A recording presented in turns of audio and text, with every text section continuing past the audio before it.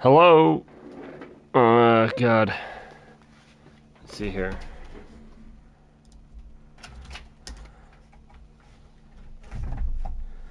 Testing, 1, 2. Can anyone hear me?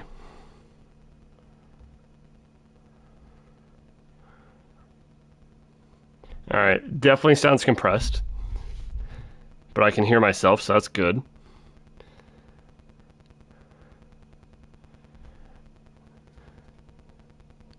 Alright. Now let me just get my headphones plugged in. And we should be good to go.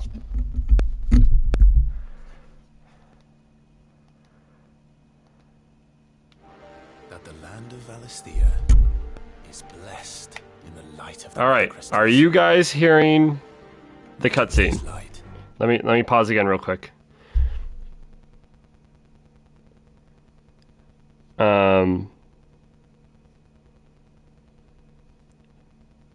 Okay, so you heard the game too?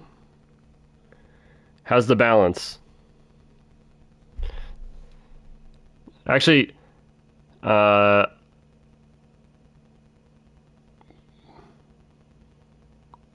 so the audio, the in-game audio is a bit low.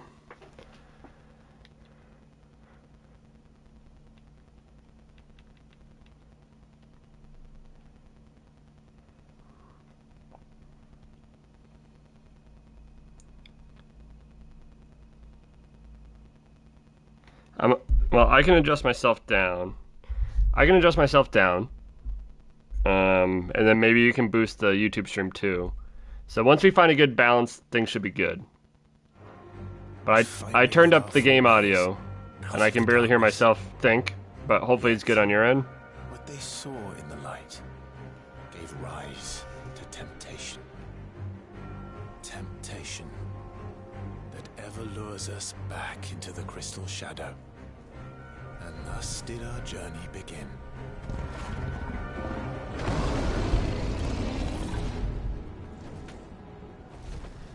How's the in-game audio now? Am I still a lot louder than it?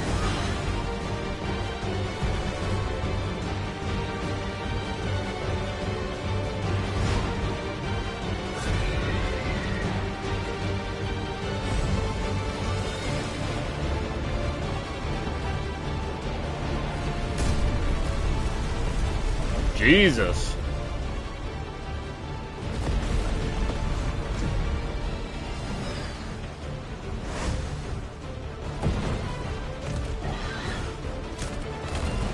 Alright, so I'm not too loud, the game's not too loud for you. Like, we're good mix.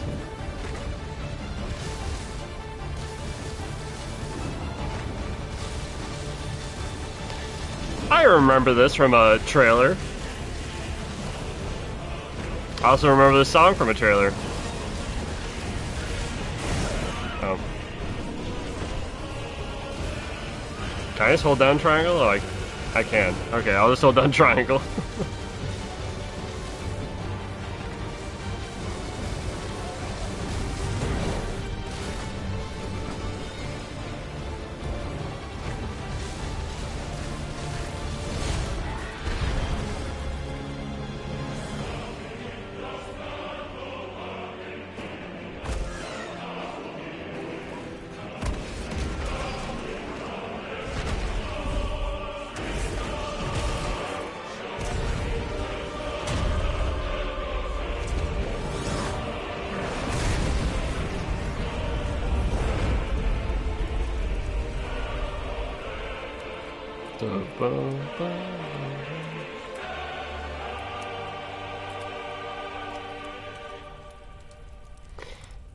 I remember this scene.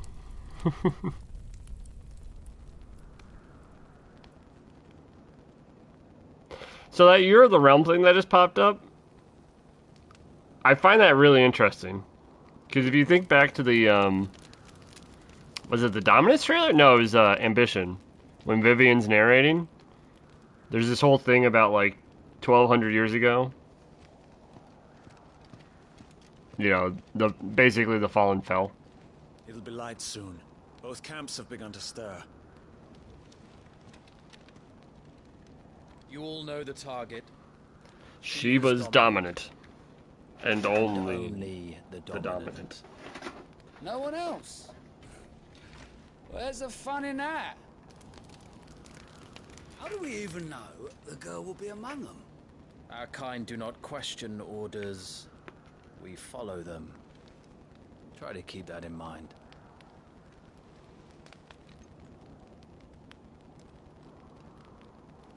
Let's get this done.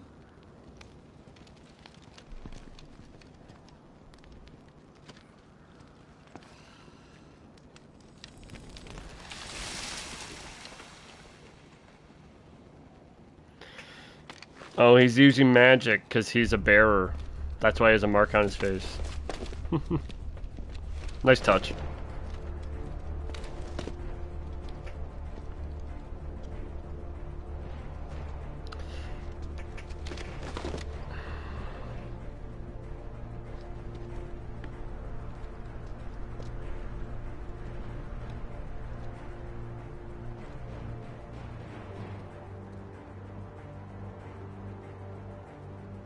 Focus, Wyvern. Wyvern.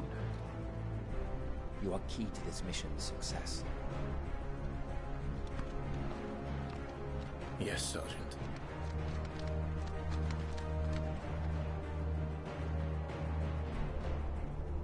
I said focus, Wyvern.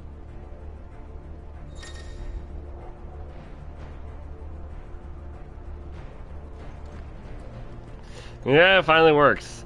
Now, the only thing is,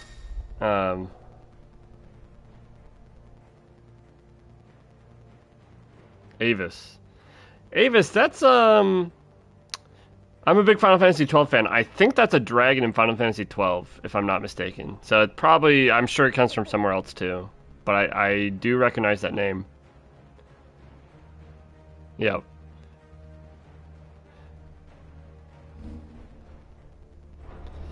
Now, the final thing... Oh, okay. More tutorials. The only thing that still bugs me is I'm like looking at my other monitor, right, where I have the stream going, and I'm looking at you guys in chat, and like the colors are so much better on my other monitor right now, but I'll just deal with it. I have no clue why this monitor looks so washed out compared to that one, but that's something I'm gonna have to figure out. It might just be a monitor difference, but... Because, yeah, like in the Icon fight, it was like super washed out for me. I'm like looking over at the other screen and you have like these deep, dark reds and it looks beautiful. And I look at mine and it's like white. Yeah, but... Oh, actually, got to do my sleuthing. I need to... Well, I also need to... Okay, it's on frame rate. This is probably... Yeah, that's real low. Why do they default it to 2? That's still pretty low.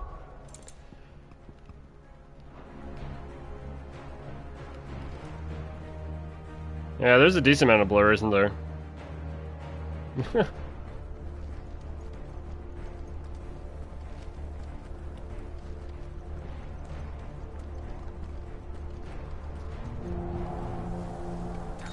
Time to move.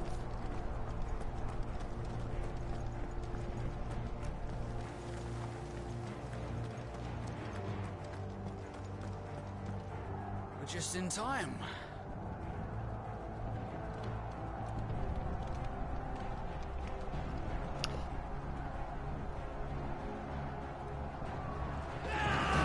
Yeah, I know.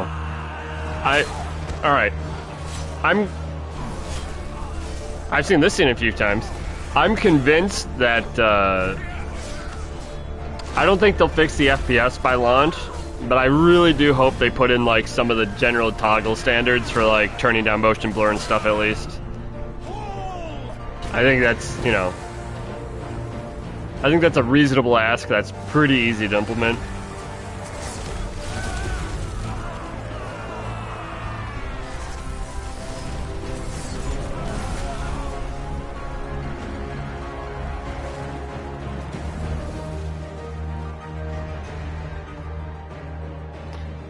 Got that prelude mixed in there. way this is going, they won't need this new dominant of theirs.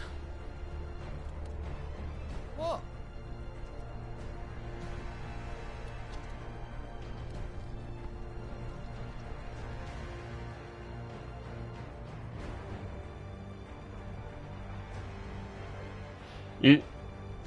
You think they'll fix the FPS, but not like the motion blur based setting stuff? I don't know. To me, like motion blur is like a engine setting. No. Did you not pledge your swords to our cause? You know, it's just like an engine setting, so it's pretty easy to just, I think, to add an option for it. Fixing FPS is like fairly complicated. I don't know. They could just drop resolution like they do for gameplay. God, Barnabas is so cool. Oh, he has a scar on his chest. And you have His Majesty's answer. And he has a foreign accent. Also, it's a he, not a she. A lot of people are wondering if that was a she. For those who might not know, that person who just answered, that is Sleipnir. Or at least, I think we... Do we know for sure it's Sleipnir?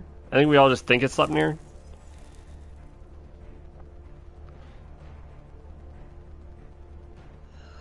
But basically Odin's right-hand man. I wonder that you summoned us at all. Have you so little faith in your own men? It was the Dalmex who drove back the Crusaders in the Battle of the Twin Realms, was it not? Or am I mistaken?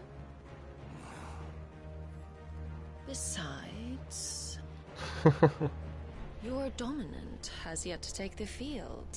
Yeah, for sure. And when he does, our knights would only get in the way. Perhaps you have not heard, but the Ironblood now have their own dominant. We would be fools to underestimate them.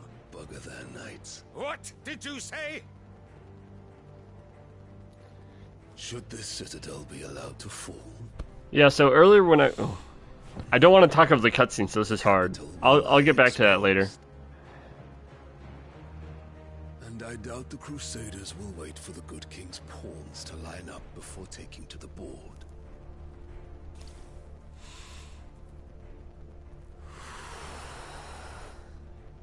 I will say, he does not give a fuck. Which just leaves me.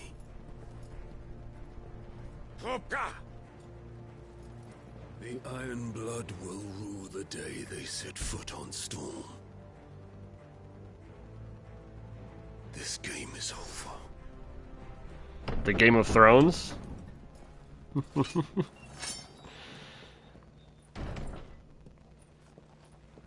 Maybe they took a little too much inspiration.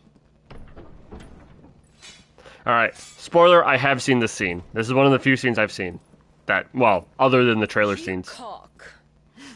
So yeah, I knew that was coming. Benedict.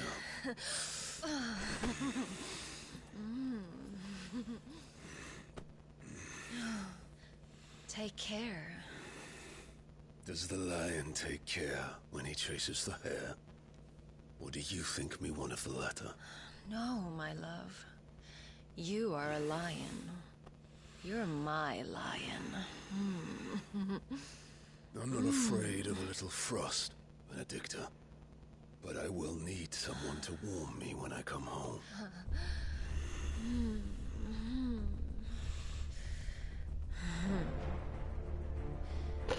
Well, she's plotting something, of course. The front lines are gone. This is our chance. The chaos will conceal us.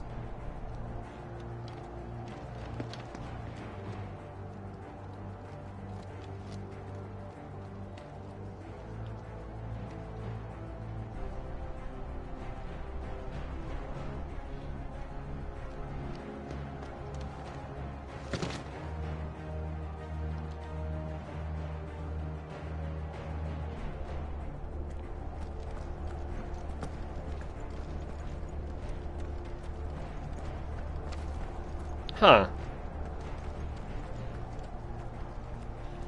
Yeah, so I'm just messing around right now. I'm kind of seeing how Clive controls. Oh, that's right. I was going to answer... someone brought up something earlier that I thought was interesting. Well, it reminded me of something that I think is interesting. So, Elizabeth, you mentioned Hugo being huge and essentially being treated like royalty, right? And the thing is earlier when I was having my stream problems, we had a little bit of a discussion on dominance and icons, and how icons are kind of like dominants are kind of like Jinchurikis from Naruto. And one of the things is that I think that icons themselves are probably sentient. And so the reason I find it interesting, because Hugo is the dominant of Titan probably because he's so big. My guess is that Titan like values dominants that are strong to be his host. So he just like picks the strongest person and it's like, okay, you're my new host. So it's definitely an interesting thing where like I think icons have a preference of a type of person. Quick and deadly, as always. And so that's why Hugo's kind of the ass that he is. And also he's the dominant, so that's why he's treated like a king.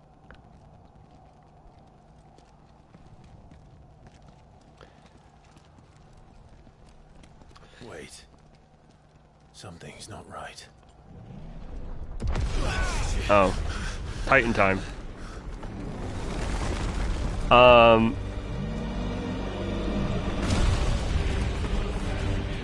Personally, I think there's a decent chance of there being a history... Oh god, this is really loud. So the Darmok's finally grew tired of being slaughtered.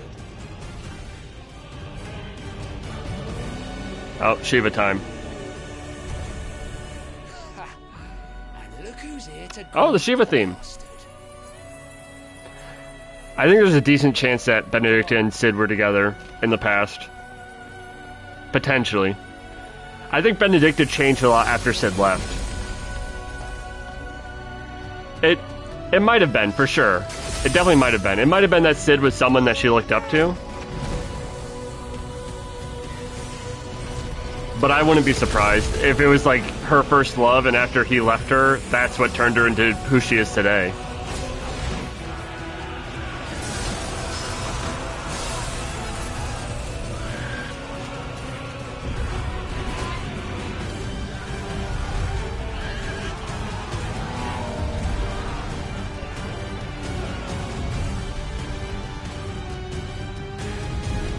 Man, the scale of this game's gonna be crazy.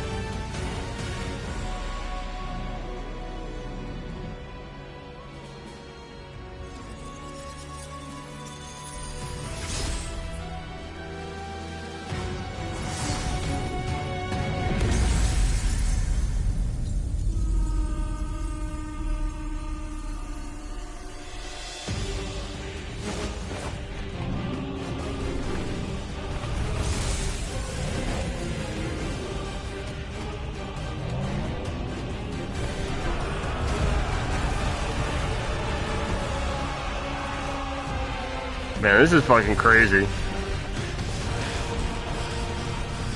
This music is really good.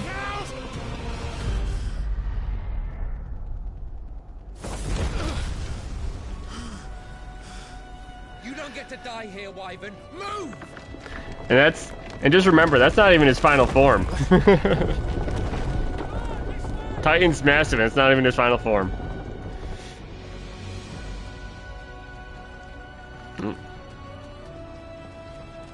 What the?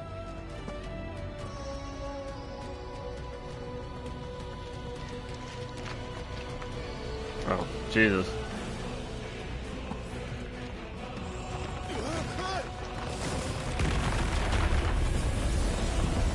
Right on top of us.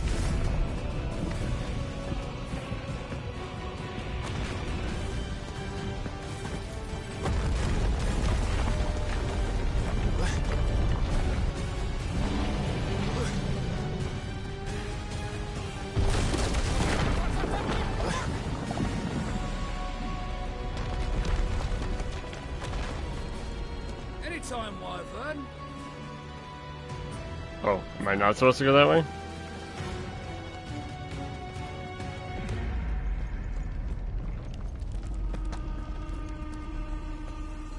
Or does it just loop here? Yeah.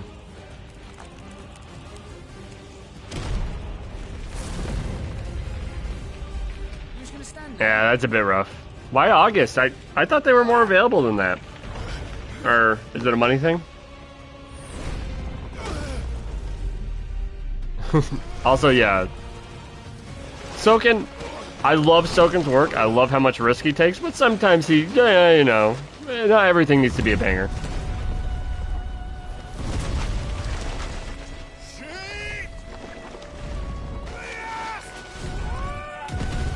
Oh. He's dead.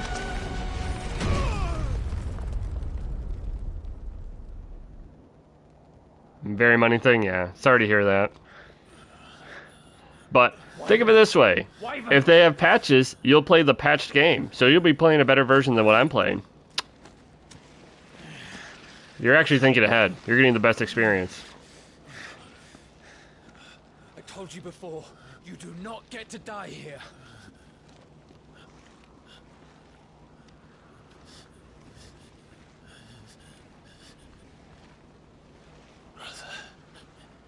Brother. Oh, so, well, we know that he's been with these guys for a while, but I guess I didn't realize how long they've been together. Or do you think he was thinking of Joshua there? Do you think he was calling Biest, the guy who got crushed like a grape, brother? Or do you think he was thinking of Joshua as he passed out? I could see it being either. Do you yield?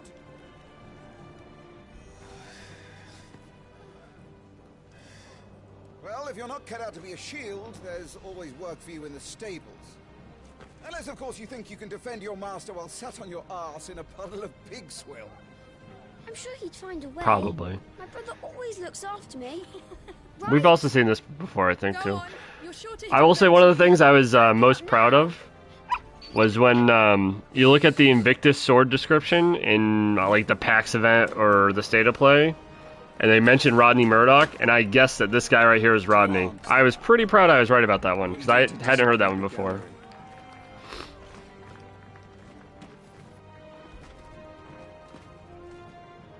Yeah, I don't know if I'll end up streaming the full game. If I do, I'll have to figure out the Elgato thing. Start again from the beginning.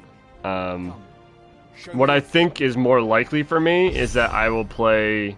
I'll probably do my own playthrough, and then stream like Final Fantasy mode, so you can all just watch me die. Keep up the pressure. Okay.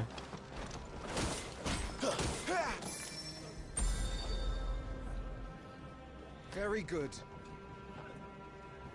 Because, just like you, I also want to avoid spoilers. But can the same be said of your spellcraft?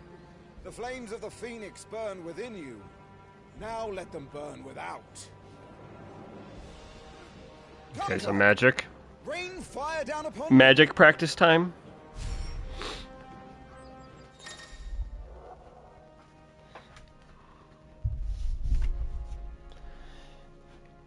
Okay.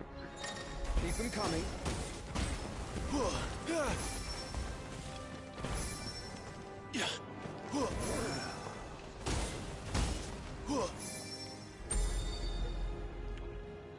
It's quite long. Honestly, I'm going to be playing it like 14 hours a day, like something stupid.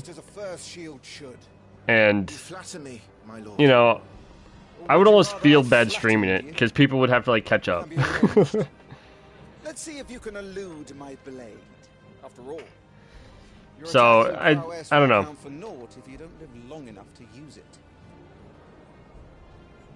On your toes, Lord. Oh, and that makes sense for Mr. Happy if he had a review code, because he can't stream it anyway. So he got the best of both worlds. Never take your eyes off your enemy. Okay, R1's dodge. I hit L1. Not quite. I've been playing Street Fighter 6 lately, so I don't think this will be too bad. How did you dodge that? I was sure I had you. That was amazing.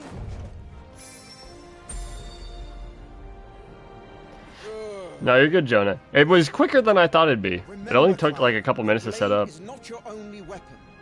Quickness of thought and fleetness of foot are indispensable arms in any shield's arsenal.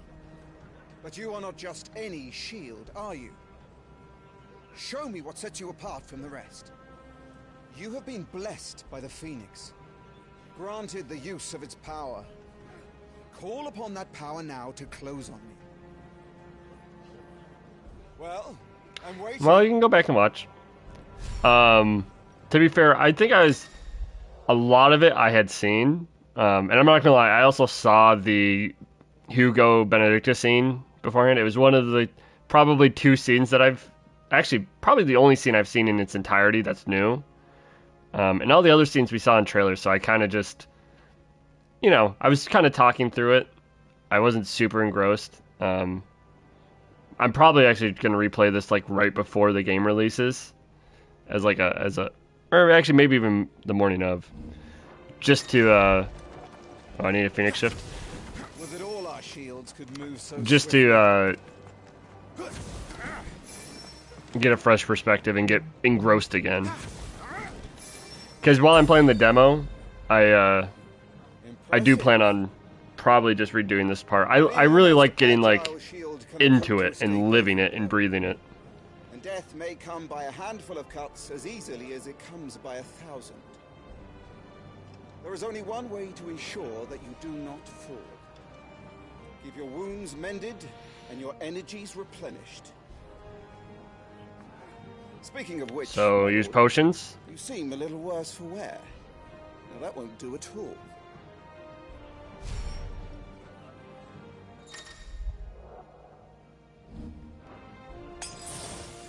Yeah.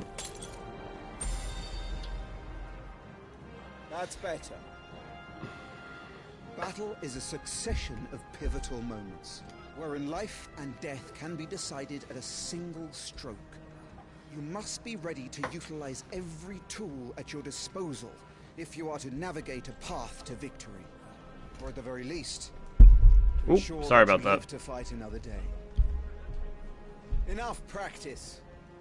It's time for the test. You might hear a little shuffling real quick. I trust. You wouldn't want to kick a man while he's drowned. I thought you'd never ask. Come then, Lord Rosfield. Spar with me. If you believe yourself worthy to be. It does sound like Vayne from FF12. You're right. As you wish, my lord.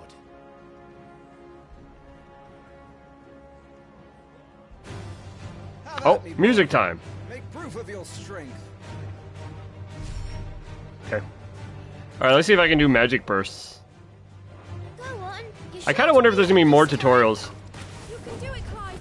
Just stay calm. You're taking this seriously. Keep going, Clive. Ah, fuck. Oh, staggered.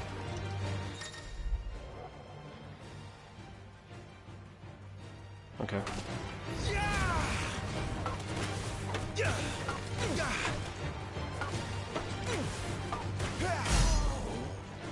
Okay. Alright, alright. There's like some pretty decent timing stuff in there with the bursting. Nice try. Go on, Clive. Keep pressing.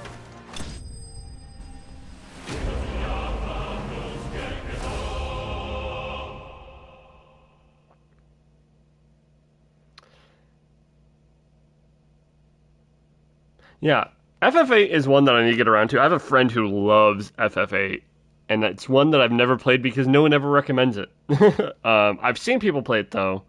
I'm trying to remember the battle theme, because the battle theme that always sticks with me in FF8 is obviously Man with a Machine Gun. That song is just a bop. And in terms of story and lore, yeah, I mean, this is like the most FF12 game to come out since, well, it's the most Evil East game to come out since FF12, so that makes sense. See? I told you he could do it. Aye. Alright, you recommend 8? I'll put it on the list. That's one that I could just stream, like, to you guys, because it's on PC and it's super easy. That might be something I do after 16 one day. That'd be fun. You are a true shield of the flame, and let no one tell you otherwise. Including me. What are you lot gawping at? Back to your drills. Like I said, I've seen a good amount of FF8, and like, there's parts of it I absolutely love, and there's parts of it I'm like, what were they thinking? But it is something that, yeah, I would definitely be interested in streaming that. I think it would make it a lot more fun.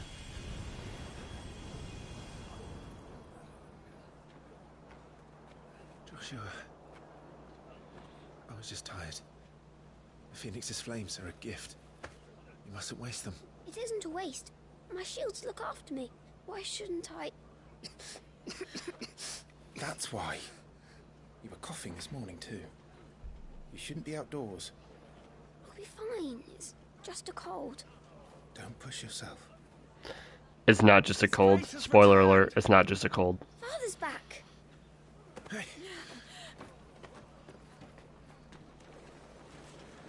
Thank you, Eskim. I'm sorry you had to wake up so early, but you can probably, I'll leave the VOD up if you want to watch it. To see my darling boy. Gentlemen, Rosaria thanks you for your indefatigable loyalty. Thank you. Yeah, I might take down the other one since nothing really happened in it, and I don't want to just, like, have garbage, you know, don't want to clutter everything and get people confused, but I'll probably leave this up. You should not be out of doors. We have discussed this. It sounds like she actually put her hand in front of her mouth when she recorded that. That's kind of interesting. Good day to you, Mother. Good curtsy. Come, Joshua. Your father will be expecting us.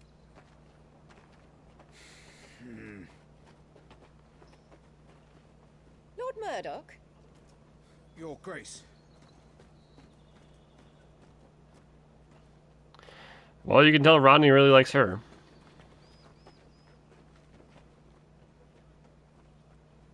What a way to treat your own flesh and blood. I know. So, are you Eastern time? It's not his fault.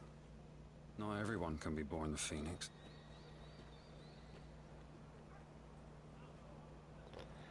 We should join them. Because if you got up at 4 a.m., I'm like, did you just go and play the demo? Because I think that's when it released at Eastern.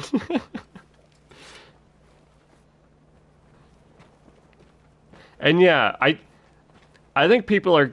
I've been, like, listening to reactions and stuff. I haven't seen, like, any of the footage, but I kind of know what the general reaction to this trailer or demo has been. And I think people are sleeping on the mom. Chocobo time. But I think the mom will end up being interesting. Quote me on that.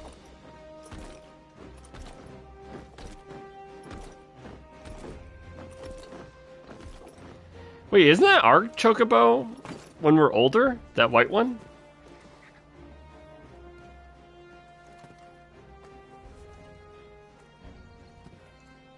I guess we... Rise, my friends. Welcome home, Father.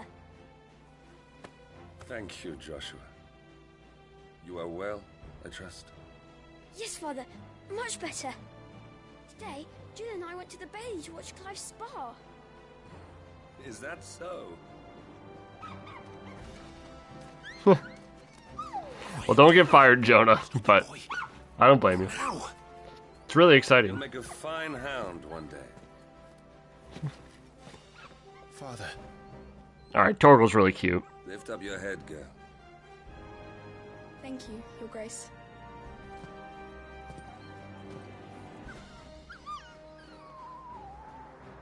The capital rejoices at your safe return, Your Grace. War is coming, my boy. We must make ready. Is the situation truly so grave? Come to the throne room. We will talk there. Yes, Father. Your Grace.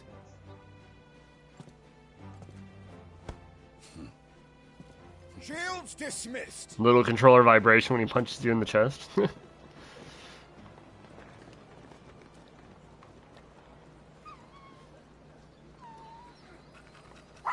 Oh my god, Torgal's so cute. He's so cute. They knew what they were doing. They knew what they were doing. Where do you think you're going? Clive here is off to see the Archduke. Right.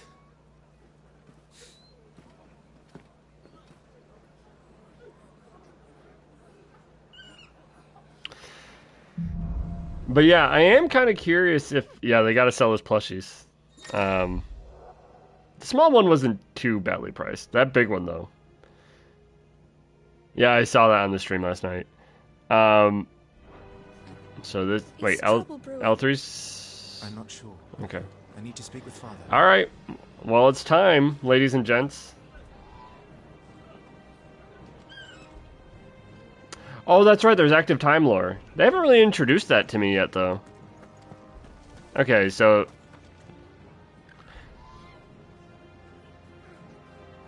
So, I'm thinking this must be my chocobo. And so this is my father's. So maybe it is like, I got my father's chocobo's son.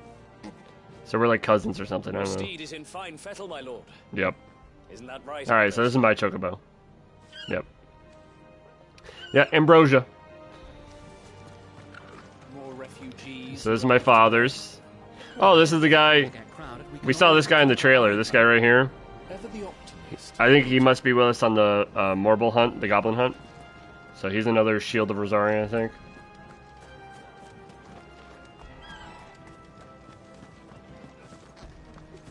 All right, let's get this stuff unpacked before the Dutch. Calls for our heads. Potion. Right you are. Make sure you get a good edge on that, eh? I know. I'm not about to send our lads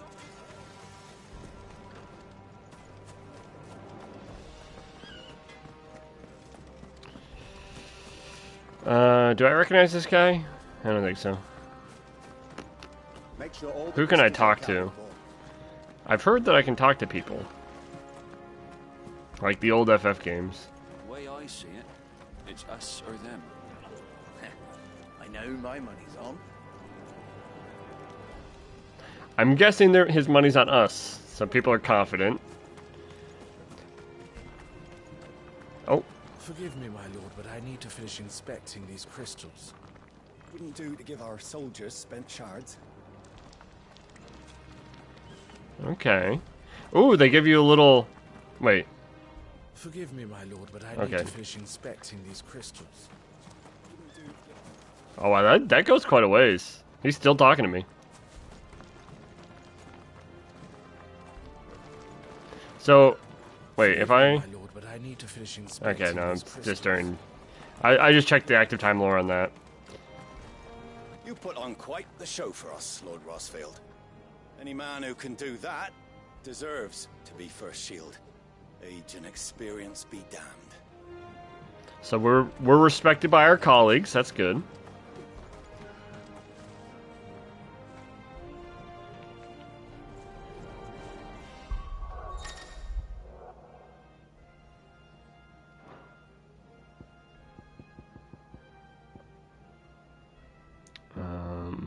Oh, photo mode. Cool. Cool.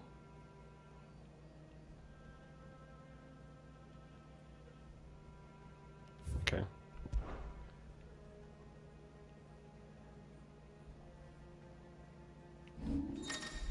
Gear and icons.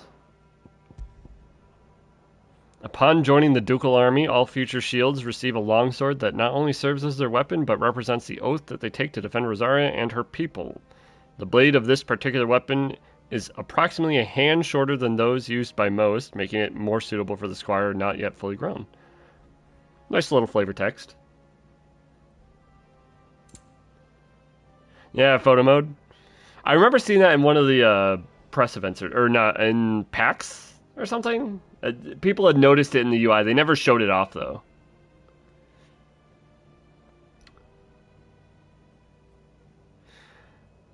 Design more for keeping one's trousers in place and stopping the head of an axe. Those expecting any... Okay, so they're basically basically saying this armor sucks.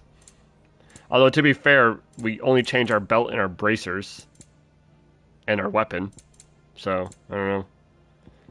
All the timely stuff. Wait, aren't... They're missing 2 timely accessories.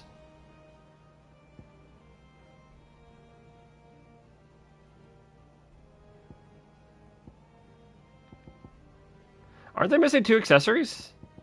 Oh, we don't have the Torgal one. Are we just missing... We might just be missing 1 accessory, and that's the Torgal one. That makes sense.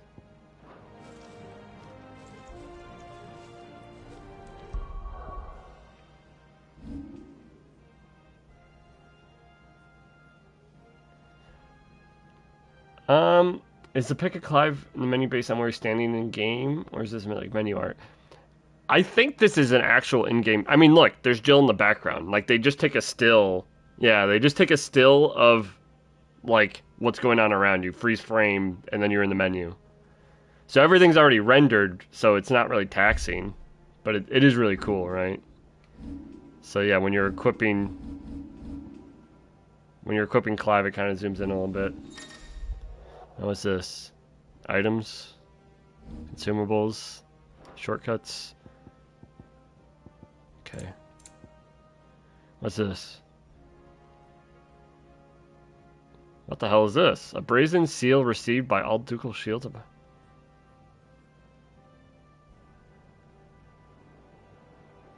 Huh. That's interesting. Thank you, Dai. Have I been over here? Time to put an end to that crusade. Okay, and we're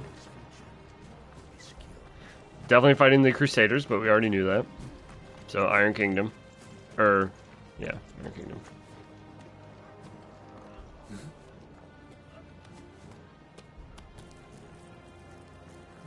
Sid, is that you? With the apples?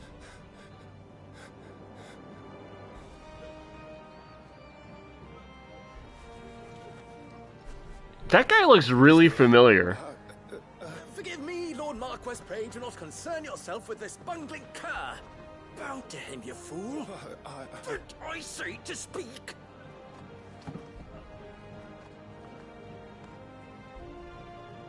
It was no trouble, really. Oh, do not indulge him. To be allowed to stand in your lordship's presence is more than his kind deserves. Why, neither the Empire nor the Republic treat their bearers half so well. He was lucky to be born in your father's dominion. Very lucky, as I remind him every day.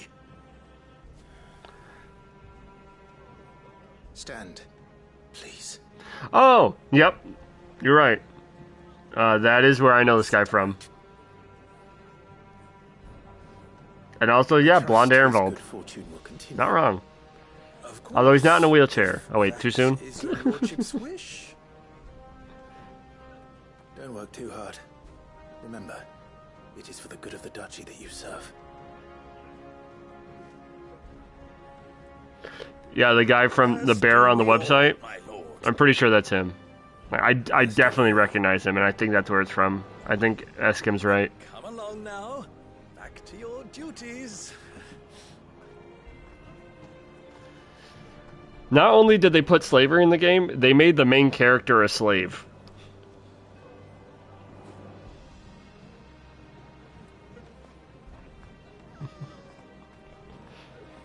Yeah, since Ehrenwald was crippled, yeah.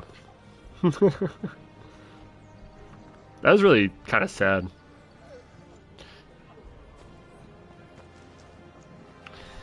So, all right, I'm gonna stop right here for like 1 second. I will slow walk this way, I guess. I find it really interesting that Rosaria still has slaves. Like, I kind of thought that every nation would be different and treat bearers differently, and it definitely sounds like they do. Like, he basically said that Rosaria treats bearers better than the Empire or the Republic, so Demacia or Sambrique. I find it really interesting. Can I open this? They've closed the gates. The side entrance is still open. Hey, what's this? I find it really interesting. At that angle, I guess, because I always just thought it was like an Empire thing, but it's a like entire world thing. Like the entire world enslaves bearers, which I guess that makes sense knowing that Sid exists with his Nothing down there but rats and rogues, my lord. Rogues? Well, shouldn't you be down there to stop the rogues? Oh. But yeah, I don't know. Little observation. Well, I have this idea. Phoenix will be with us. Oh, the dungeons? Yeah, makes sense. I have this idea that, not the way people think, but I think Clive will come back and free Rosaria from the Empire, and in this free Rosaria, bearers will not be slaves anymore. I think he's basically going to expand Cid's underground thing. Well, don't you make an handsome pair? We'll be having a feast for the two of you soon enough.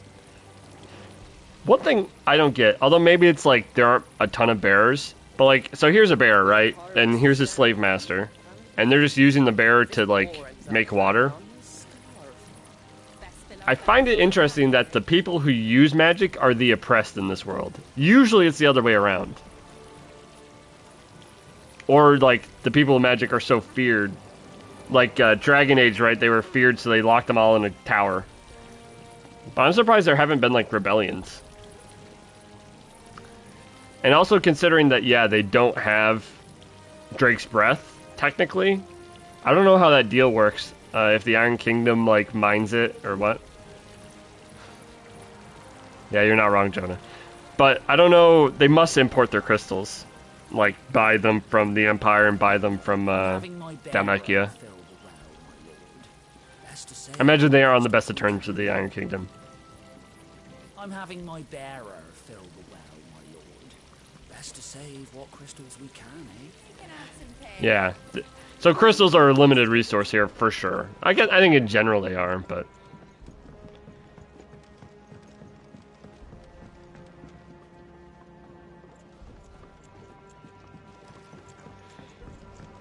fine display, my lord.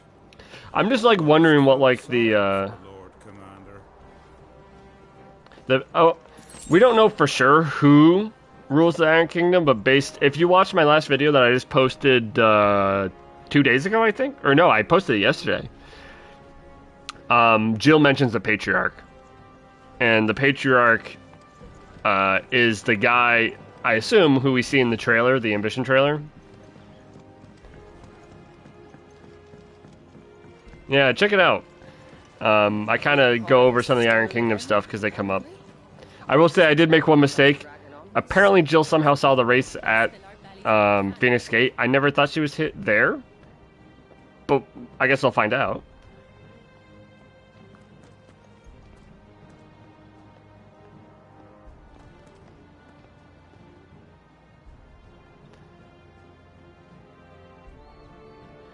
Oh, are you thinking of the Northern Territories, where Jill's originally from?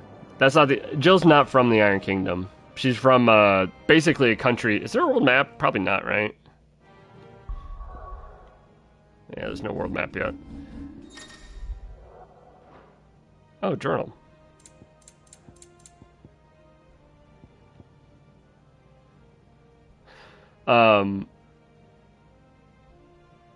Yeah, so Jill is from a kingdom that entirely, basically fell. I think they might have had a mother crystal at one point in time, but the mother crystal died, so it was just consumed by the blight.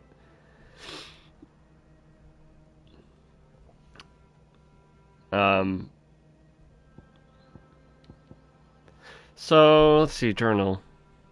Pride.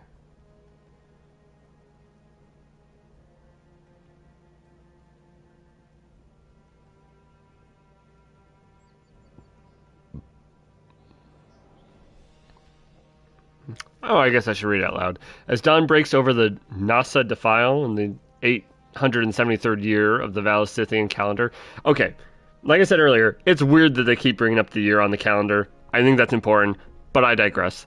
The armies of Dhalmekia and the Iron Kingdom gather, and their icons, Titan of the Republic and chief of the Orthodoxy. Oh, Orthodoxy. Make ready to take the field. Meanwhile, high above it all, a small party of branded assassins surveying blah blah blah.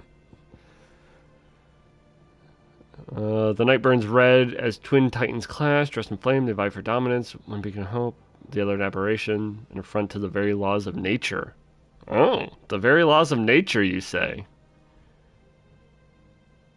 There can only be one icon of fire. Interesting.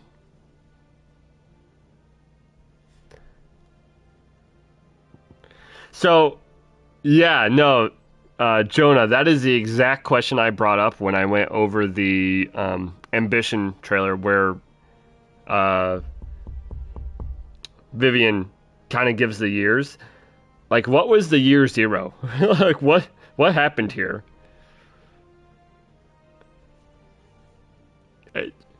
There's something going on here that they are not telling us. It could be. I don't know. I always got the impression the mother crystals were like a constant that were always there, but could be wrong. My guess is that it's some like major war or something. Nice and quiet in here. I think there's a decent chance that Ifrit is not actually the Icon of Fire. Now that you bring that up, I'm pretty sure Ifrit is... Because if you ever listen to them doing interviews, they never refer to him as an Icon of Fire. Or like, they never refer to Clive as a dominant, in the traditional sense of a dominant. So I think he's like something that exists outside of the normal, what is it, 7? Odin, Titan, Bahamut, Shiva, Phoenix, you know. Yeah, the Infernal Icon. Oh, that might be... There might be like a series of Infernal Icons. That would make sense, because Infernal can like allude to Hell. Right? And we've seen all the other icons with the halos. So maybe there's like a set of Infernal Icons or something. That'd be interesting. Oh, an item.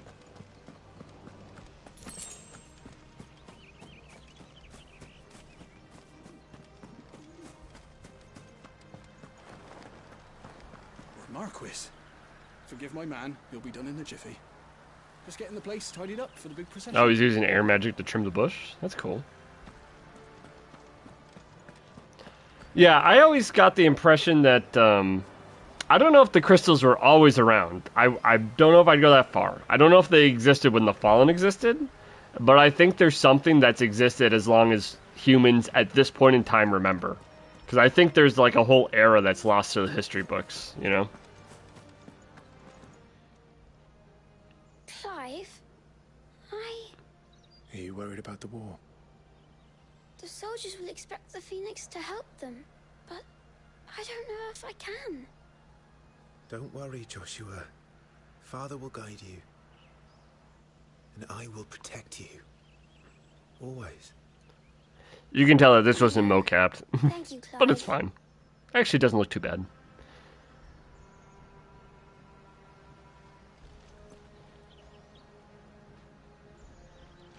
Yeah, to be fair, this is why I'm going to replay the trailer, one of the reasons, or replay the demo.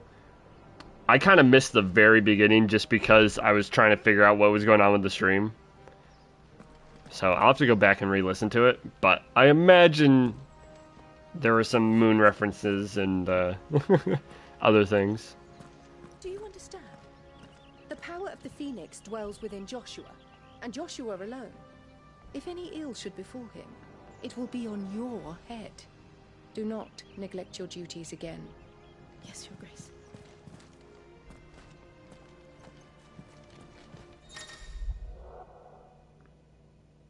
Yeah, I'm gonna have to go back and re-listen to that.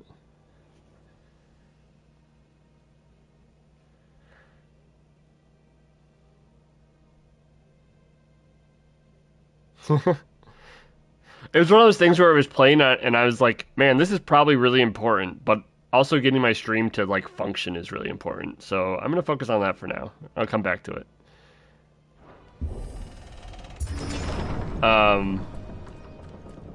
And as for the crystals, so I'll give my theory, and you guys can talk about it more in chat, but I'll make it quick so we can keep the demo moving.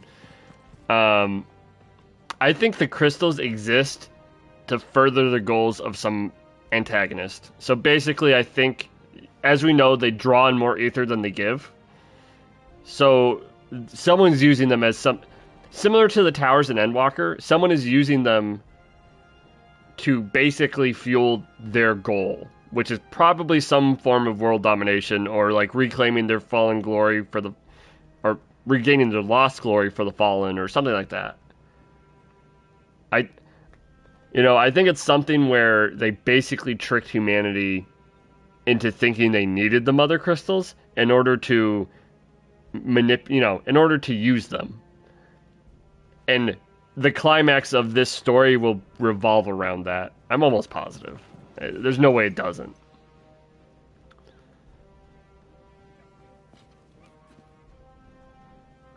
Good luck.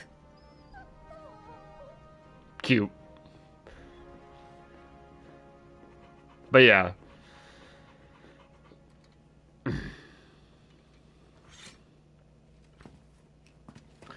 I think the real the real out there tinfoil hat theory is like there's some alien that's like trying to take as much energy from this world as possible. Commanded my presence, like as a parasitic alien. How may I serve you? I think that'd be pretty dope. I don't know if they'll go there. It'd be cool. Stop licking my boots. Mother isn't here. Do the territories fare any better? Most lie under a pall of black. In just these few moons, the Blight has taken nigh on all of the northern reaches. It is only a matter of time before it crosses the border. By the flames. Nearly every available bed in the capital is already occupied by those fleeing the Deadlands. Even if we were to send them south, to Port Isolde, more would only follow in their wake. Port Isolde. Every day we delay brings us closer to disaster. I'm wondering if Port Isolde is where we saw Mid. Think about that. The Iron Kingdom. We have traded blows with them for too long. It is time to end it. At the very least, we must secure Drake's breath. Without the blessing of the Mother Crystal, we cannot defend our realm from the spread of the Blight. The Iron Blood will not relinquish it easily. This will be a bitter fight. We ride for Phoenix Gate tomorrow. There we will listen to the words of our ancestors, as tradition dictates. Am I to go with you as Joshua's shield? There is something else I would have you do first. Rodney.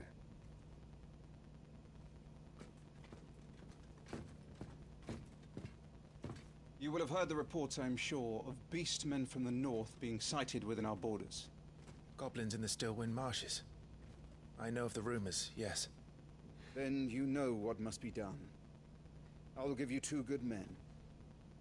While we ride north tomorrow, you will journey to Stillwind, search it, and clear it. Then you will join us at Phoenix Gate.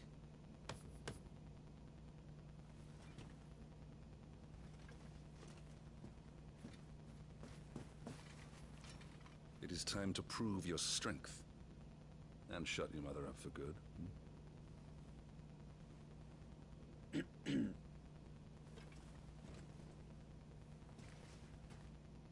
I will do my duty, Your Grace.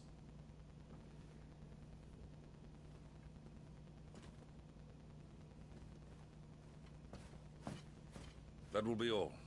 Rest well. We ride at dawn. Yes, Your Grace. Oh, back to gameplay.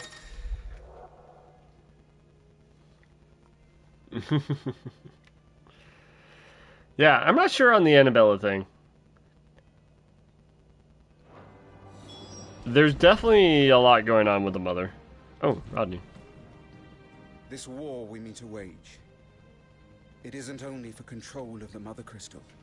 Above all else, we cannot allow those Ironblood savages to gain a foothold on Storm. Oh, interesting. I would sooner die. Those islands are not part of the continent. And are you, Clive? May your blade strike true.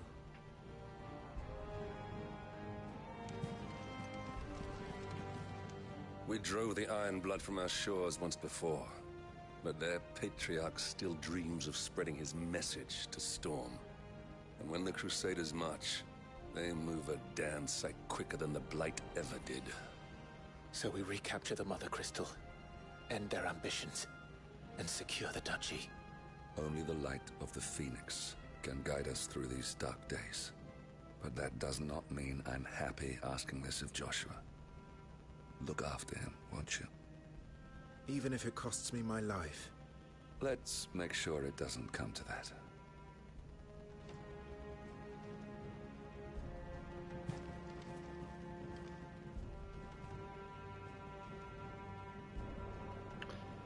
Oh, there's definitely something dark about his mother.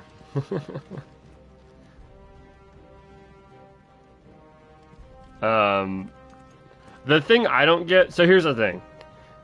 As I said earlier in my earlier stream, which was not part of this because I was having the technical problems, we've known now that Annabella basically betrays everyone and,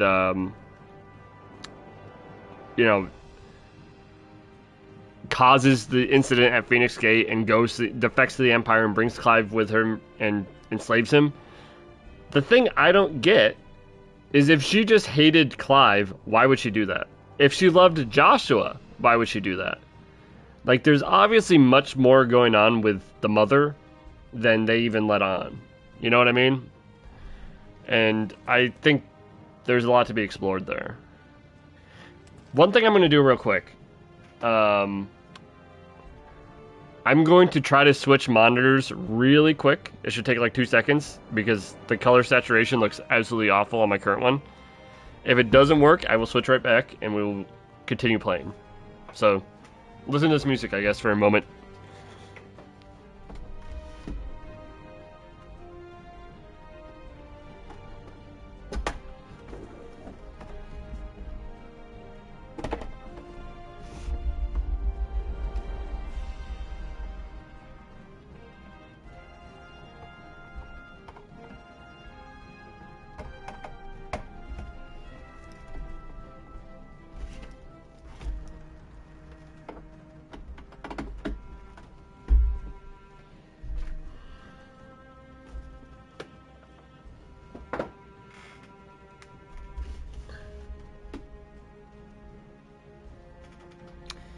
Huh. It still looks really washed out. Why does it look so much better on YouTube? That doesn't make sense to me. Oh well. I'll figure it out at some point. I won't do it on stream. Anyway.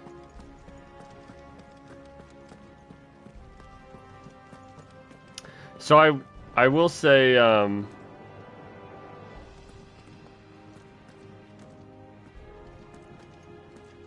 I definitely noticed the motion blur. I haven't noticed the FPS so much as people mentioned, but I'm usually not FPS sensitive. I have definitely noticed the motion blur, and I think it's because my sensitivity is pretty high too. So I kind of do hope they give an option for motion blur. No messages, my lord. No messages? Are you going to have messages for me in the future?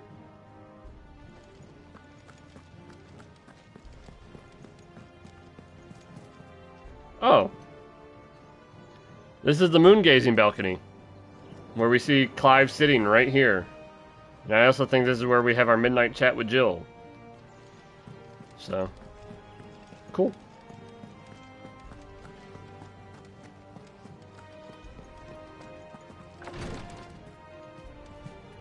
Oh, is this our room? Do we have like a steward?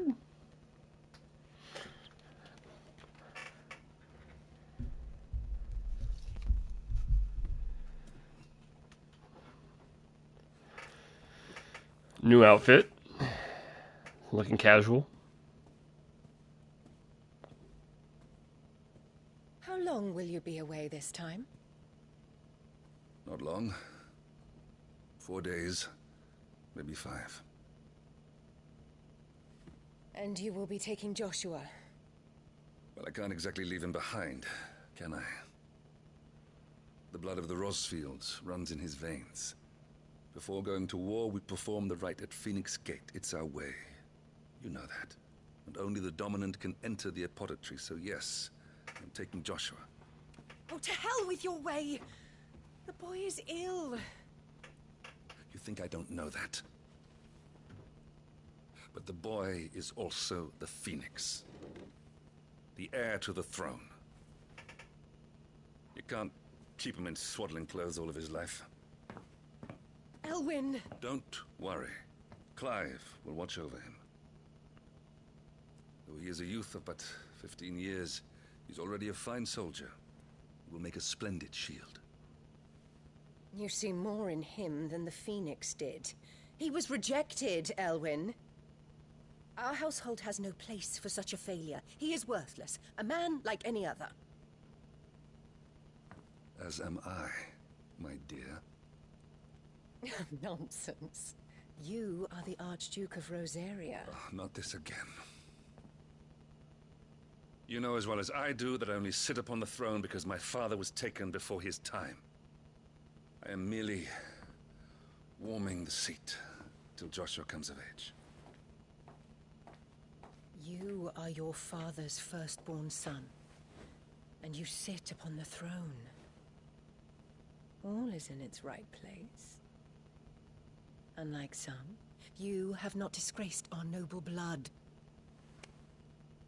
Without men like Clive to keep us safe, your precious noble blood would long since have graced the gutter.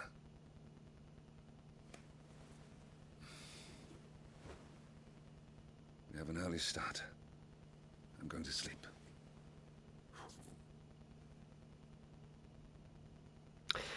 I'm wondering where the mother actually comes from. So, yeah. So, Oleus, you're kind of getting... Oh, okay, hold on. Can I pause? Okay, I can pause. I'm going to pause for a second. I'm assuming when she says our blood, she's more like our sons. Like, oh, it's Joshua, you're and mine. You know, it's Elwyn and her son. The thing I don't get is, so like when he was explaining the whole tradition to the mother, he's just like, you know this. You know, like I'm really wondering where the mother's originally from. Yeah, I imagine she's originally from a royal family. Do you think she's originally from the Empire? She has the blonde hair. It would make sense. And then that would be why she called upon the Empire to, like, kill her husband. That's really interesting. And I think that also... I was also wondering if Elwyn was ever the Phoenix, and apparently he never was. So, apparently the Phoenix skips a generation or something.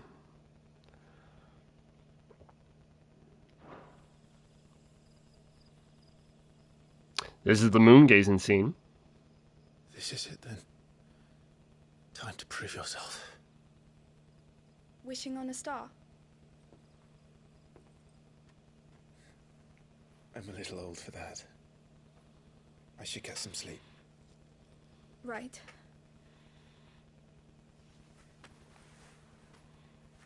How much younger is Jill than Clive? Like 3 years? She's like 12 here, yeah? You're going with them tomorrow, aren't you? I am Joshua's shield. I'm sworn to protect him. He takes too many risks. I only wish I could save him from himself. Clive, you... I have another mission too. Father has given me my first command. Well, if you're not going to pray to Metia for your safe return, I shall Who's just have to do Metia? it for you. Who's Metia? Yeah, I think Clive's 15. Yeah. Anyone who's played 14 instantly notices that red speck.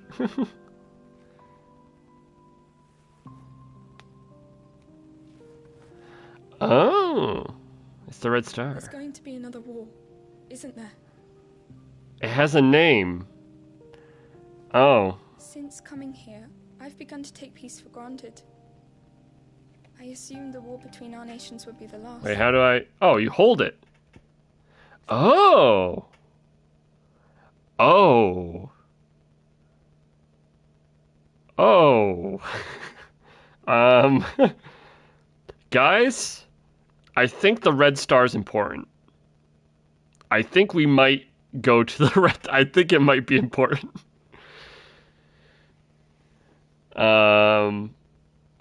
Hey, what's up, Ultimus?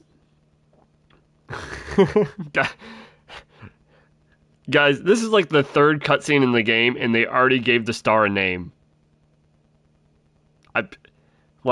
Come on. This is legitimately like third or fourth cutscene in the game.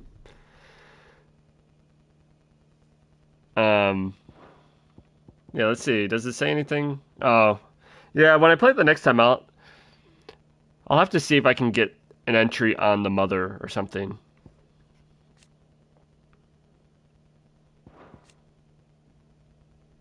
Oh, here's the Northern Territories. For, I think it was Jonah. Were you asking about it? So this is where Jill is originally from. Bitterly cold region in the northern reaches of the continent of Storm. We're on the continent. Which, by the way, that was something I noticed. The Iron Kingdom isn't actually part of the continent of Storm. Oh, this is new. Oh, that's big. It was originally home to the mother crystal known as Drake's Eye. Oh, that's big. Series of small nations provided. So they're kind of like the, what was it, the Gauls from like northern England. Basically, they're Scottish.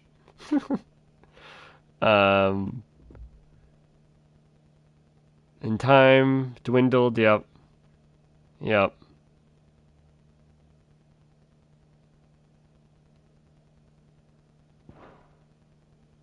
Drake's Eye, that's big. That's new. Man, there's some good lore in here. My guess it would be ice. Yeah, it's gotta be ice aspected. So I think, yeah, we're missing the wind crystal. Cause I also think we're missing, oh yeah, it did say in the year 854. How much earlier than, we can do some math here real quick. So that's 854. Oh wait. Remember that number. Remember 854. I'm going to read Jill's entry. Remember 854. We're going to go back to that quest and see what year that war is taking place in. And we know how old Clive is there. We can figure out when Elwyn conquered the north.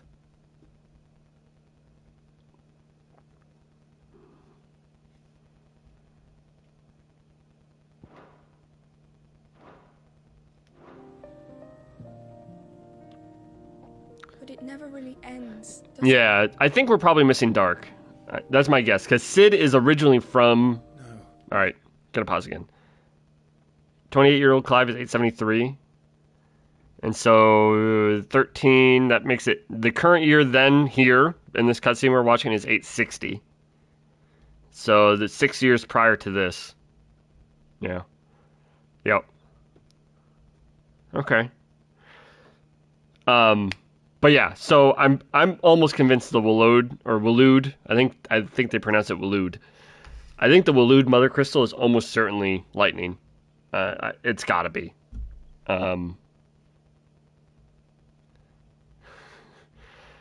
Yeah, I know. I might be a lore nerd. You might be a lore nerd. You might be a lore nerd when you pause the game to do math. But Drake's, what is it? What is that? Drake's spine? We'll get the world map later. I can show you where the Northern Territories are if I get a world map. I don't know if we will, though.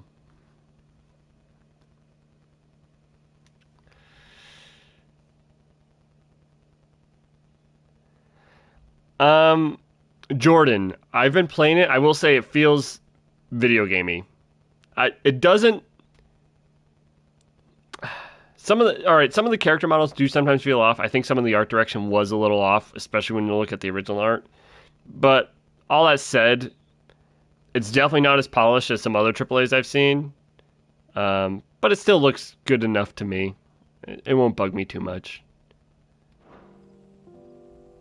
But I agree with you. There is something a little off sometimes. But yeah, so Drake's spine... will be bigger than before. Oh, God. I keep wanting to progress the story and also talk. It's hard. You're a shield of Rosaria, after all, and blessed by the Phoenix. We'll get back to it when we're killing goblins. The dominant of Shiva getting cold? What is this? What is this? It's getting cold. We should go in. My lady.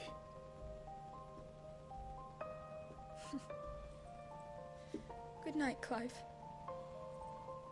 Yeah, he had the hover hand there. Big hover hand energy.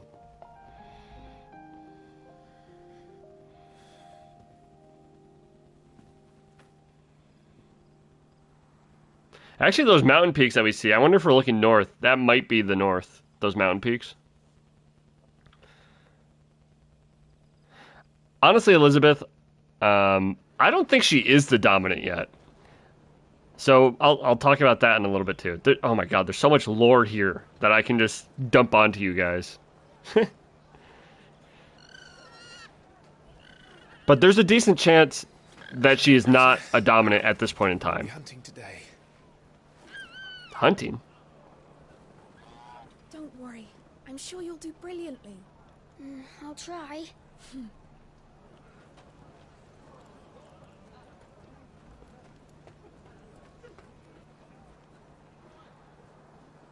Good luck.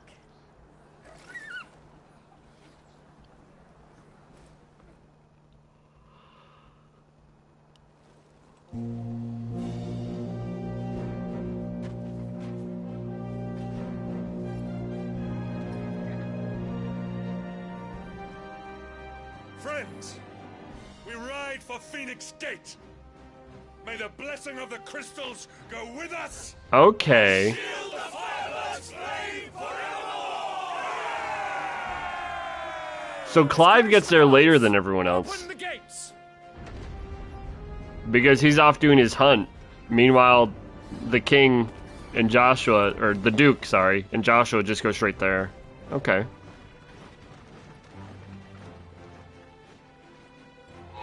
I didn't think they would be leaving at the same time. I thought it was going to be a go out, come back, and then we'll go to Phoenix Gate thing. We had our own little detour. Thank you. On the way there.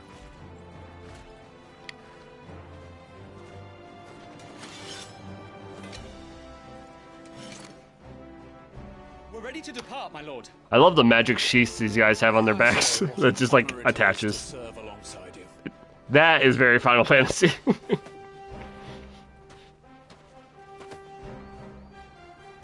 This is to be no mere investigation. If there are goblins in Stillwind, they won't leave willingly. The beastmen are a fierce foe. We underestimate them at our peril. Not today, we won't. Sir Wade, Sir Tyler, let us do our duty. With pleasure, my lord. As you command. With the pleasure, my To lord. the marshes, then. And may the blessing of the crystals go with us.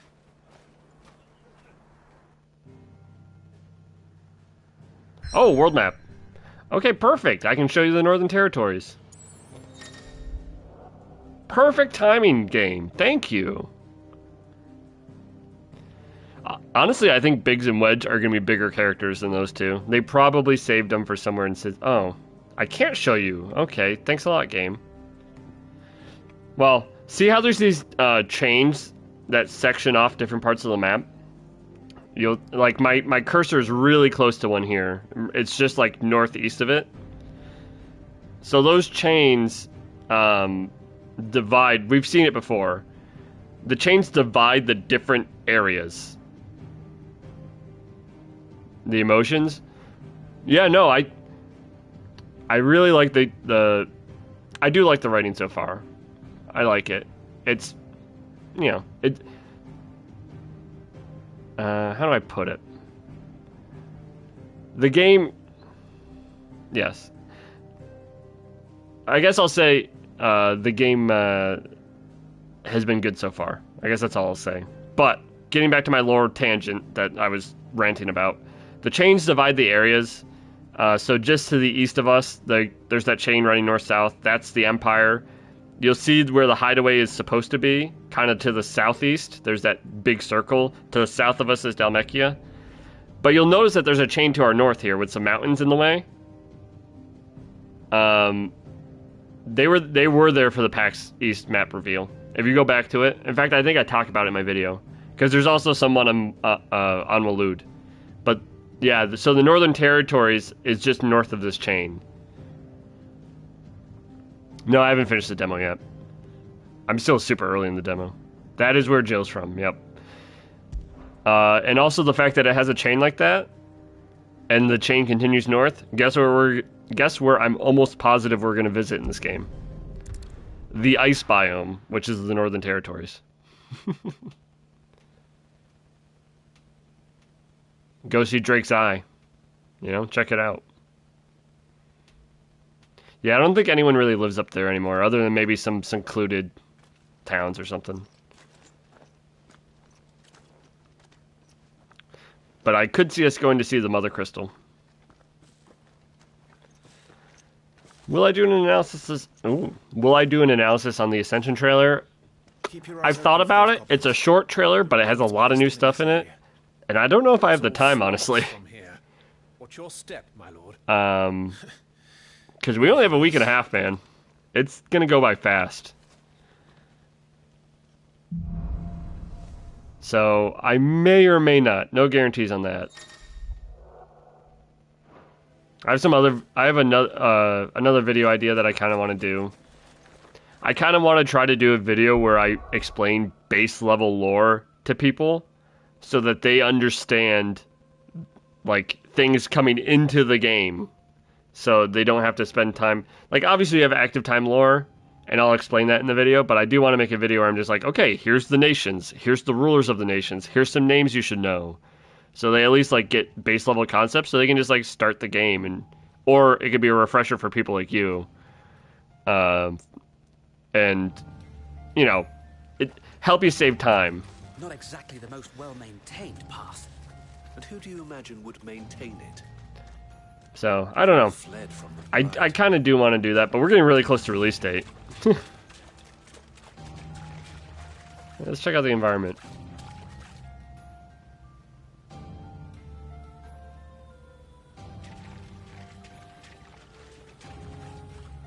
That's a rock. It's hard to believe that anyone used to live here. The old village of Stillwind is ahead.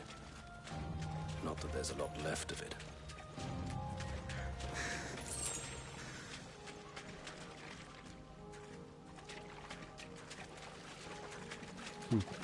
Ooh, butterflies.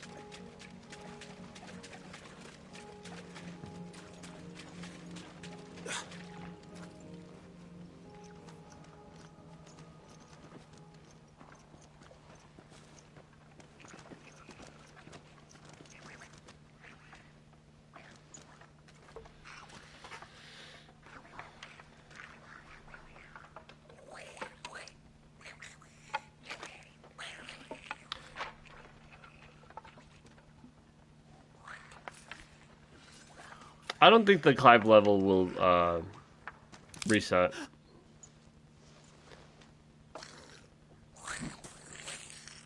I think that's what you mean, yeah. Resetting Clive's level on the time skips. I don't think they will. With me.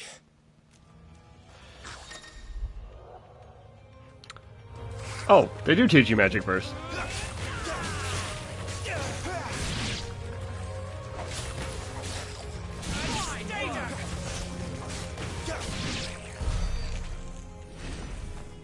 Goblins. So the reports were true. We should All right. So this is something I was going to talk about earlier, Eskim. Someone brought up the fact that in one of the interviews, one of the developers said that all of the icons are active at this point in the game. And so if all of the dominant or all of the icons and dominants are active at this point in the game, I'm also convinced Leviathan is definitely in, and they're definitely hiding it, and it's definitely going to play some role at like the end of the game. I'm convinced too. Theories for what they'll be. My guess is that chances are they're related to the Iron Kingdom, so they're usually probably executed. My guess is that they were rescued by the main antagonist group, which is probably related to the Fallen, and they basically work for them.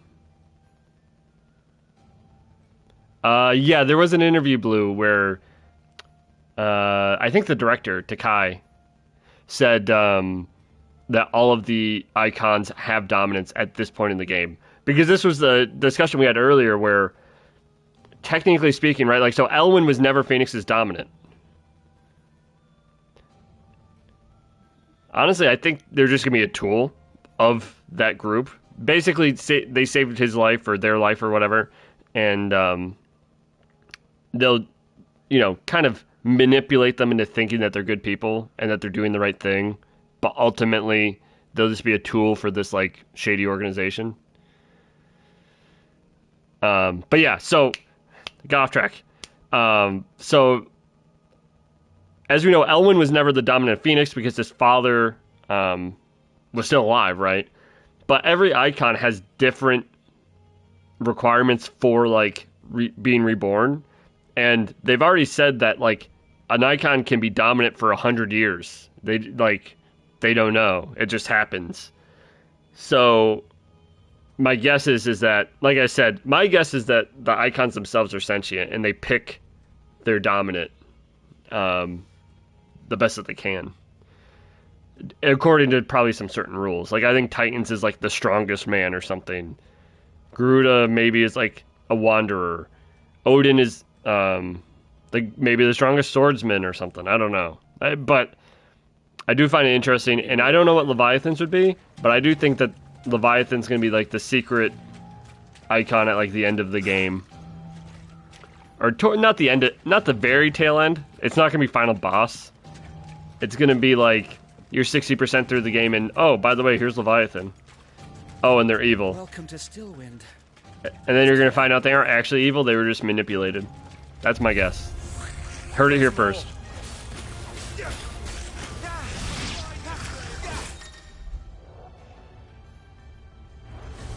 Alright, I have moves, don't I? That's right, I can do that.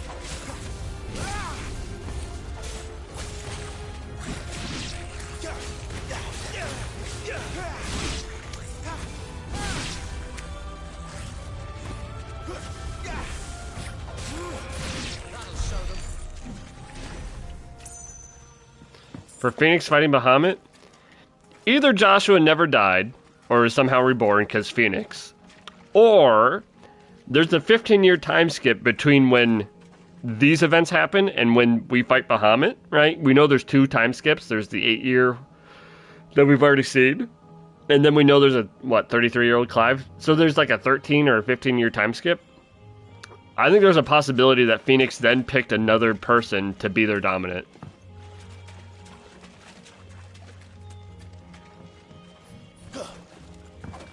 Wait, oh.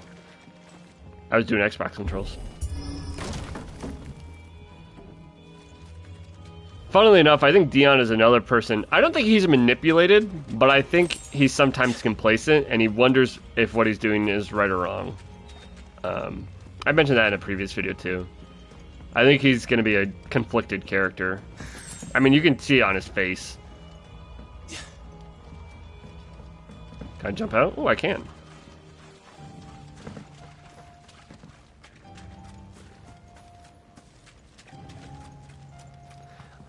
I think ultimately, he's not confirmed to be gay. I do think that... Oh, do they put those butterflies to tell you where to go? That's cool. I do think Dion will be a party member, ultimately. I think he'll end up being a good guy.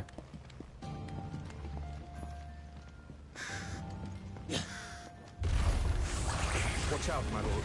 Some of their number are spell slings. And what a number. We'll all have our hands full here.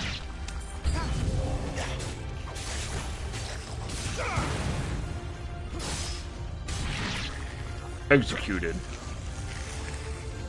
Nice try.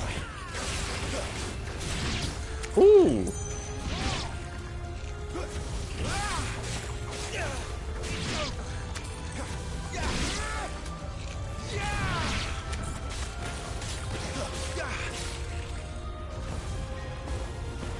Toast him. Toast him.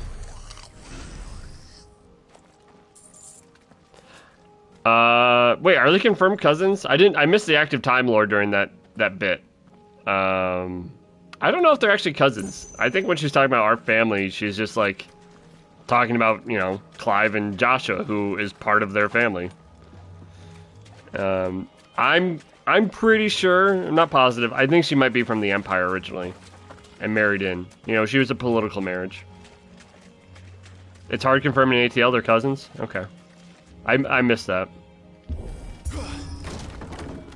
Although knowing royalty, that does not... Yeah, okay. Knowing royalty, that does not surprise me at all. And in fact, to be fair, she could be from the Empire and still be cousins. I mean, what was it, the Habsburgs? Back when the Holy Roman Empire broke up? I mean, the Habsburgs were everywhere. Basically, every royal family in Europe were cousins at that point in time. So, I think it's possible that she is from another country and they are cousins.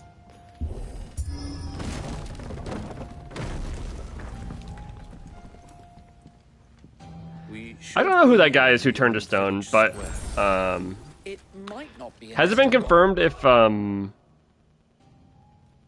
okay, well known to conceive dominance.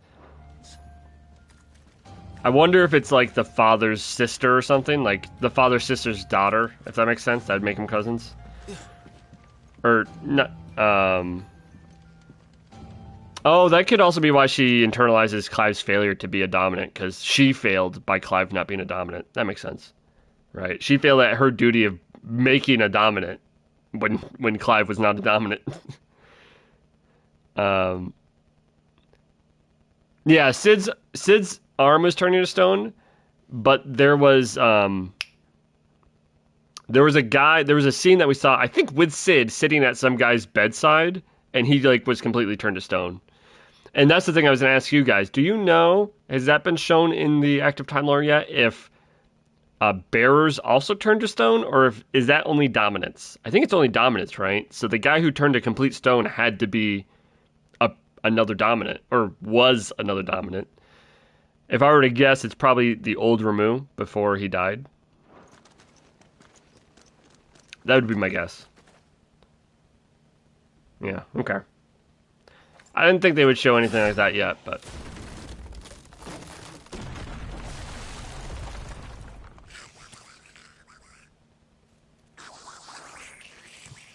Also, do these guys sound like Donald Duck to you, too? Kind of sounds like Donald Duck to me. We're trapped. I'm working on it.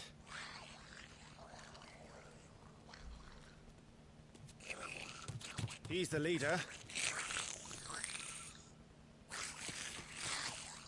But we'll have to take care of his followers first. Cool horn, dude. Care to thin the Ooh, new music. As if you have to ask. Oh,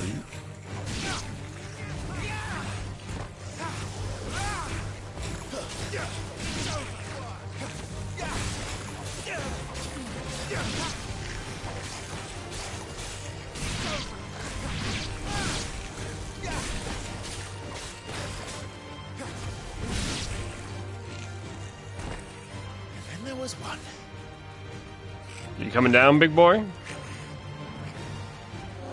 I also like their dumb hats. Shit! He's invited a friend!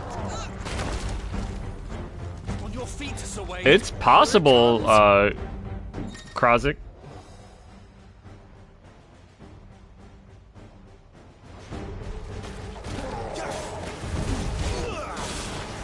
That's a swing and a half. Be ready to move when it winds up for another. You don't have to tell me twice. So, like, the time... Oh. I keep forgetting to dodge. The timing on the magic burst is actually a little tight. It's surprising to me. Also, I just Phoenix Dash.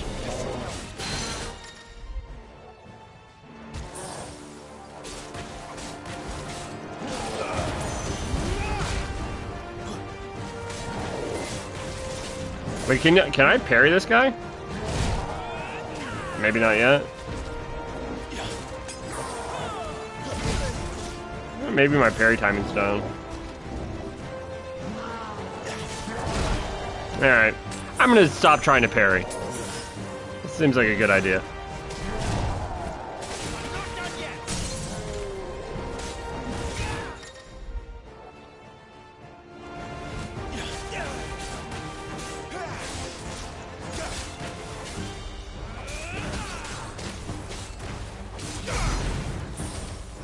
That's actually really interesting. I'm surprised the magic burst timing is that tight. It's actually pretty good. Oh. Oh, oh.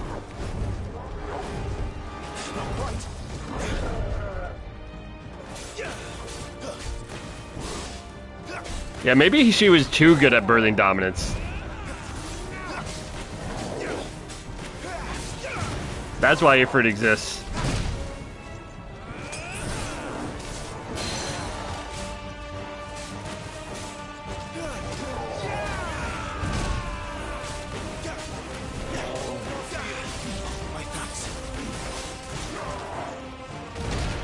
Oh, I thought I was out of range.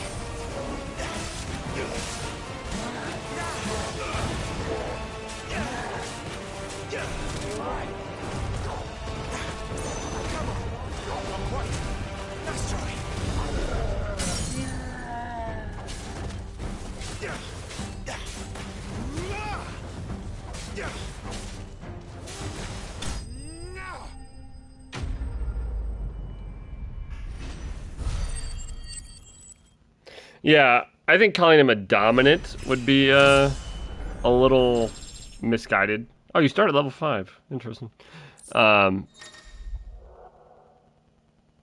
Yes, you can. I don't think I have it yet. Is these an upgrade? But yeah, I was wondering if you. I don't even know if parry's unlocked yet at this point in the game. It might be an ability you get on the tree. Either that or I'm really bad. It's also possible. After him, before he summons the rest.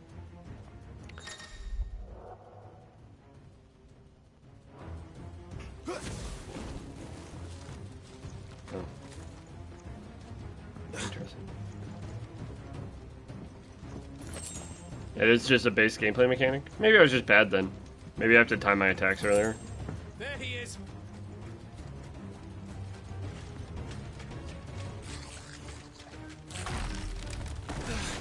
Damn it.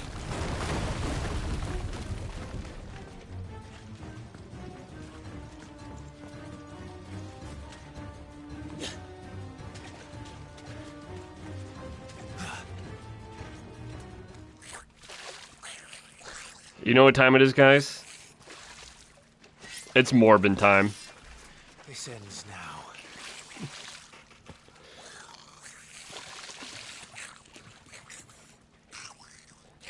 Yeah, I don't need the time accessories. I was kind of messing around.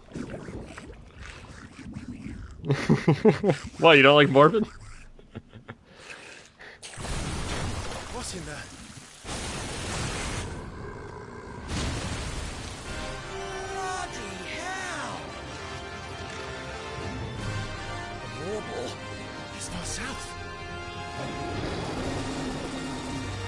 Clear of its maw, my lord. That thing's breath is worse than its bite. I'm bad.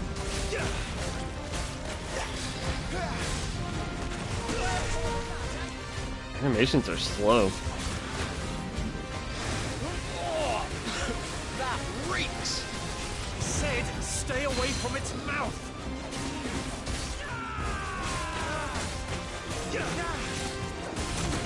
Oh, you're attacking me.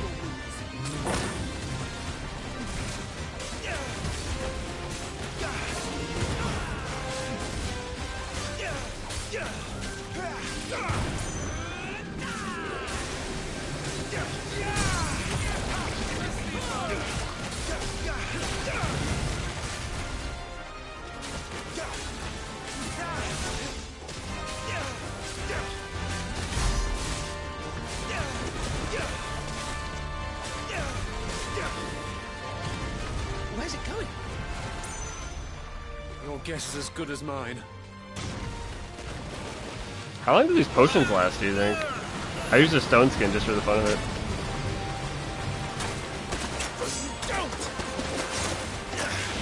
Oh, is it QTE time? Oh, it's QTE time.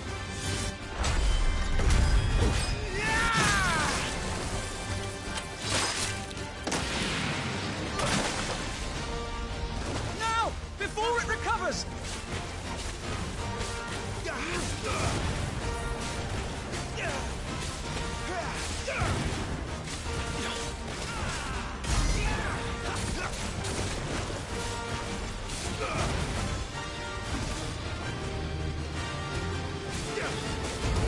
Okay.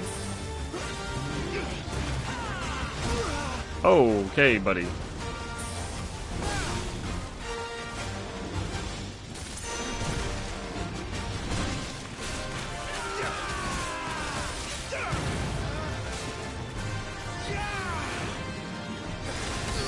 Oh. I hit circle to dodge. That is not the dodge button.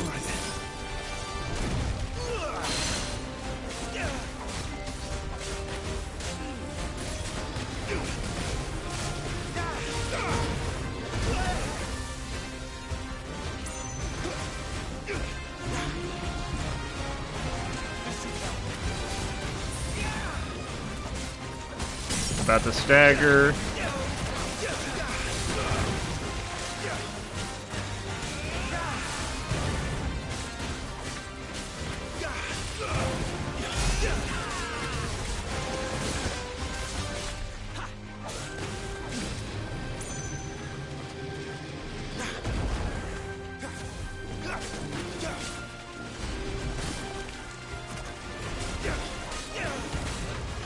Be gone for long.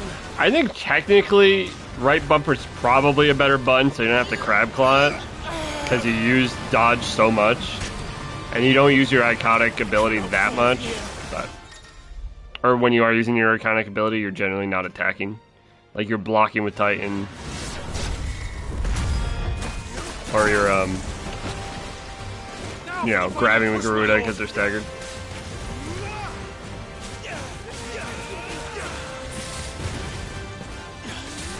So the cool thing about Magic Burst 2 is it looks like it speeds up your attacks, kinda.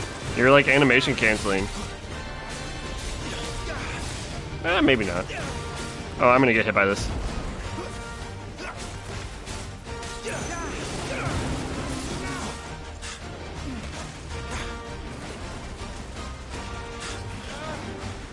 I think we made it angry. I'd rather we made it die.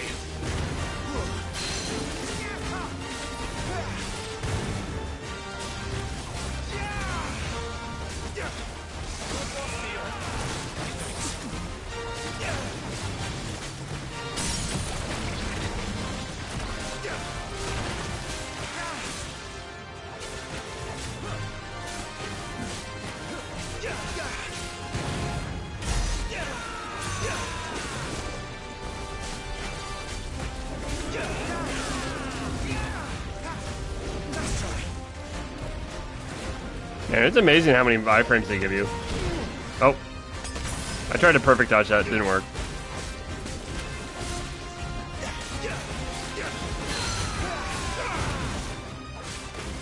Alright, he's dead. Jump attacks are a smidge faster, that's good to know. I need to play around with that more. I'm kind of hoping with abilities you get more than just that basic combo. Although I think once you get more iconic abilities, you're cycling through those a lot more too. Makes it a lot more interesting, I'm sure.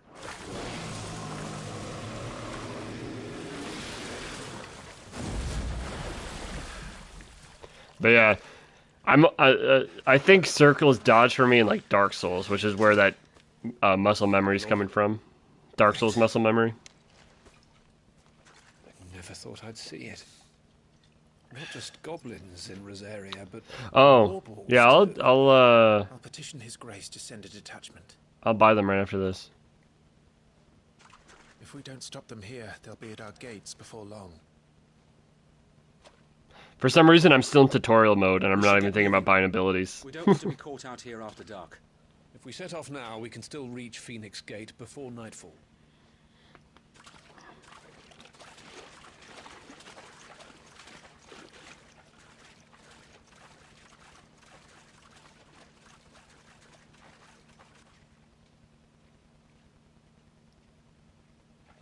Damned blight. So is the Morble somehow related to the Blight? I thought nothing lived in the Blight. I thought it was just, like, dead.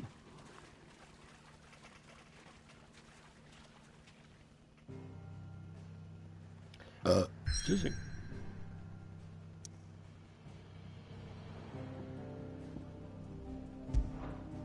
Oh, was there active time lore in that cutscene? I probably should have checked. I'm not used to, like, there being active time lore. Oh, they're being moved out because of the blight. Yeah, that makes sense. Alright, active time lore. Phoenix Gate.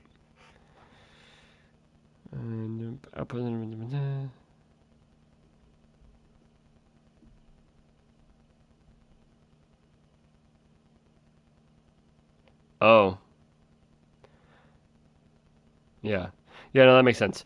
So here's the thing. Alright, let me read this to you. So Phoenix Gate, a walled keep near Rosaria's northwestern border. It was originally constructed to serve as an outpost in the wars against the Northern Territories, but its true significance lies deep within the ruins atop which the stronghold stands. Here, in an ancient chamber accessible only to the dominant of fire, is the rite of ancestral communion, an important ritual in which it is believed the Phoenix can hear the words of the Duchy's forebears. Okay. Dominant of fire. Keyword. Question. Do we all think that... I think it's very clear that Clive is going to come back here. Do you think he has access to this chamber as the dominant of Ifrit? Or, I guess, as the bearer of Ifrit, or whatever he is? Do we think that Clive will have access to this? And will he be able to talk to Joshua? Actually, follow-up theory. Remember how we fight Ifrit in what seems to be a dream realm? What if that's here?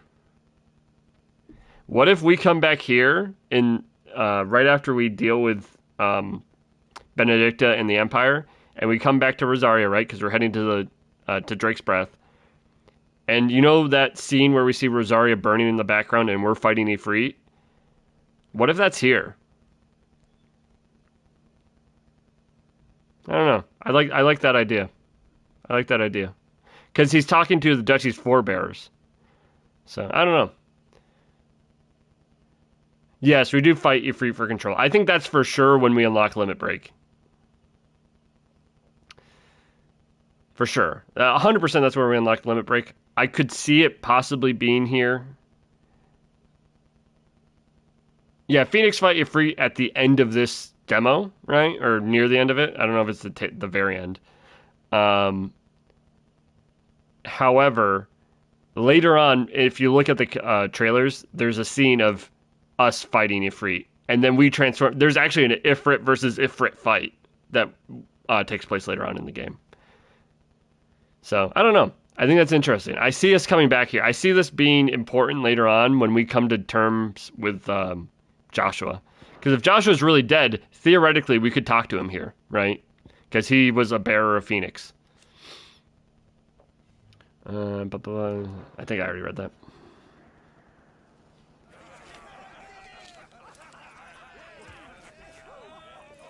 Suddenly, thousands of red eyes. No, wait till you hear this. Wait till you hear this. His lordship draws his sword.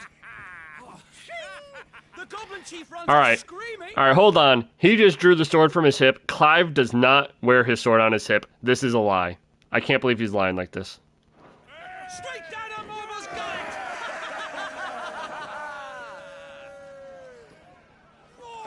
More tales! Drink and be merry, boys! But yeah, old Clive does talk to Joshua in one of the trailers, which could also be there. I always wondered if it was at Drake's Breath because of the background, but I could also see it being there. Aye, and one of these nights he may even deign to join us.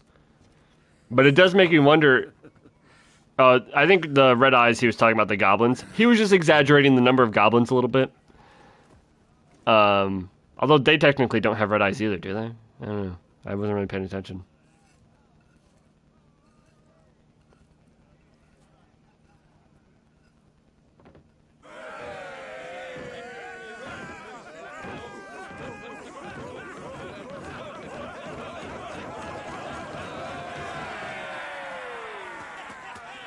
Yeah, I will say this cutscene is very human. It's very human. Are you unwell? No, Father. You just got a bunch of dudes together in a room. This is what happens. Well, it has been a long day. They They all like Clive, don't they? Aye. Your brother will be a fine shield. We're all very proud of him.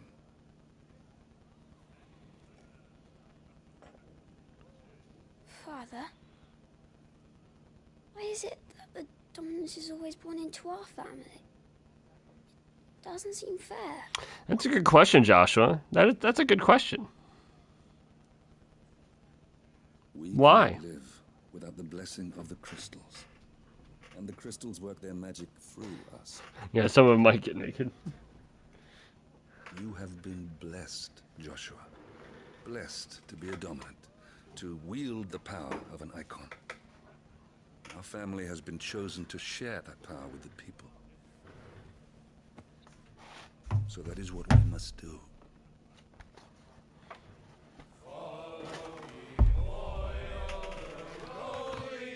Oh my god.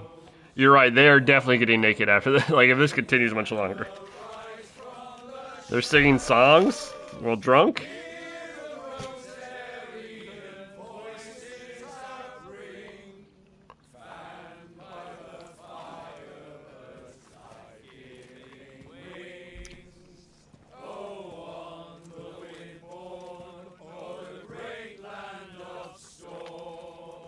Louder, my friends! Louder!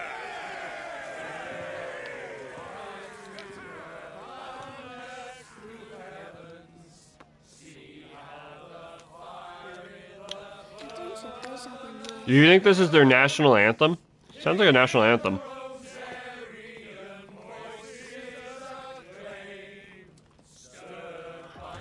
Yeah, the Crimson. That has been very consistent through all the trailers. And also, yes, this does feel movie-like. Poor Jill. She'll be wondering where you've got to. So much for you being a fine hound. Yeah, the melody. That would make sense. It's soaking. He uses leitmotifs so much. So this is where you've been hiding. What are you doing out here? I didn't see you at the feast. Feasts are the only time shields are allowed to take their ease, and I've never really been one for cakes and ale. Not a really sociable guy, huh, Clive? Like.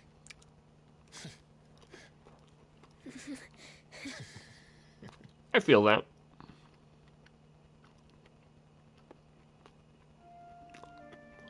Oh, hey guys, it's just the moon again. Not important. Not important. I hear you slew a Morble. All the men were singing your praises. They never used to. When I joined the ranks, everyone thought I was a spoilt little lordling. If I didn't know how to handle a sword, I'd be a laughingstock. The Archduke's firstborn failure. You're the one they really believe in. I'm jealous.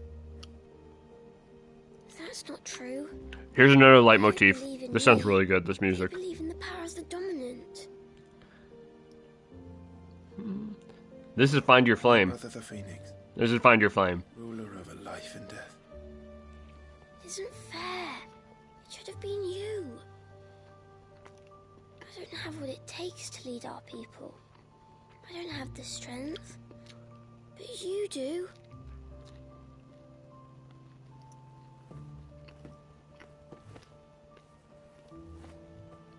Every man has his duty.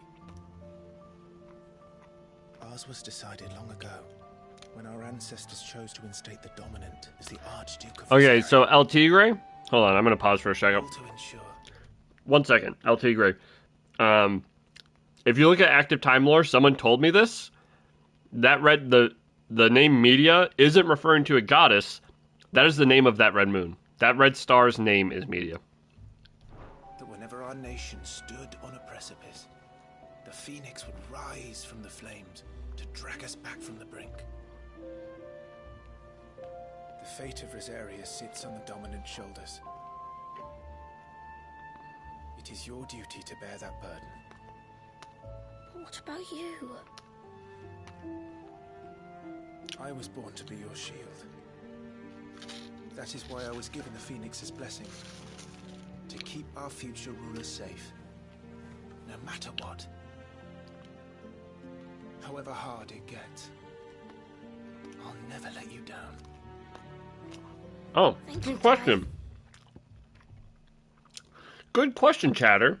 Let's see here. What new active time lore do we got? We got Torgal, Joshua, and First Shield. Also, don't mind me, I'm just eating pizza. Also, if it is a meteor, that would be very Yoshi P to mention meteors falling on Square Enix headquarters, and then there's a meteor in this game.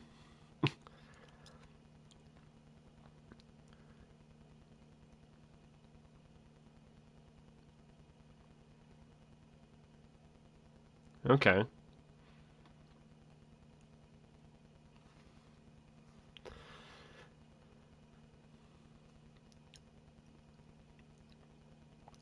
So, okay. Nothing really new there. Second son of the Archduke of Rosaria, Joshua was appointed heir to the ducal throne by virtue of his awakening as the dominant of Phoenix. His love and admiration for his elder brother climbs absolute, and he is only too proud to have him serve as first shield. His love for carrots, less so. Alright, that last line, that is Koji. Koji put that in. That is a Koji line right there. Title granted to the mightiest and most stalwart of shields in the Rosarian army. First shield is entrusted in the person working with the flame. A boon known as the blessing of the Phoenix. Yep. I know okay. You always take care of me.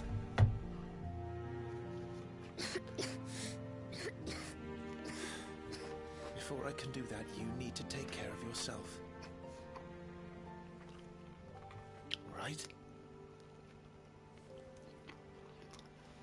I should go inside. Clive's a good older brother.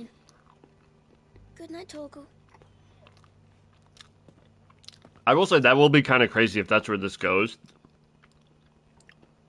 They circle this back to like Final Fantasy XIV with the meteor of the red star and like all this other crazy stuff.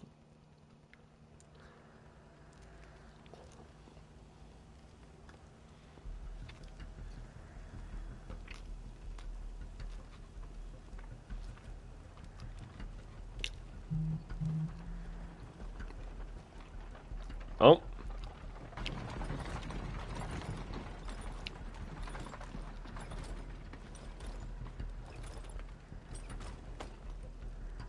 Supplies from the capital. Uh-oh, guys. This music doesn't sound good. I don't think this is going to end well.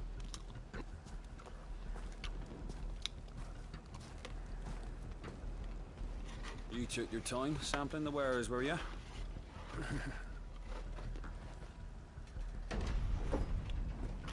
That's some pretty good face animation on that guy. It's a good job the North is full of enterprising traders keen to keep us in wine. Spare a barrel for the boys and people, eh? What in the...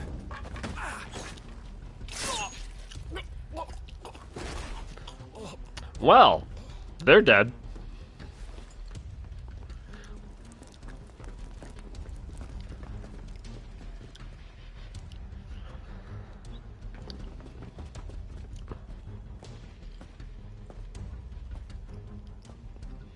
Yeah, that was some actually really good facial animation. I find that, like... Okay. That must be the Empire symbol. Secured, Captain. That's really... Okay. That's actually really interesting how he did that arm cross thing, and earlier he did, like, the two hands on the sword hilt thing.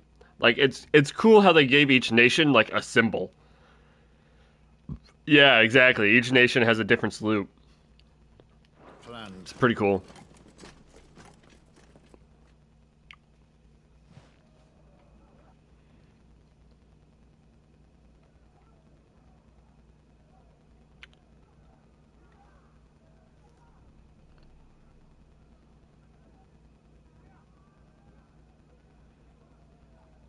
Yeah, that's right. 14 has that too.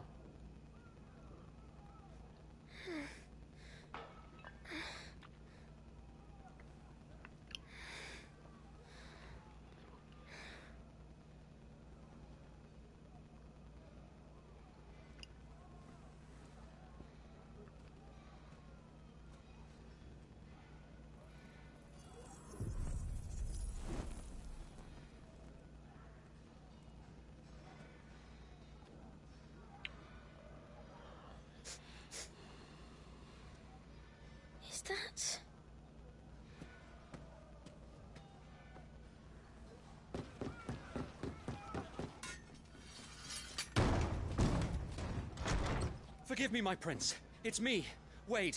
You probably don't remember me. I remember. What is it? We're under attack. I don't know who they are, but they've set light to half the castle. I must get you to safety, Your Highness. Very well. I'm ready. Follow me, Your Highness. Oh. Oh, it's Joshua time.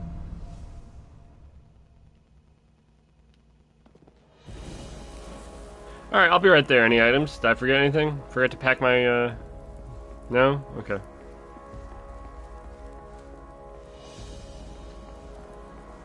Are the enemy already inside the castle? I'm afraid so, Your Highness. We must hurry.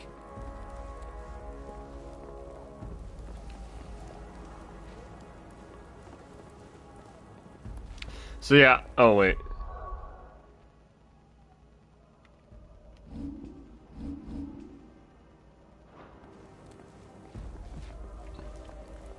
But yeah, I'm of the opinion that if they went through the trouble of making Joshua playable... Oh! Oh! Oh! But if they went through the trouble of making Joshua playable, I'm almost positive there's gonna be other dominants that are playable. Probably Jill. I wonder who else. What was that? We have to help them. Oh. I thought you were gonna open the door, dude. Alright, I'll open the door. Everything's on fire. Fall back, Your Highness! He's not one of us! No. I must do my duty. Oh, that did some damage.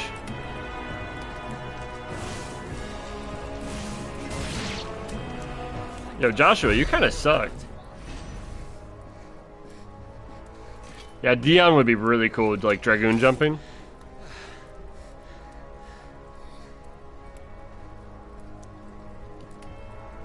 I saw them at the feast. They were laughing. This is Sambra Quagab.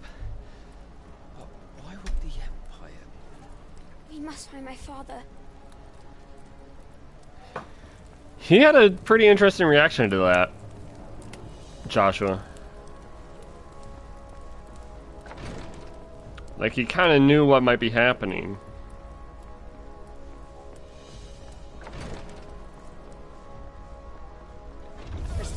Why, hello there.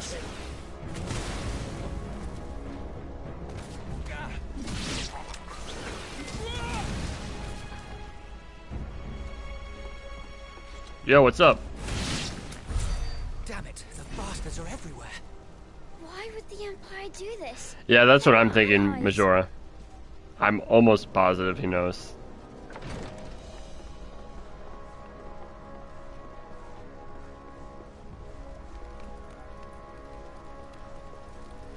Are there two paths here? Okay, we're going this way.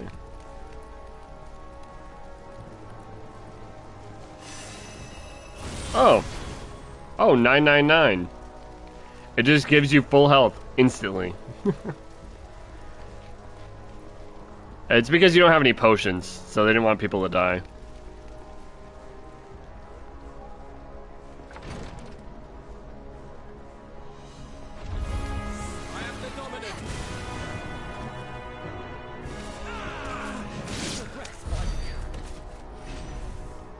You're kind of strong there, guy. Yeah, Phoenix is definitely unmatched in healing power. Oh, this is the other guy. Tyler. Is he dead? Oh, he's looking kind of dead. Damn it! His wounds are deep. I can save him.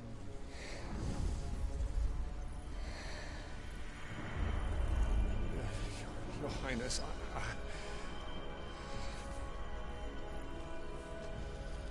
Don't worry. You're going to be all right.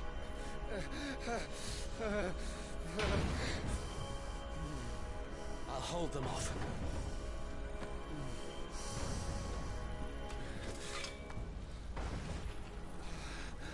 Alright, this is where Clive jumps in. Alright, Clive, it's your turn. Come on. Yep, it's Clive. Clive! Joshua! Come here. Tyler, you're hurt. I'll survive, thanks to His Highness. Your Grace, Lord Murdoch. Honestly, I don't know how they would work logistically to, like, stop someone from dying that has a wound like that.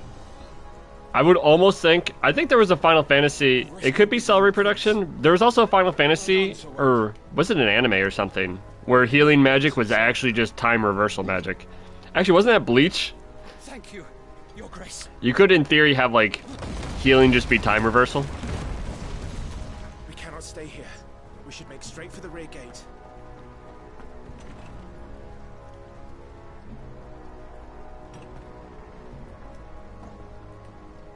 Yeah, Orihime.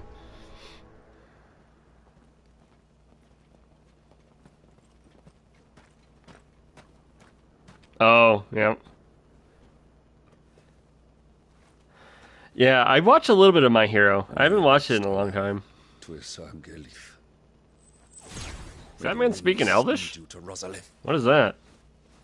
What was that language?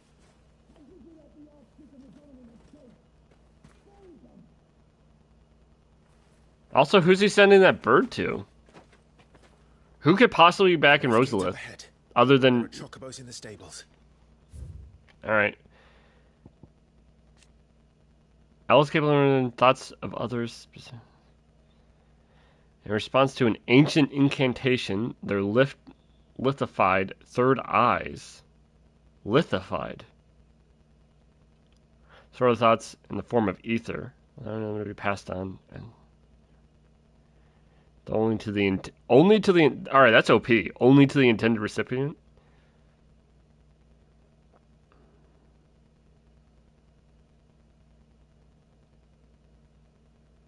My will is now thy burden. Ne'er cleft our bond shall be. Alright, bro. They wrote an old language in this game and had voice actors speak it. Yeah, I need to get used to checking ATL like all the time. But they made an ancient language and had the voice actors speak it. Alright. There's another hint that the Fallen are important, by the way. You know, that ancient civilization?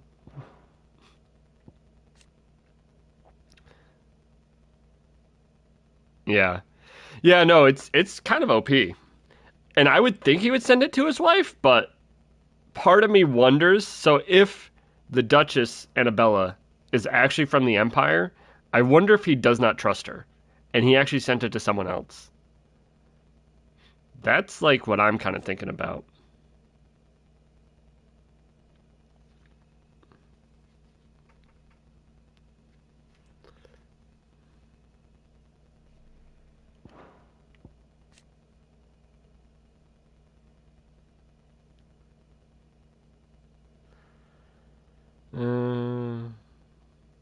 Yep. Father, take Joshua and get to safety. No, I'm not going without you. You're supposed to be my shield, remember? I remember, which is why I'm going to hold the enemy here while you make your escape. I will order our remaining forces to rally at the gate. Now go.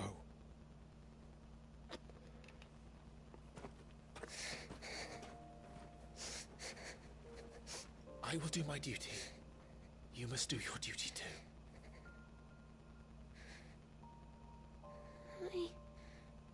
I know.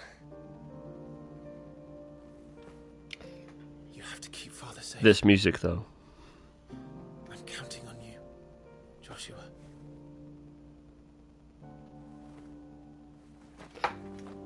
By the way, this is also Find Your Flame. They're using the same leitmotif.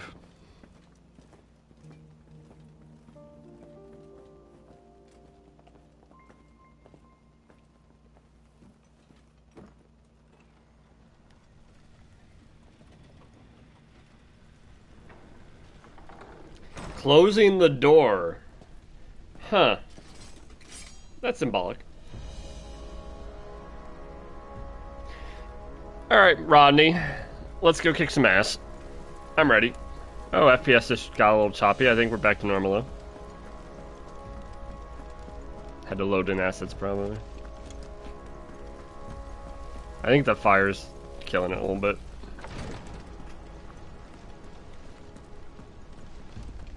take that. That's right. We were gonna do... Okay, where's the icon? Oh, abilities. Here we go.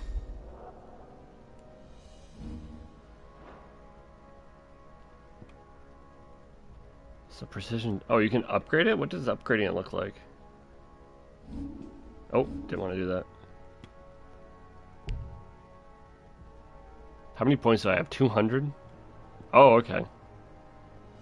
Oh, I can just like unlock all this stuff. Okay, accent square. Lunge. In the air. Okay, yeah.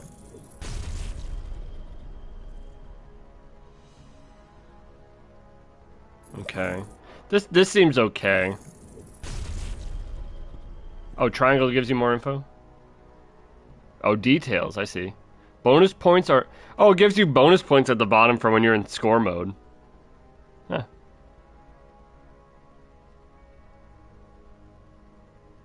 Increases lunge distance, ability potency. Okay. Mastery. Extends trigger window. Oh, it just makes it easier to dodge. But I would imagine the precision dodge timing probably wouldn't change. Maybe though. Okay, that's already maxed. Oh, I might get this one, extending trigger window, when I do my full playthrough. Because it's actually pretty hard right now. Taunt. Oh, you can recover? Okay, that's like some Kingdom Hearts stuff. Alright, enemy jump. Yeah, enemy step.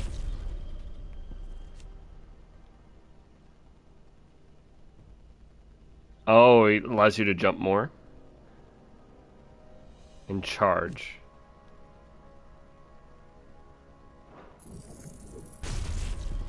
Interesting. R2 plus... Okay, interesting. There we go, okay. Oh, and you like go, that's interesting.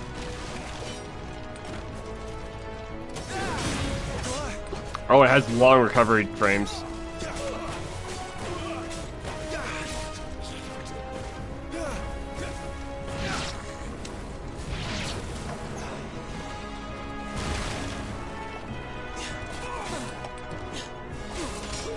Okay, yeah. Okay. Everyone's dead. Oh, that lunge is far. Okay.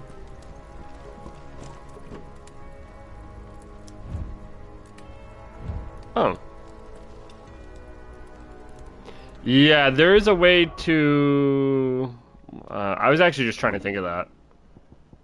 Licenses...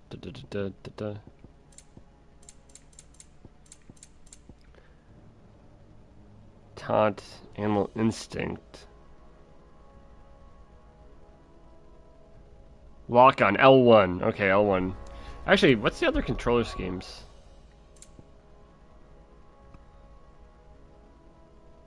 Okay, so this puts evade on circle for the circle dodgers.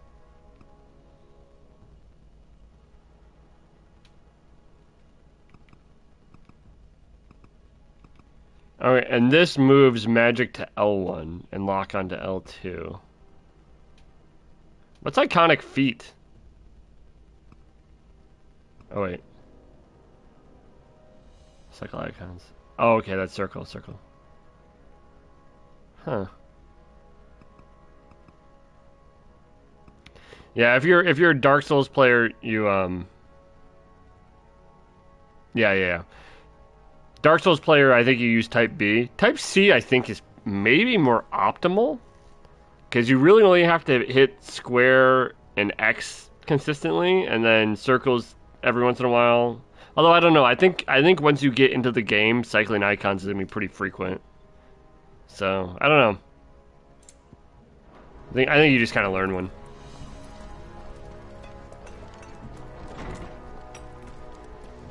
Oh, they're giving me items. Why would they be giving me items, I wonder?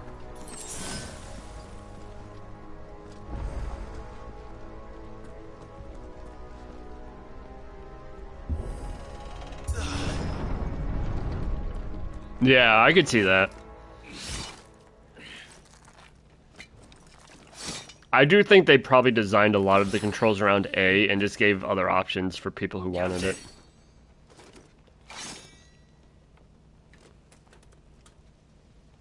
Oh, active time lore.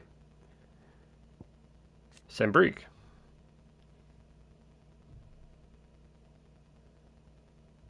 Realm Lord of Theocracy and home of the Mother Crystal Dragon, blah blah. The goddess, is that her first name? Seeing her name, Gregor?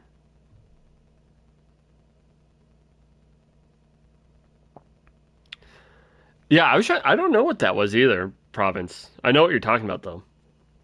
But is this our first time seeing the goddess named Gregor?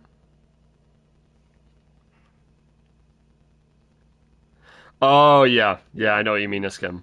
I've run into that a little bit. I've been playing Street Fighter 6 lately, and it's a 6-button fighter, as you might know, and so I've had to get used to using both fingers. Okay. I wasn't sure if he said her name or not. Gregor. Okay. That's going to be important.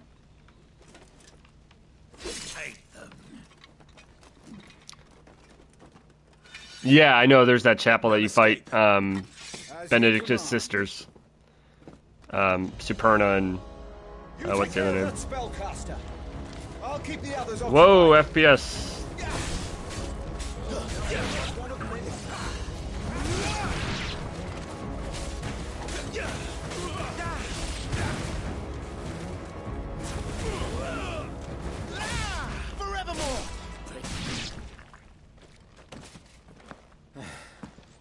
That's them done. Yeah, fighting games can be a bit much to get into. It's my father and Joshua I'm I think it's not. It's a really steep learning curve at the start, but you can do it in maybe 10 to 15 hours and get okay at them. But to get really good at them, that's a lot of time. Hello. Okay. I had heard people say that this was a Sinian's VA. It is definitely a Sinian's VA, which is great. I love it. And you are the shield who was blessed Oh. by the Phoenix. Not that it will save you. Yep. Oh.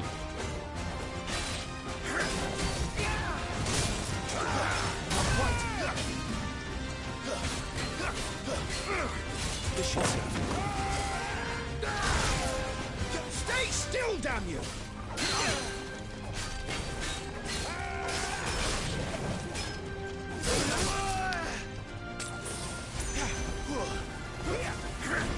I'm in your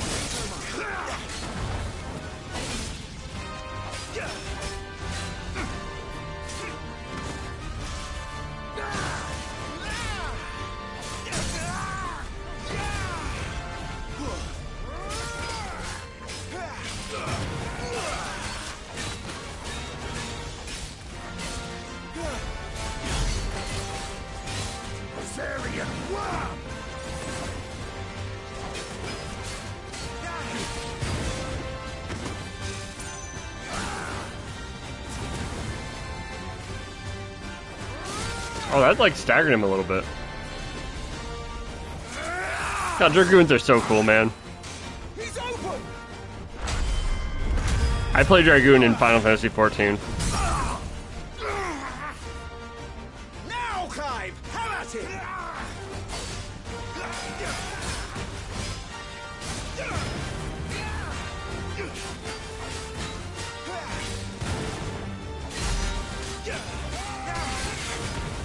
You're going to regret that, boy. Double jump. Is he gonna jump twice?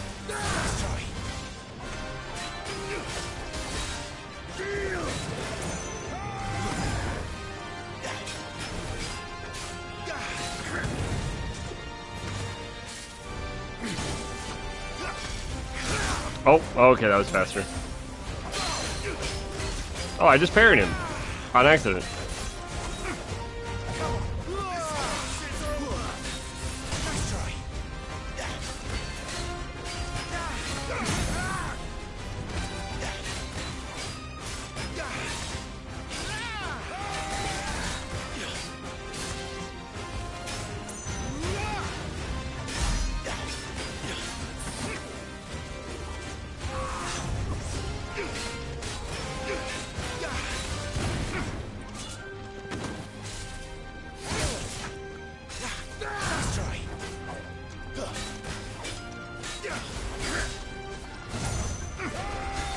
Oh. To sandbrag. I think I heard someone else say they heard Urianger in this demo. So I'm looking forward to that. I imagine, so if they have Estinian and Urianger, I know they use the same casting agency, so I wouldn't be surprised to hear, you know, Y'shtola, Alphino maybe. Although Alphino's VA is usually pretty busy. Alize. Are you hurt? I'm fine.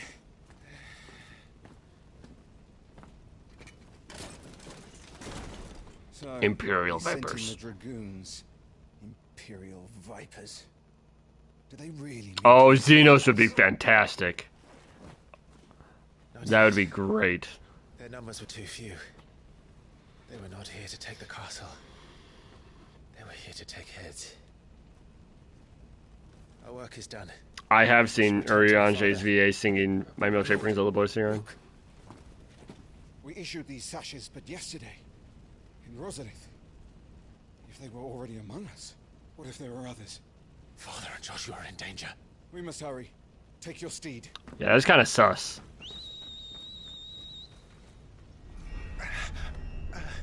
Migraine? What is that? Okay. I think this is playing into the idea that... Wait, what did he just mouth?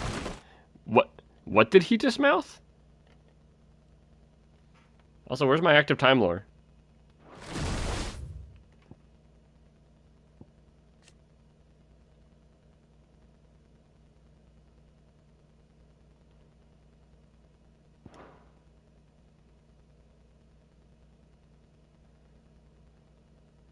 Yeah, he said sussy bug.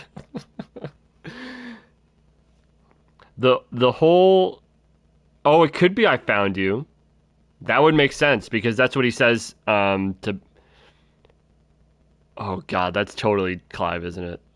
If he said I found you, that makes sense. Because that's what Clive hears at the end of the, Benedicta demo.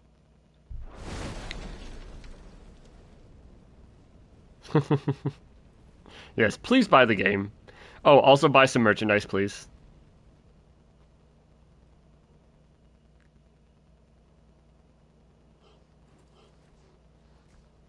We have a stuffed Torgal. Some jewelry. Torgal, they're all right. Thank goodness.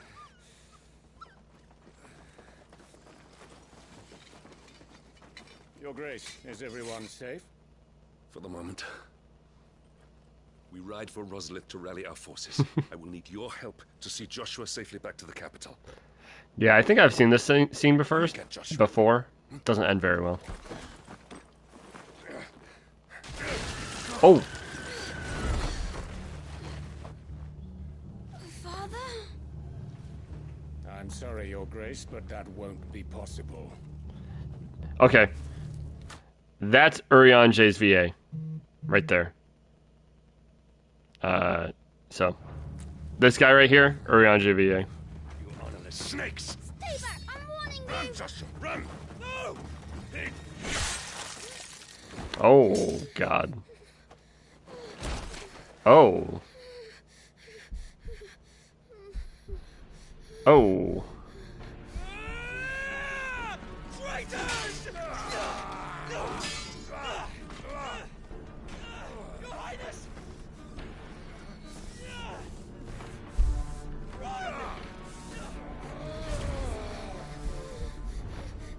You must do your duty too. You have to keep Father safe. I have to. I had to.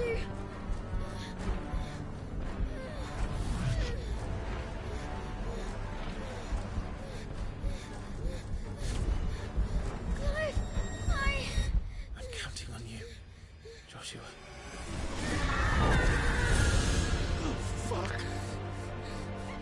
This is a really good scene. This is... Kill him! Now! Also, I just saw that, Donald.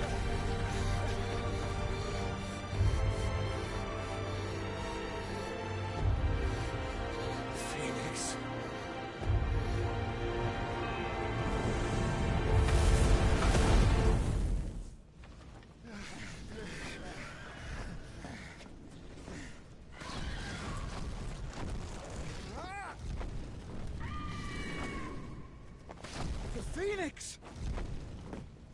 Joshua! Lord Murdoch! His Highness! Ah! Joshua! Stop this! He's lost control. I have to do something. You might say he has yellow eyes. Fall back! Climb! Oh! Oh shit!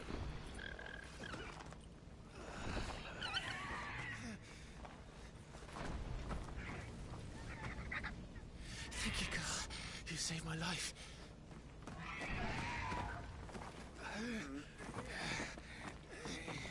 Get her on her feet and run. Please.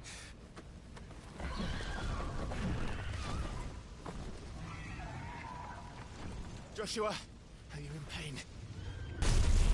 Ah! Not now. Come on! You're his shield. Do your duty. Ah! Save him. My lord?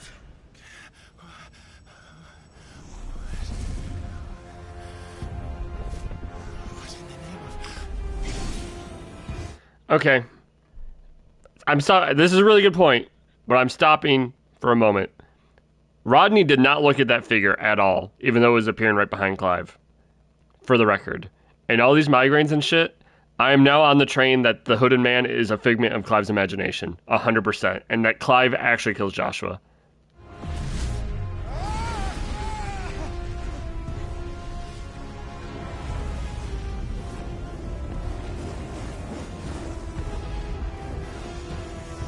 I'm on board. I'm on board. A second icon of fire. But that's impossible.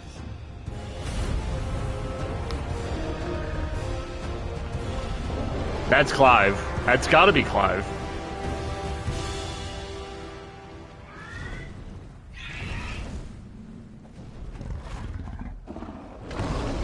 Wait, did Ronnie just die? Did I just miss him dying? Did he die that fast?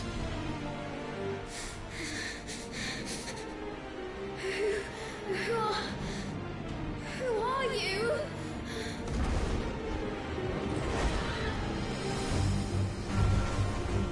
Leave me! No!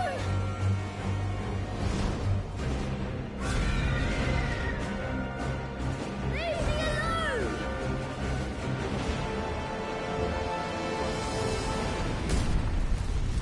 Oh. And we're back at the beginning of the demo.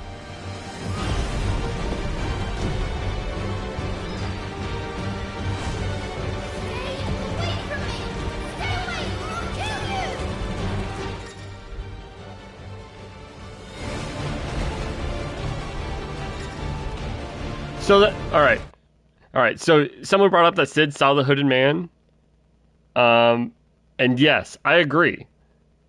But they left it vague enough. Actually, yes, thank you. Actually, the flush in that explains it very well. They make it seem like Sid saw someone, but they did leave it vague enough for it to be like, maybe he didn't see anything. And then immediately after, right after Clive sees the hooded man, he's separated from Sid. So Sid can't be like, yo, are you all right, man? I didn't see anything. You know what I mean? Like, maybe Sid just thought he saw him in the distance or something, and then that rock comes down from Garuda. You know, I think they're trying to play an angle where it's not in Clive's head, as a red herring to some extent. But, oh, that's dodge.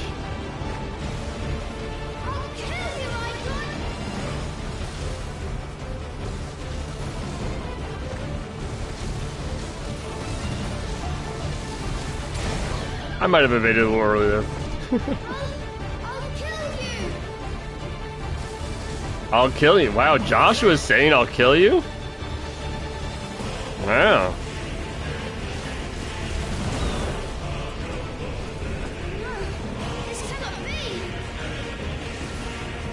Yeah, I won't say 1 million, you know, I I would maybe bet money on it. I wouldn't like guarantee you that this Ifrit is definitely Clive.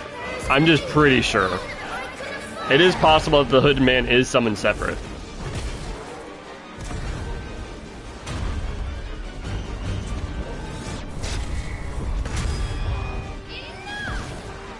Oh.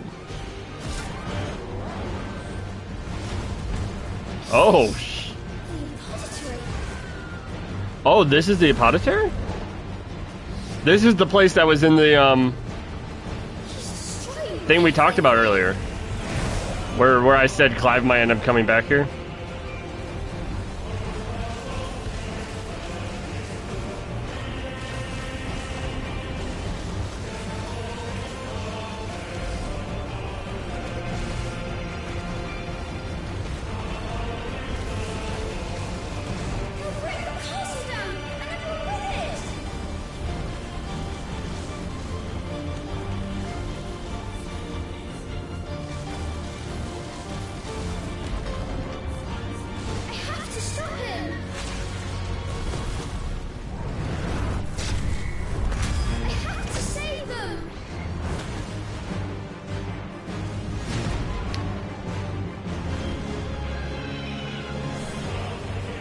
So, I do think it's a little obvious if the Hooded Man is just Clive. I will agree with that. But, you know, not every twist can be unpredictable. Also, this music's a banger, holy.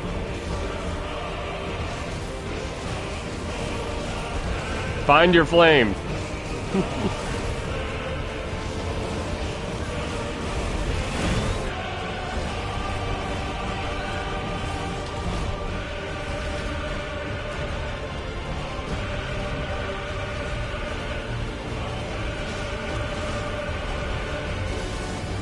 Out of all possibilities, I have to say the one I hope they don't go for is a timey-wimey thing where this is like the Hooded Man is future Clive or something, or past Clive.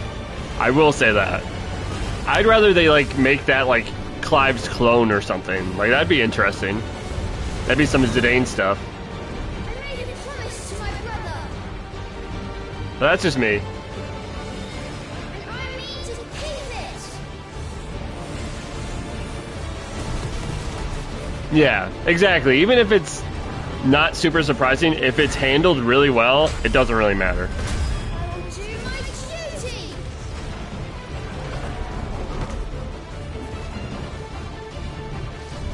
Could be some weird Joshua thing going on with Phoenix.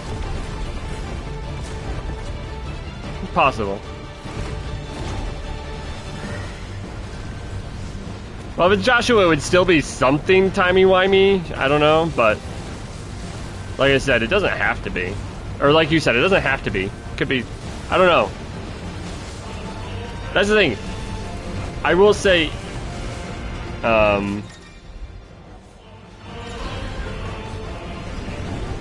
wait.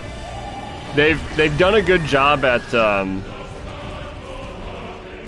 while making it feel like it might be a little obvious, at least keeping it hidden, because we still don't really know. I will compliment them for that. What is this? Damnation.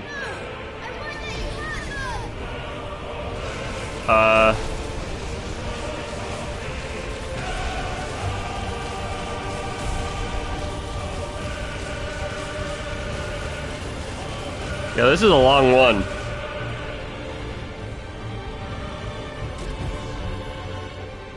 I would be surprised if they go with time travel. It's really hard to pull off good time travel. Also, yes, we failed the DPS check. Hit and rage.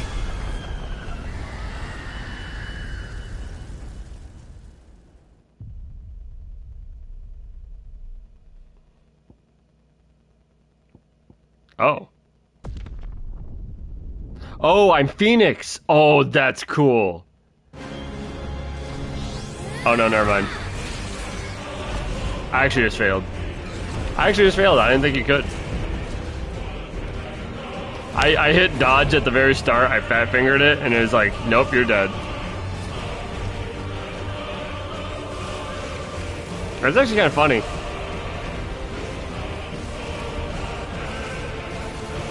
I didn't know you could actually fail that. I was just like reading chat, like messing around. And like I said, I fat fingered dodge at the very start and lost the DPS. It's actually pretty interesting. All right, I won't fail this time. I'm holding down attack.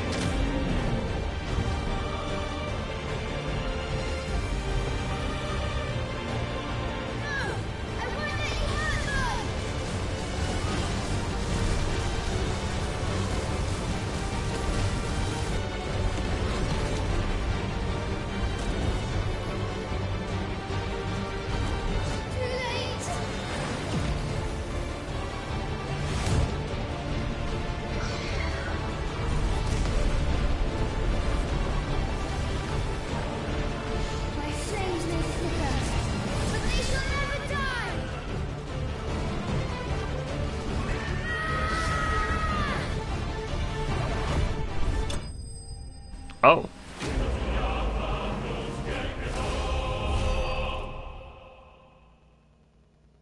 Yeah, that's true. If they were to do time travel, they would do Alexander. Also, I thought that was purposely like, I thought you were supposed to fail there. And then my mind went to, they brought up the retry screen. It reminded me of God of War when you fought Thor. I'm like, oh, it's Phoenix. He's going to be reborn. But yeah, no, that's... I agree. I think it will center on him being reborn. It's actually kind of cool that they like made a DPS check there. I'm not gonna lie. I thought it was just gonna be like a joke. Oh, he's dead.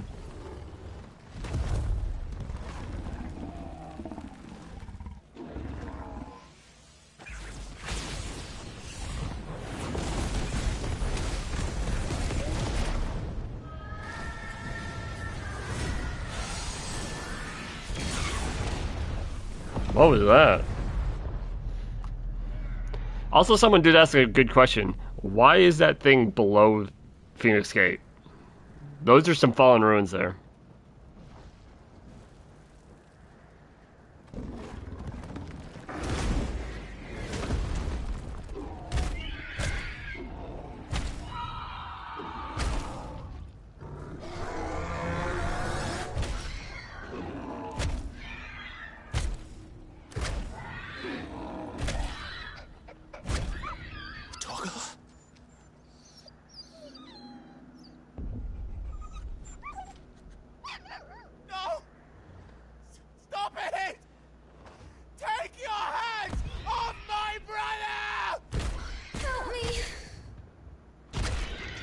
Yeah, it was built on those ruins that we were just in, and that's where the right is.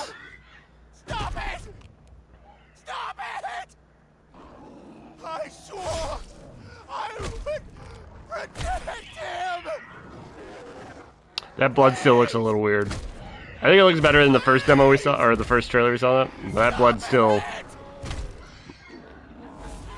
very canned blood animation.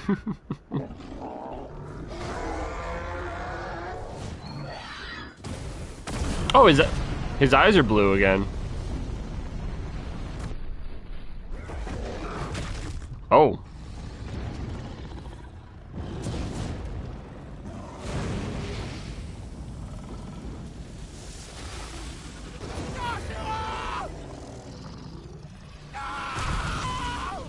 Oh.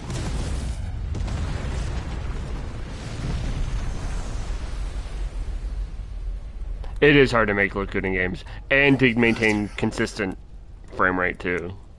I'll kill you! I'll fucking kill you!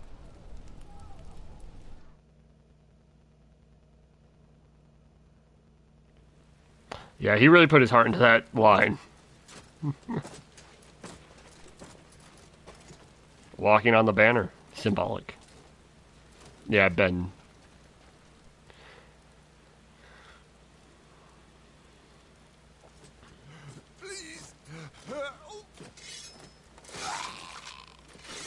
Well, I guess that's one way to help.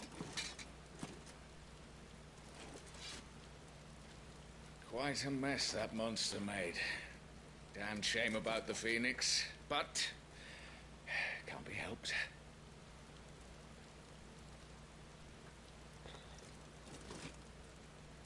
Oh, my condolences, Your Grace. Is there aught we can do? Haven't you done enough, Captain? Joshua was my world, and now he is gone. I can only pray there will be a place for me in the world his radiance seeks to create. I see.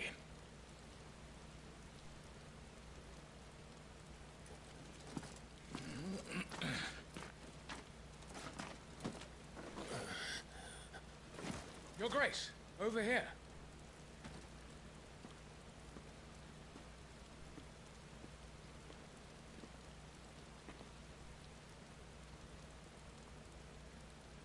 The rubble must have protected him from the worst of the flames. Shall we? Yeah, the rubble protected him. No need for that. Kill him. Wait. As my husband never tired of telling me, he is a fine soldier. I'm sure he would make an excellent addition to the Imperial front line. All in its right place.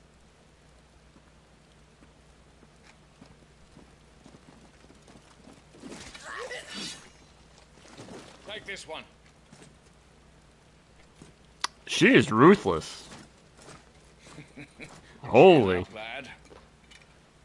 You're going to be a soldier. Joshua.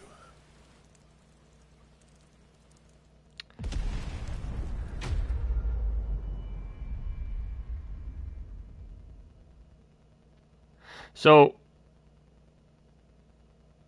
phrasing. Oh, that's the end of the demo? Okay, I thought that might be the end of the demo.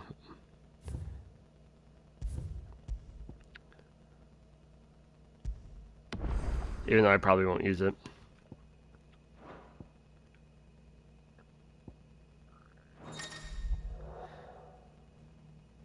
Okay, yeah. Yeah, there's still the iconic challenge, which I might run through. Might be a late stream tonight. So thoughts. I think it was really good. I liked it. I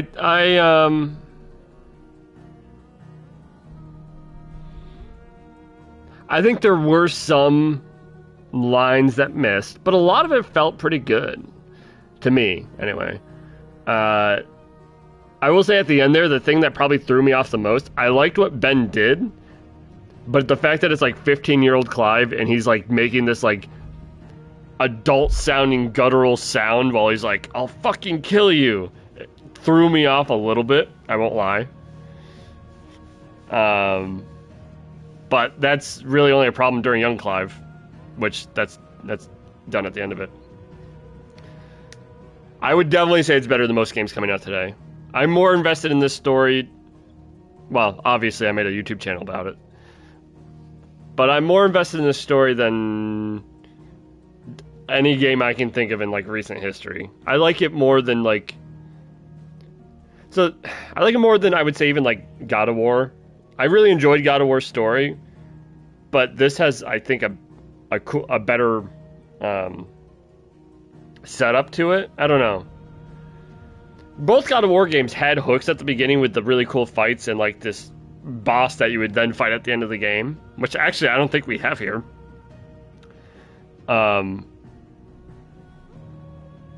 Yeah, 7 Rebirth. I would put it,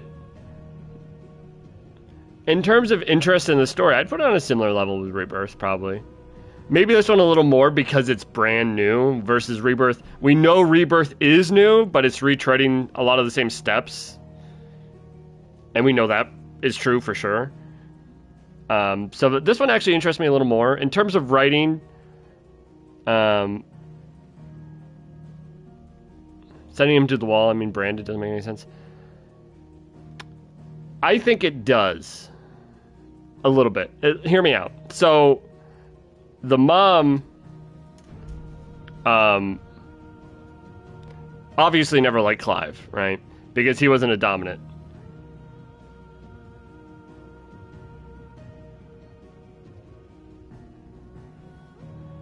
Oh, I see what you mean. So here's the thing, Jordan. Here's the thing.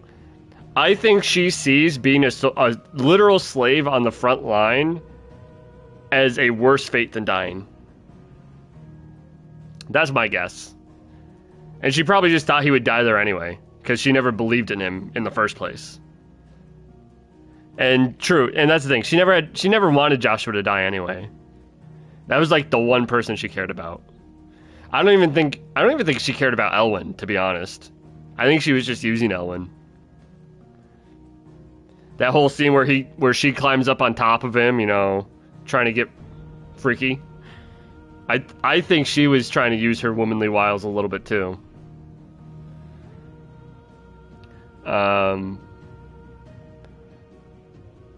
Yeah, I agree. I think she was a plant, or there was something else going on there.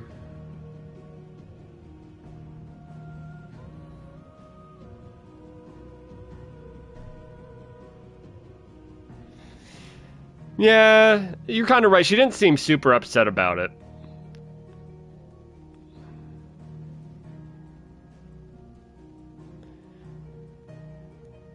Although, to be fair, Jordan, I will point this out. What if she actually never really loved Joshua as Joshua? Exactly what Providence just said. She liked Joshua because Joshua was Phoenix. She didn't care about Joshua himself. And honestly, the way in her mind, and what was her first reaction when the guy was like, "Oh, Joshua died"? She's like, "Oh, I hope the Emperor has a spot for me in his plans for the world." I think she really only ever cared about herself, right? And making herself useful and gaining power for herself. And that's, you know, where all this comes from. Maybe she has some like backup plan where if Joshua died, maybe she thinks she can get another Phoenix somehow or be useful some other way. So I think her reaction, I think, was more of, well, now my plan's ruined than, oh, I just lost my son. And I think she was just kind of putting up an act. That's my guess. It could also just be poor writing. You're right about that, Jordan. But that's not the impression I get at first. And I guess we'll find out when we play the game.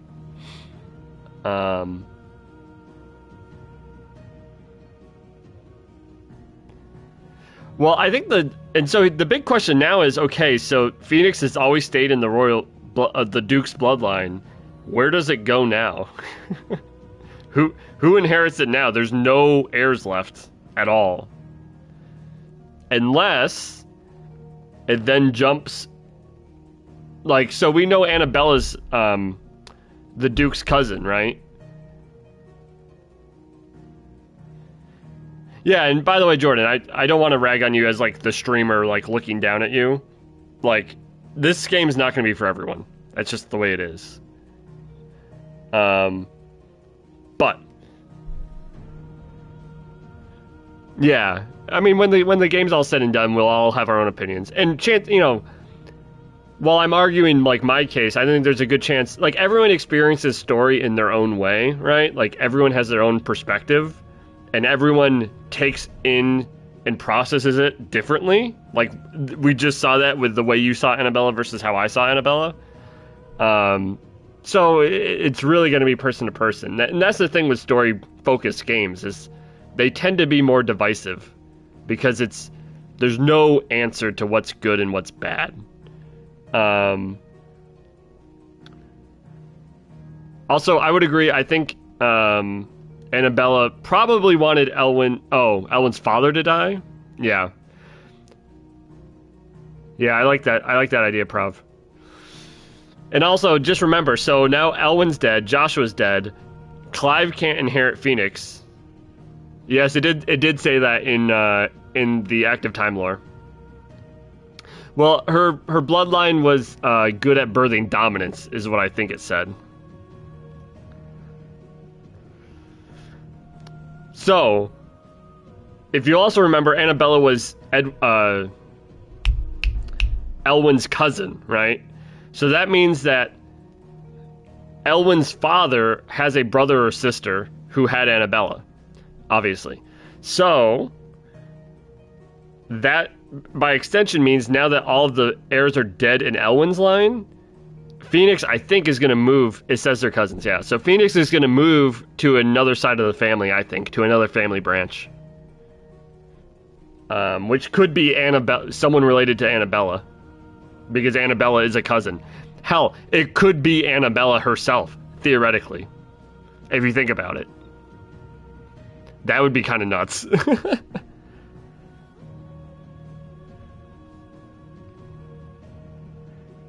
Imagine if Annabella turns out to be Phoenix at the end of this. That would be nuts.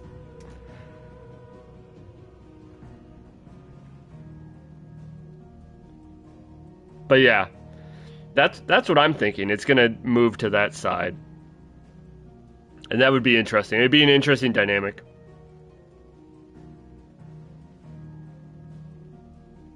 But yeah, overall impression, I thought it was good. It was weird streaming it for me. I've never streamed before, so I wasn't like fully immersed in it. But I think it was good. Anima? Yeah, Anima would fit her.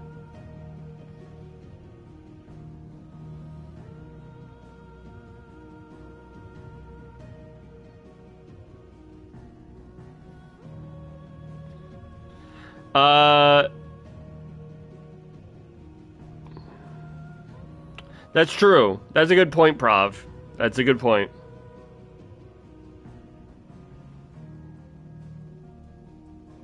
That's a good point. So maybe she has another kid then, and the new kid becomes the dominant.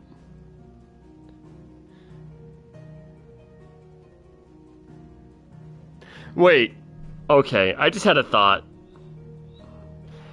So, you know that person...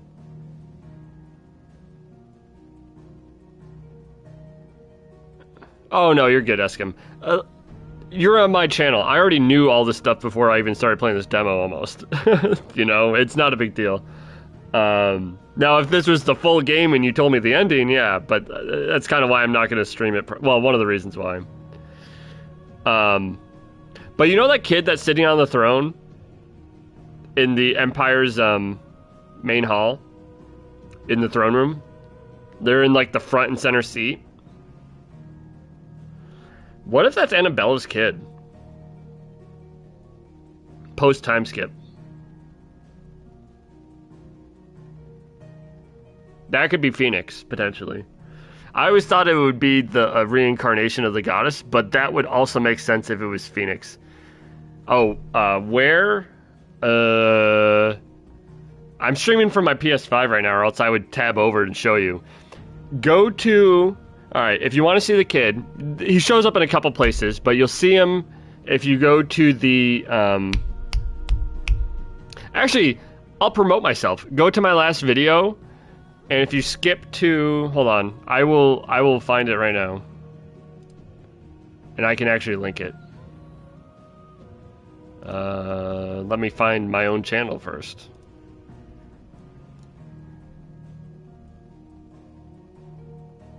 Okay.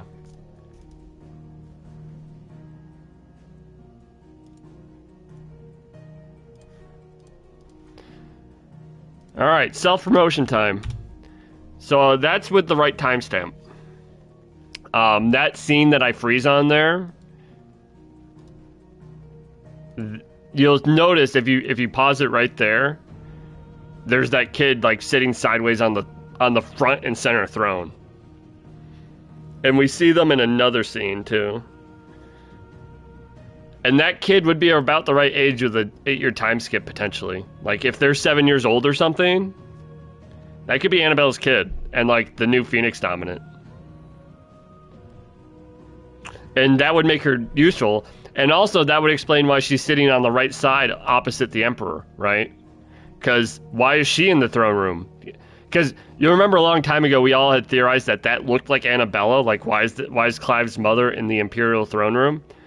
It would make sense if she gave birth to the new Emperor. Who's that kid?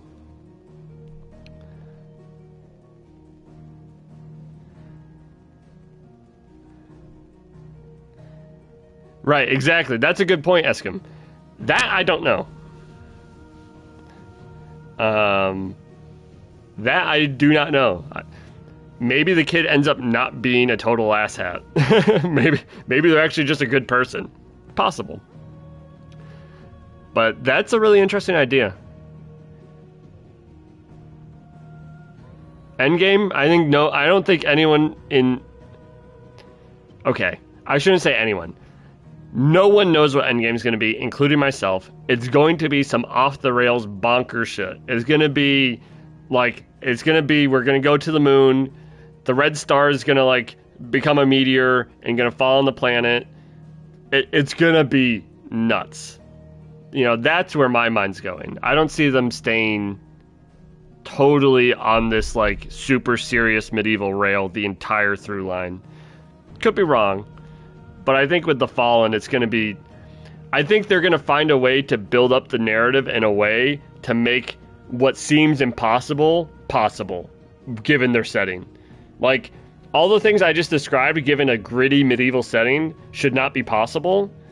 But I think they're going to try to build the lore in such a way that it's like, going to the moon makes sense, right? It's not actual moon logic. They just, like, make it work. Because they've been very good at doing that with 14. And I think that's the angle they're going to try to take. Also, yeah, Eskim, I think so too. He was probably... he probably just, you know, fell asleep and saw credits roll. You know, like he laid on the controller, pressed forward and saw the credits roll. But yeah. Alright, so it doesn't get too late. I'm going to start the Iconic Challenge and give a little test of the gameplay.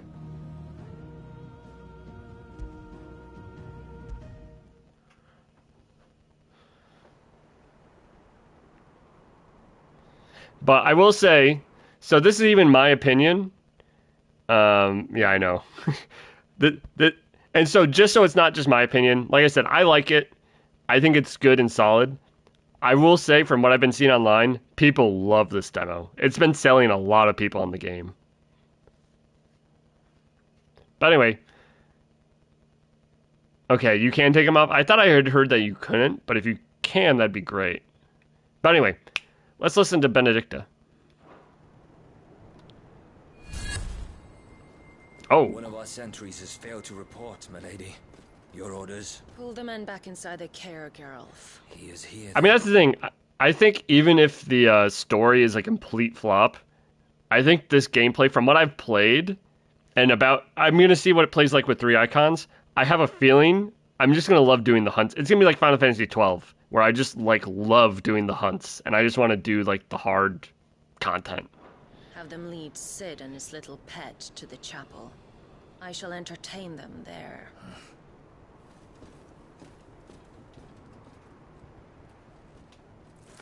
Oh, God, I missed it. No, there's no active time lore here. They disabled it. But that emblem that was just in her hands, by the way, that, like, griffin with the blue thing behind it, I'm pretty sure that's Cid's old emblem, because he was the... Come for me after all. So you come for me? She's referring to Cid. He was the captain of the guard in Waloed before he left to do his own thing. So that's why I think personally that Benedicta has some sort of feeling for Cid, whether it's romantic or just, like, you know, admiration. But there's definitely something going on there.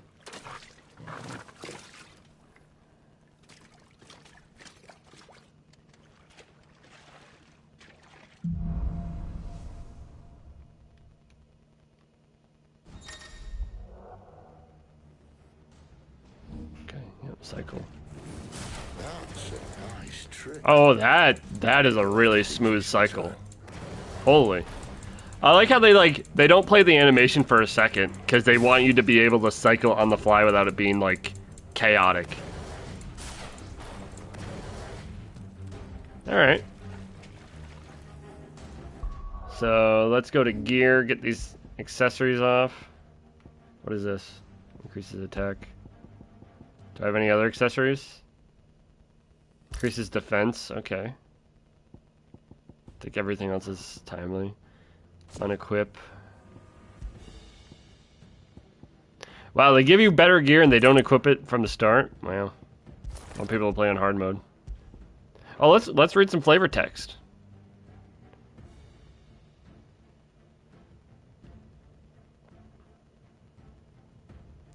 If you can swear you have seen this blade somewhere before. Oh, this is another Koji. This is another Koji one. If you can swear you have seen this blade somewhere before, it's probably because you have. Longswords are some of the most common weapons in the realm, so it's no surprise the hot-tempered gate guard barking at you has has also strapped one on his back. Yeah, the flavor text has been great.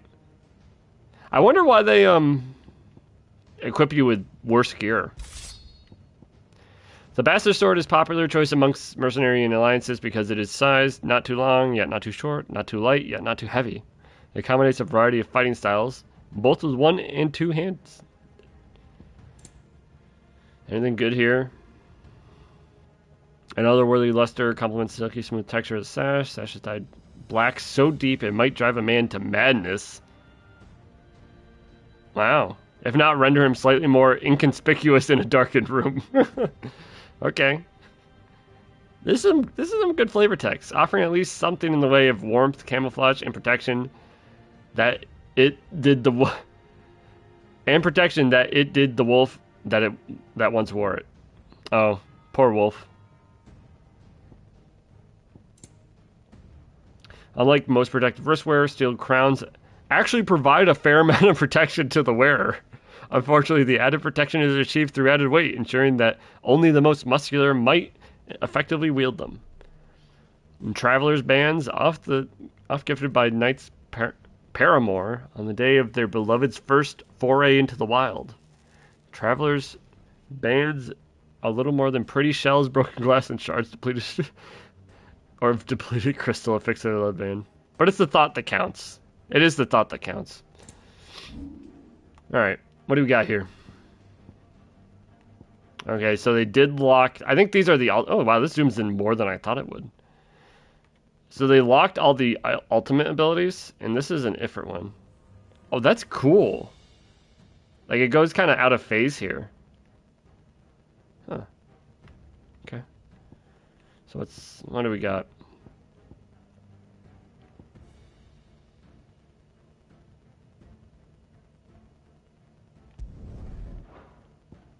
I'll go with recommended at the start, I guess. I guess we'll start with recommended. What is this? Oh, Raging Fists. Titanic Block. Oh, okay, so this is the ability. Okay, this is the, yeah. Not the ability, but the iconic feat. And then you have 4 abilities. What's this? Hold button to wind.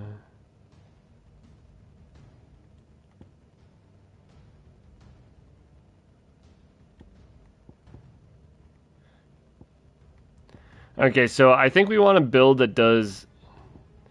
In terms of what you want to build, I think you want some stun moves to get stagger meter down. And then you probably want like 2 or 3 moves that do really high damage. Probably like 2, so that you can jam them in your burst phase.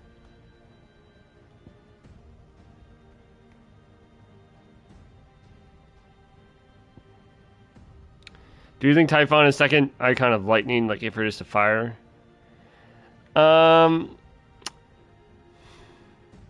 Maybe. I will say that's a possibility. The feel I get more from Typhon is that he's some like ancient construct of the Fallen. That's my guess. But it could be like an actual icon.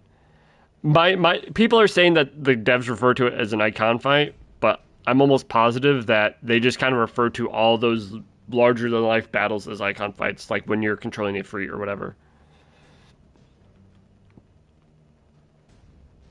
Ooh, I kind of want Rick's Gambit. I think I would drop one of these.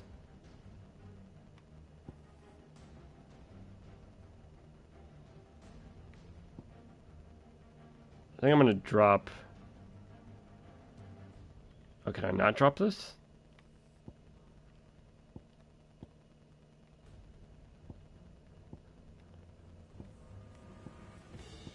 Oh, are you stuck with these abilities?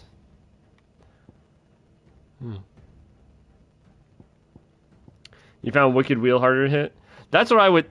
So I think this is good on small enemies, Wicked Wheel. Yes, yeah. The problem I think you have with this one is that you can't carry medium or large enemies. So I think this would be a little weaker, especially on like bosses. Whereas this is, I think, stronger on bosses. I'm going to unlock this and kind of want to have a gambit. And then I guess I'll upgrade. I'll probably use that a good amount. I want that. I'll probably drop that for that. I think this is a good move.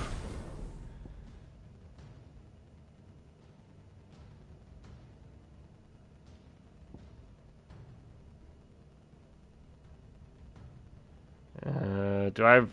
does anything cost 400? I'll do that, I guess.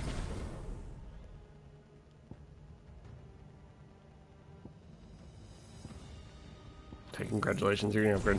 Alright, let's get into it. Yeah, what's up, Sid?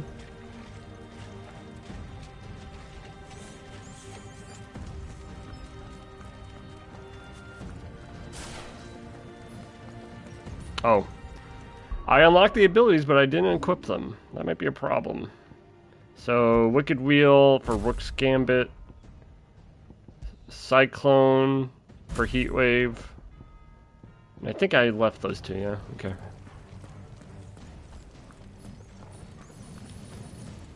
We should start with the dungeons. They may be holding the bearers there. I like how they still give you a jump here, but since we're like crouching and sneaky, it's like this little tiny mini jump. It's like nothing.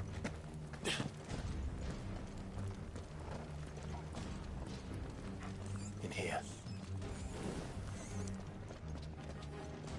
They're all empty. They're not all empty, Clive. You're in this one. See? Yeah, that's why I picked up Heat Wave. I remembered that fight with Benedict. I'm like, it seems really good and fun. Need some help.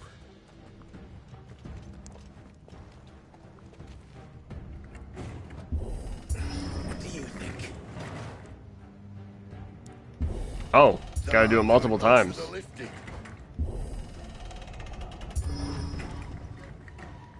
At your leisure, Clive.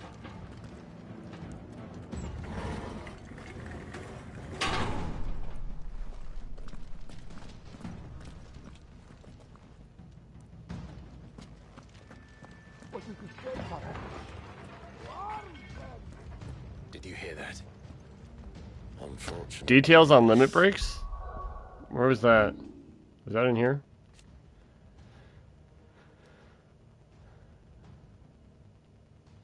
Cannot be KO'd while semi-primed, even if HP is lower to 0. Okay. Okay, so this gives you the more gauge.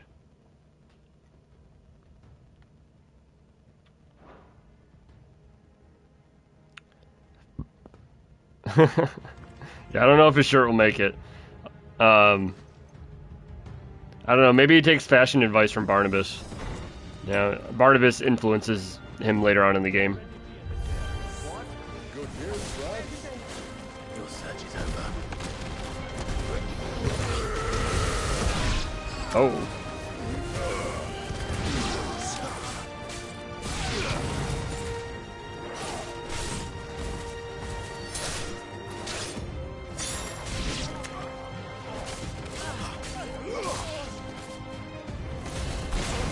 Oh.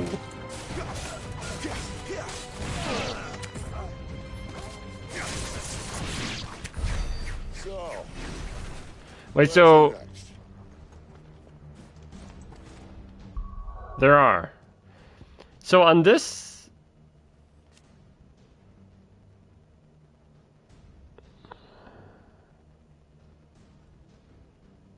so do you do more damage by mashing the button? On all the gameplay I've seen of that, people just like mash the button while the Garuda thing's going off.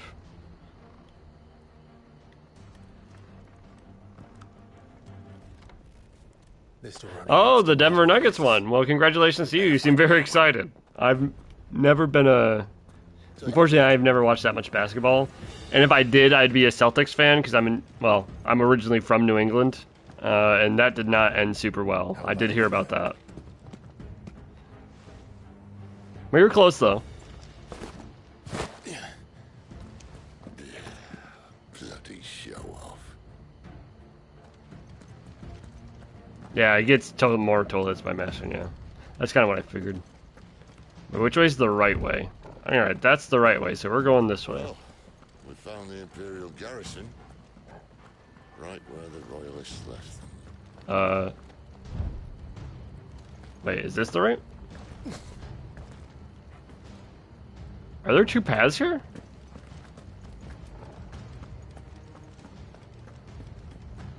That'd be interesting.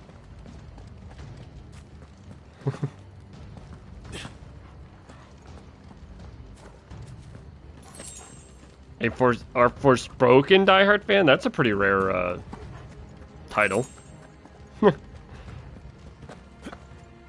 Oh, that's pretty cool. That like little jump off. So, which way is the right way and which way is the wrong way? They're everywhere. Can I come back over this? Oh. Hello. Oh, hello there.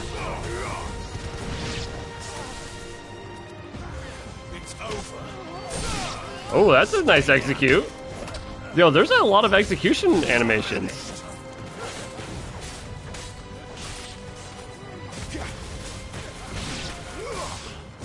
It's over. Soil and stone.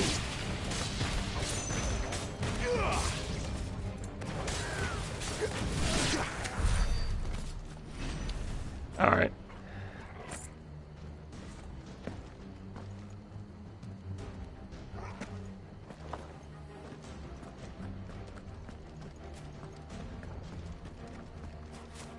Okay. Oh no, I can backtrack here. Look. All right, time to go kill the other guys. No, other way.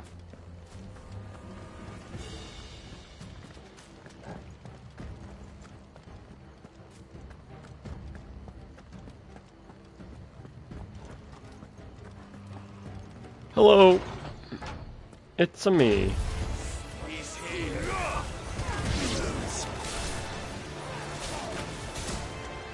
I knew there was a fucking magic guy.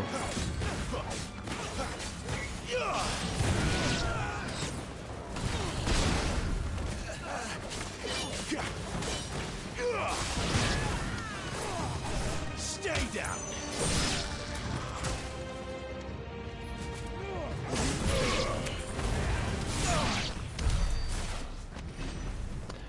Yeah. Huh. Interesting. So does this go to the same place?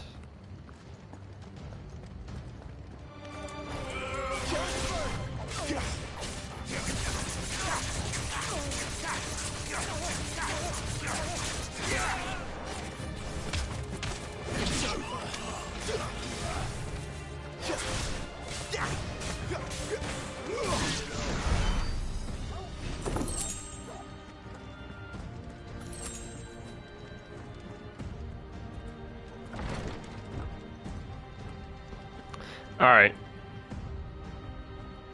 Yeah, no problem, line.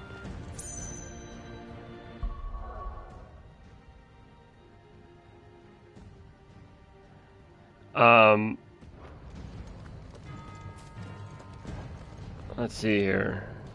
So, yeah, this is the gate from earlier. Oh no, more items. So, now that I'm playing with 3 icons, I can tell this game is actually going to have a pretty decent skill ceiling. It takes a lot of brain power to, like, do the combos. Welcome back, Lord Commander. Oh, I'm not staying.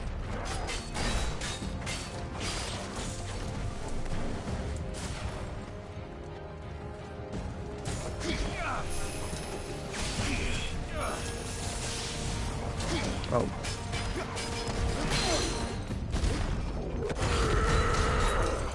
Grrr.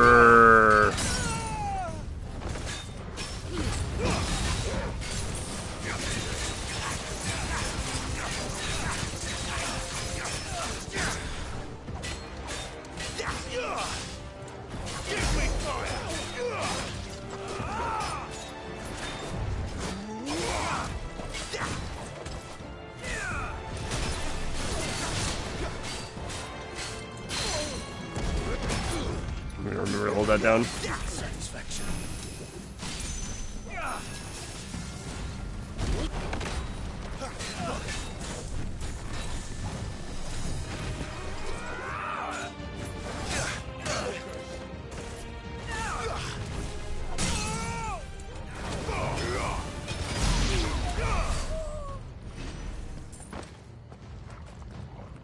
I just realized I haven't been using Torgal at all. This has a really high skill ceiling. Holy.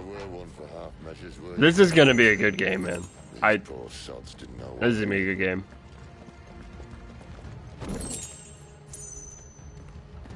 I mean, think about when you get to the point where you probably have your main loadout, you know all of your iconic feats, and like, okay, you're about to get hit, you block.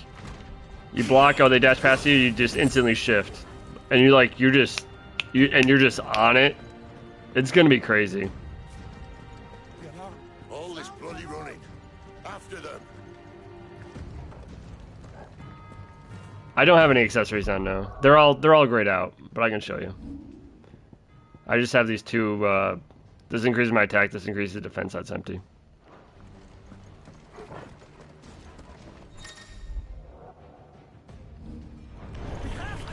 Seems they were expecting us. You don't say.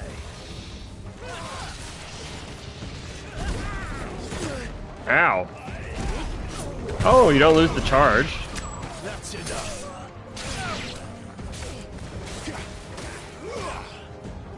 Oh, you're blocking me?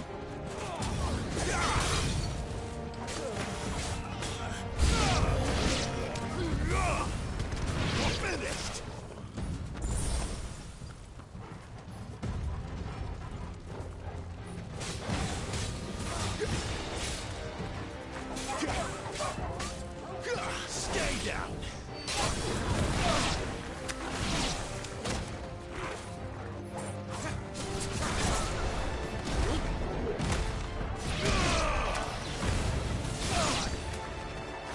Sick of Torgal. That's enough. To the traitor! Give them all you've got, boy. Oh, it knocks him in the, that's right. Get away. That's really cool. Yo, what a good boy.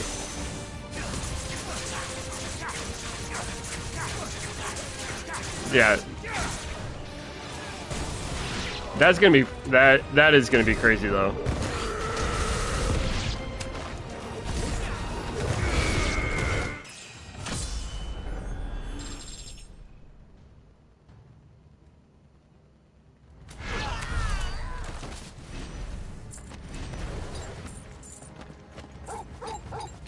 I will say, oh my god, this Ravage move that Torgal has, that is nuts.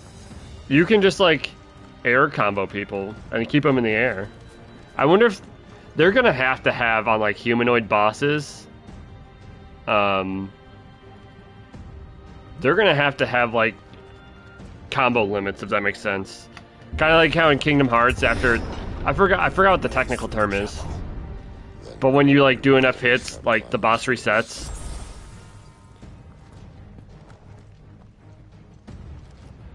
Because I think it's possible to go infinite in this game with the Torgal Ravage. It's gotta be.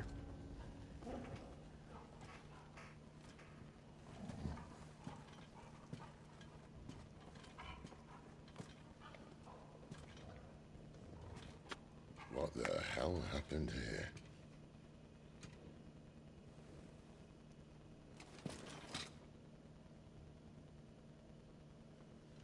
Little late for prayer, isn't it? Do I seem so desperate as to grovel at the feet of a false god? I was waiting for you. Not for too long, I hope. All this for a midnight chat. Well, let's chat then. Where are the men and women you took from Lost Wing? You mean where's the dominant? Well, we shall be requiring his services indefinitely. Come back to me, Sidolphus. I need you.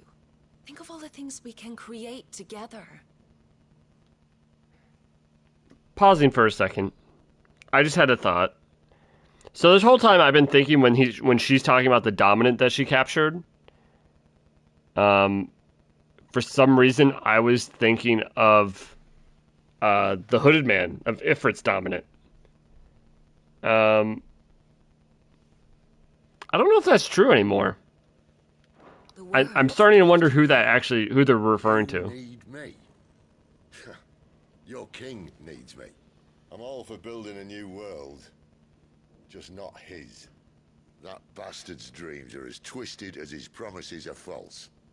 And I will not. It could maybe be Jill, yeah. King Barnabas saved you, and this is how you But speak of him. it would surprise me if it's Jill. The reason why Jill isn't the first thing that comes to me, to my mind, is that she's supposed to be back at the hideaway, because we see her take her. We see Sid, Clive, and Goots take Jill back to the hideaway where she refreshes. That's also true too. They refer to it as a hymn. Nope, this is after. So Jill, what's happening right here in this part of the story, Jill's at the hideaway recovering, and we're going out to, have they explained why we're going to see Benedicta?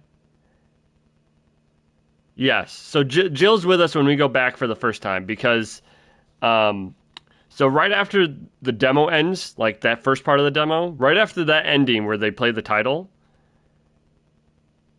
maybe it's Leviathan's dominant. That's possible. Because right after the title screen at the end of the demo, you would cut back to the future where you go with the sergeant to fight Shiva's dominant, who is Jill. And then you do actually end up fighting Jill before Clive realizes who it is. And then Sid comes in at the end of that fight and basically rescues us and takes us back to the hideaway. But Jill's unconscious like this whole time. So she's busy resting at the hideaway while Sid and Clive go out on some other mission. Probably at Sid's request.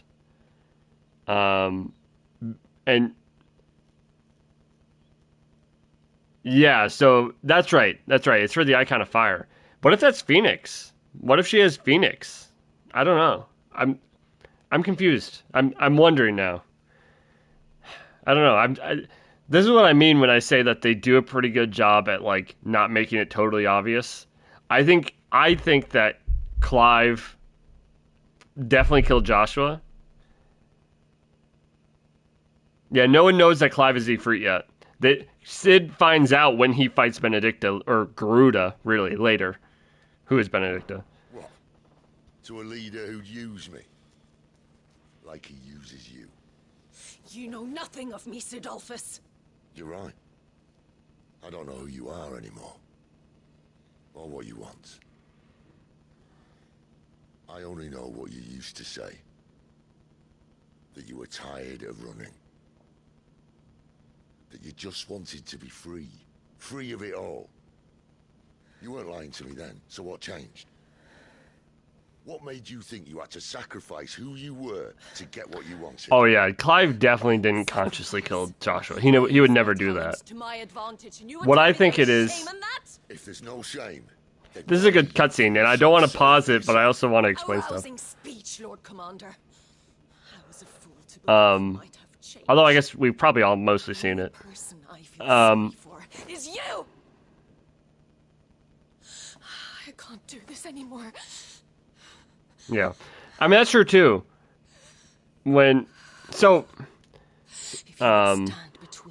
So Jordan. I think technically you're right, Clive didn't kill Joshua, Ifrit did. And I think Ifrit has a personality and is basically a person.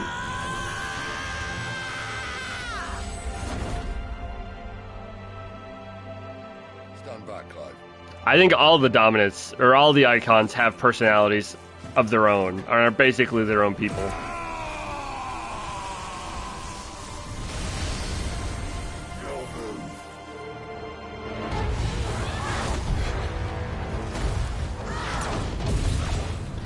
The naked man who transforms? Maybe.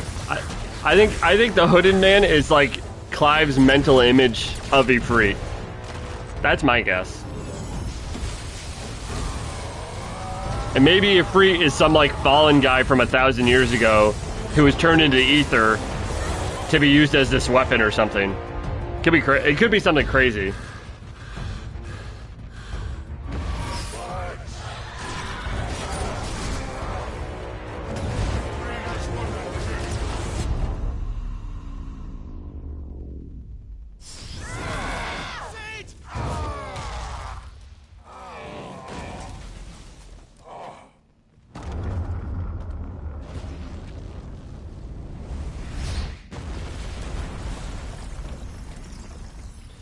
Yeah, so I think Benedict is there on the battlefield when we fight, after we fight Jill, or around the time we fight Jill.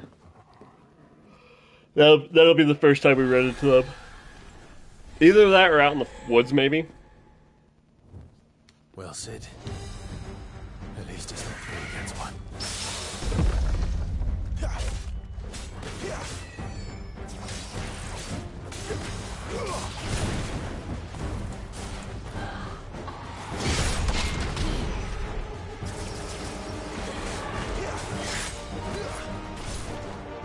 Keep your distance, boy.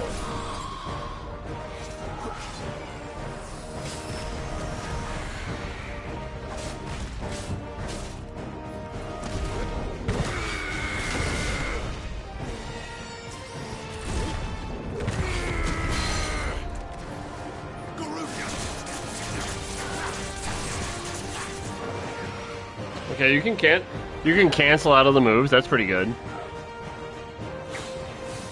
Maybe. That'd be interesting. Should I fail the cinematics just to see what happens?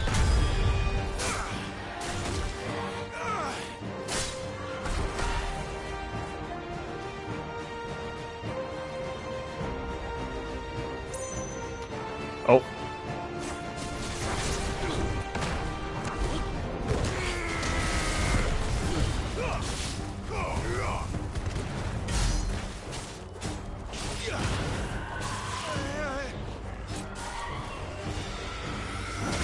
Oh, you were dashing.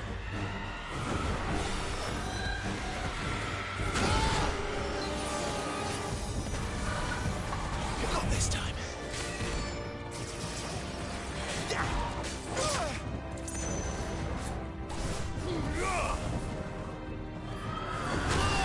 Oh. That's better.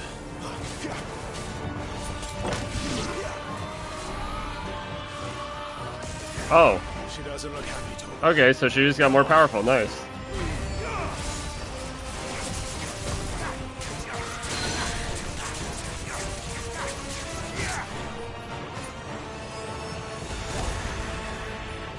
There's a good boy.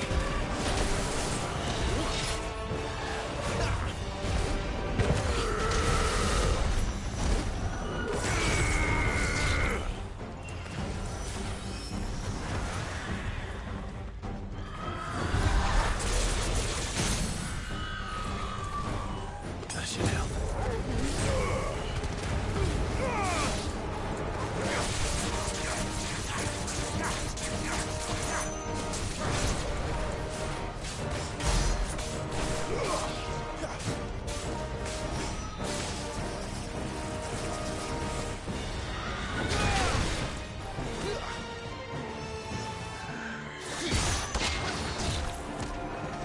Well done, Tom.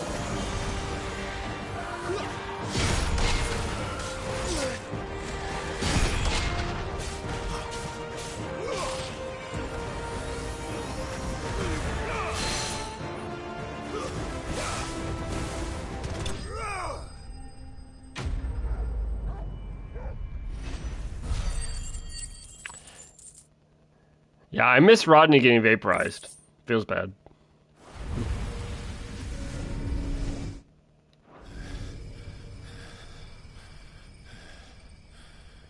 He must have died in literally like 2 seconds.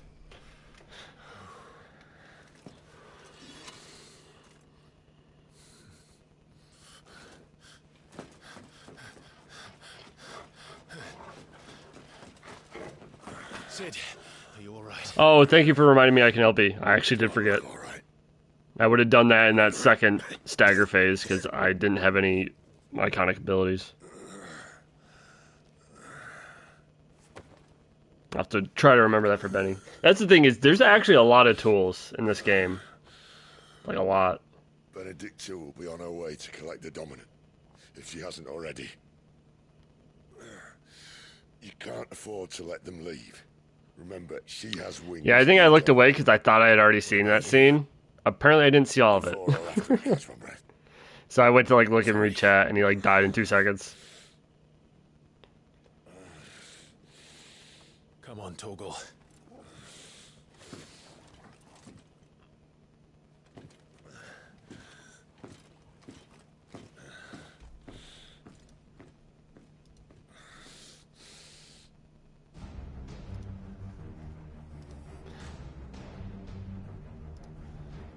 This is some nice ass music. You doing alright there? Wait, Sid? Oh. Ooh! Grow wings yet? Then you'd better start climbing those stairs. They'll... Alright, I love Sid. I love Sid. Do you want her to take the Dominant? Move! Do you want her to take the Dominant? Okay, that's it. Move! Oh. Okay, I was just stuck in some geometry. Hello? No loot? Okay. Alright, I'll be back, Sid.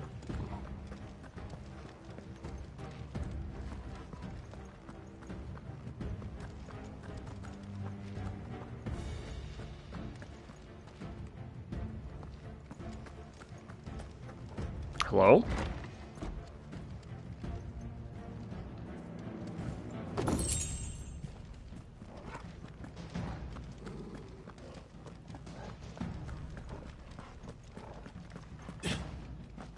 Be here somewhere.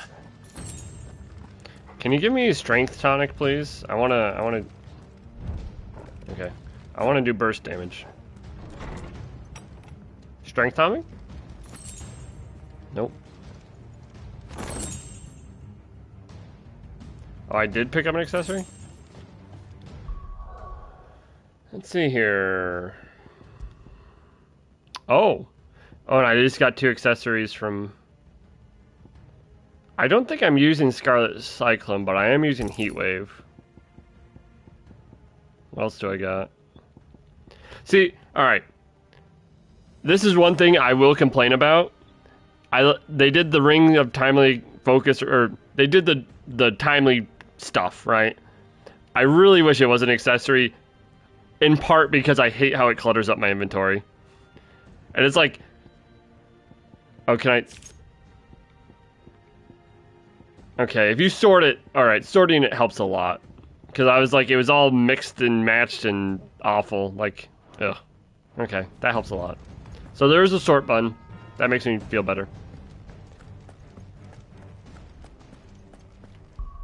Also, why do I have potions equipped and not high potions? Where do I change my potion loadout? It's items. What is this? Lionheart? Oh, gradually fills limit break.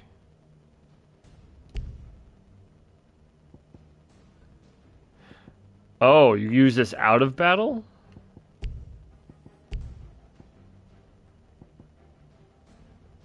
Oh, I see. Add to shortcuts. I'll put you there. Put you there. There. Okay. Yeah, it is a very MMO thing.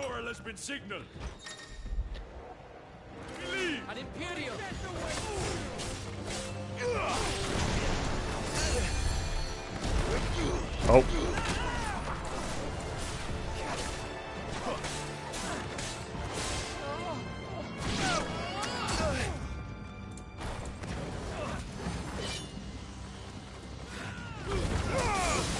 Well, mistimed it. Give them all you've got, boy. Oh, I know what I can do. Alright, alright. So if I do this, and then... Wait. Don't let them get away. And then I teleport. Oh, that timing's weird.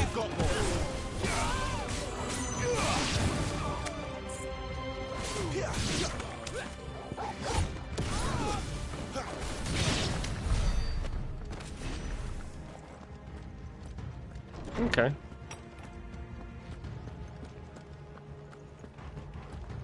Oh my god, this is so dark on my YouTube screen. I can see like everything. I think my brightness is turned like way up. Like way up. I'm running out of tower. Yeah, it is an RPG thing. In general, yeah. Anything with numbers is. Where do they all come from?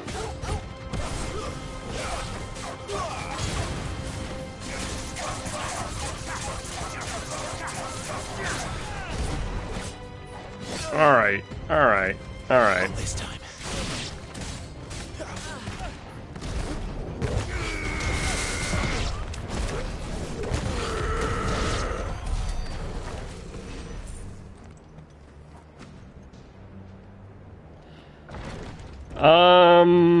Maybe, Ifrit. Maybe we'll be able to hide damage numbers. I don't expect it. Personally, it doesn't bother me that much. If anything, like the combo stuff that isn't really necessary could probably be hidden. I think it's useful for telling people like how good they're doing. Like, oh, you did a combo, you did a magic burst, but I don't think it's like that necessary. And honestly, the damage numbers aren't either. But I would be a little surprised if they did get rid of them.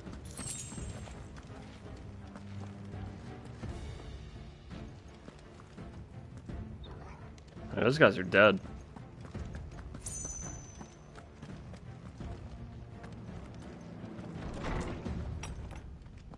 He's supposed to be dead. Take him.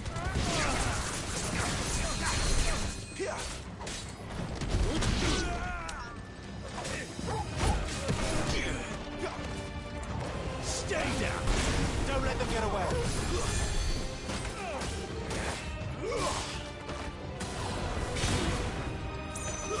That's enough.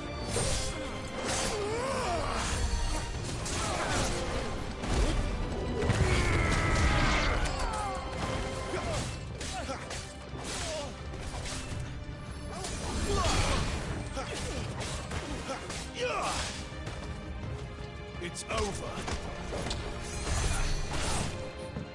Oh, you're a healer.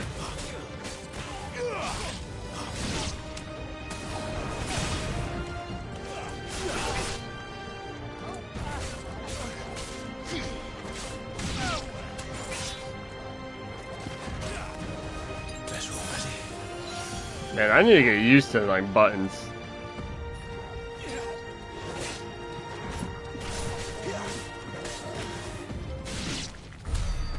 She better not have flown away.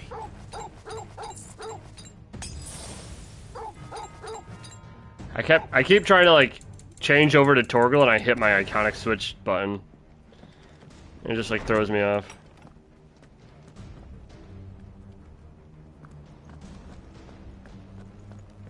So yeah, Magic Burst, I found that too. So, all right, I'll show you the timing on Magic Burst. I have to like focus to do it. I think upgrading it will be worth it so that you have more frames to time it. But like this guy, right? Actually, if you look, you'll see right when the sword has like a hit animation. That's when you're supposed to hit the Magic Burst. If you hit it too early, it won't come out.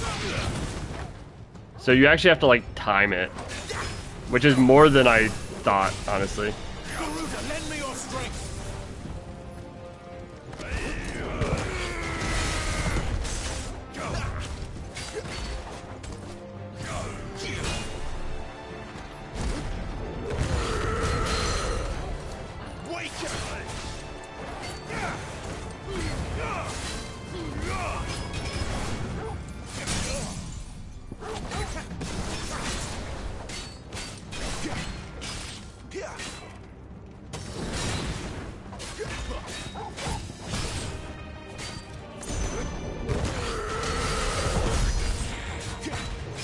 Don't let them get away. Get them. Give them all you've got, boy.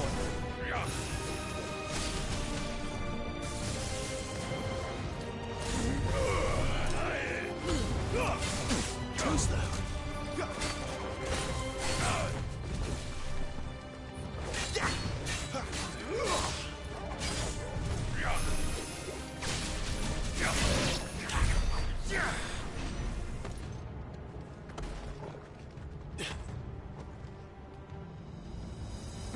Oh, it does? Torgo's heal ability just uses your inventory potions?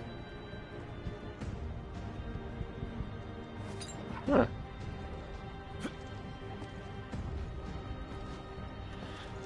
Yeah, I think, ask him, they've even said in interviews that if there's enough demand for it, they will make the DLC. But they're going to wait and see how the game performs before committing to it.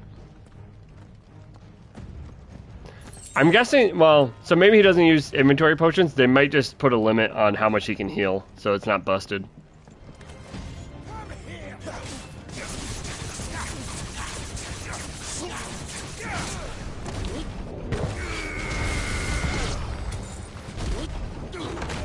Stay down.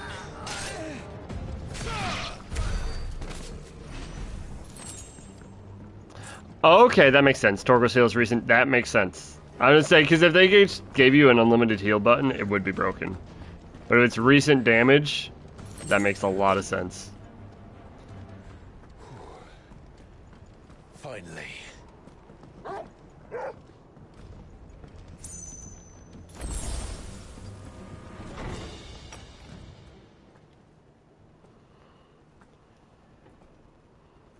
Hello, Benedicta.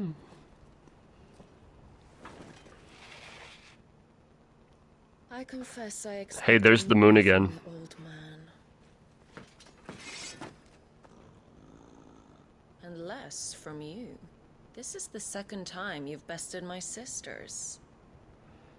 Men of your talents are rare indeed. I think I've talked about, well, I've never talked about it on here before. I would bet in Final Fantasy mode, all those items on the ground that are potions just are gone. You have a limited number of potions for the whole level. Like, that's all you got. Hand over the dominant, and I'll leave you in Also, peace. yes, this scene instantly made Benedicta one of those popular characters, I think. Know your place, little lamb. Fool is the shepherd who heeds every bleat of the flock. And I will suffer yours no longer. Must I spell it out for you, Branded? No one is listening. No one at all! Ah! Come, little lamb, to the slaughter with you. Alright. It's time. Oh.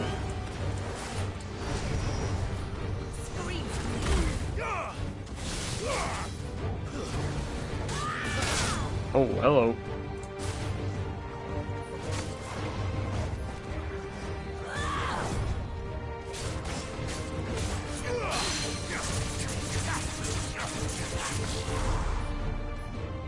Okay, see, that's what I was talking about. Like, that's in Kingdom Hearts a lot. Where I did so much damage to her that she just kind of like, was like, nope. My wounds, boy. Torgal. My wounds, boy. That's really... Alright. I've had enough, Benny.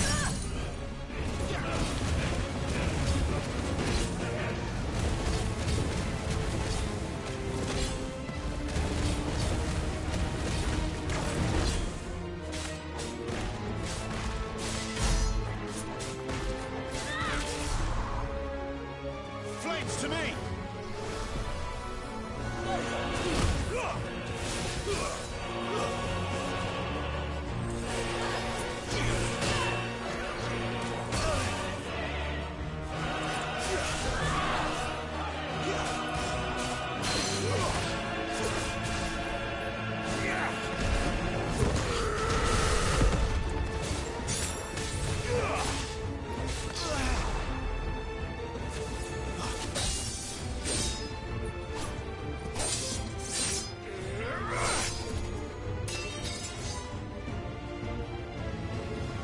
is he? I won't ask again.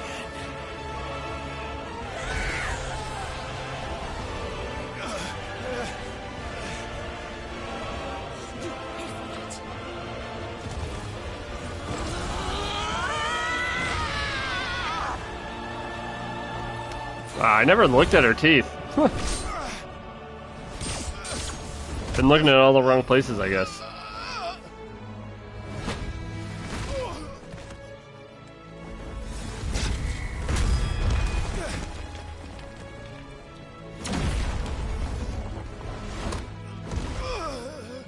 Dodge this. Hell yeah, Torgal! Get her!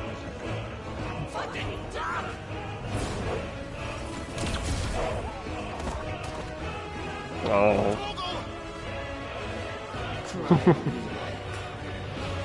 There's no one to save you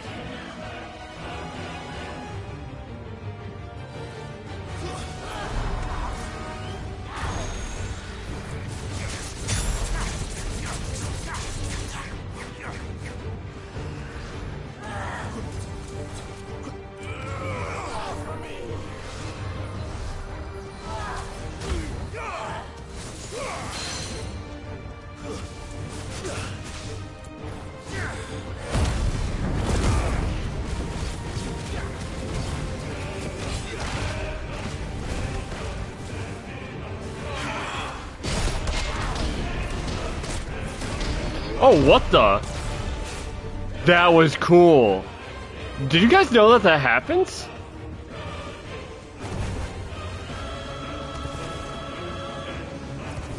Flames to me. I didn't use any abilities there. That was me parrying with Limit Break on. Oh, Titanic counter, is that what that is? But it happened during Limit Break. That's what surprised me.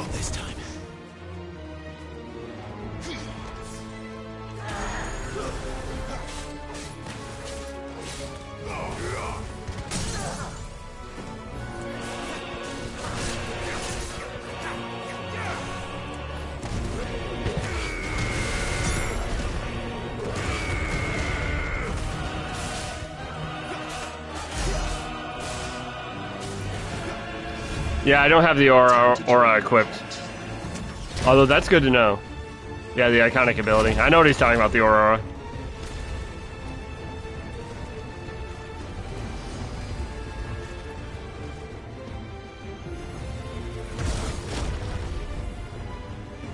I'll bury you together.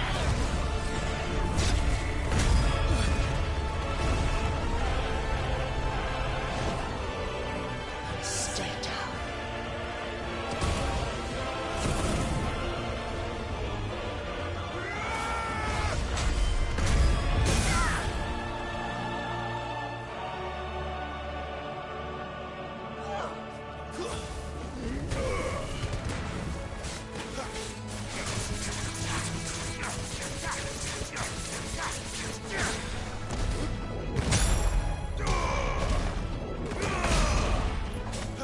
Don't touch me.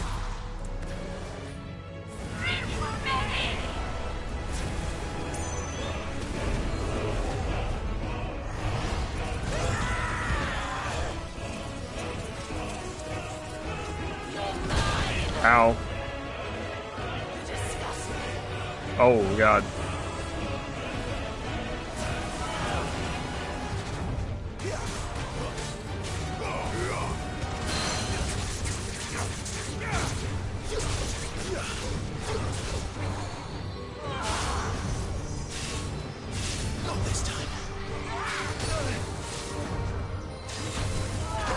Ow.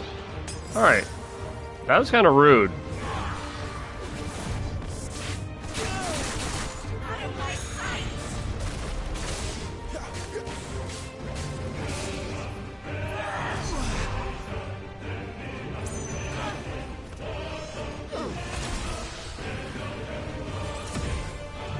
Shit.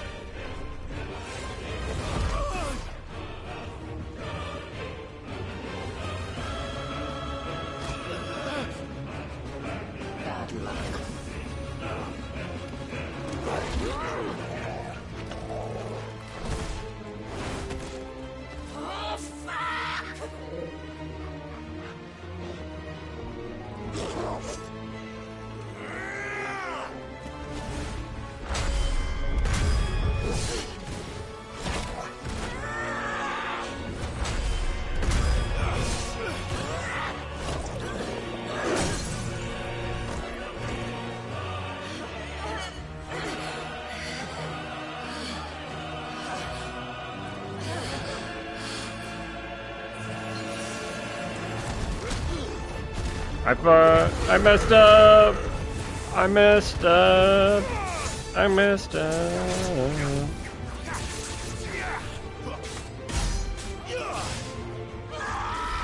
Oh, I also have my limit break. Oh.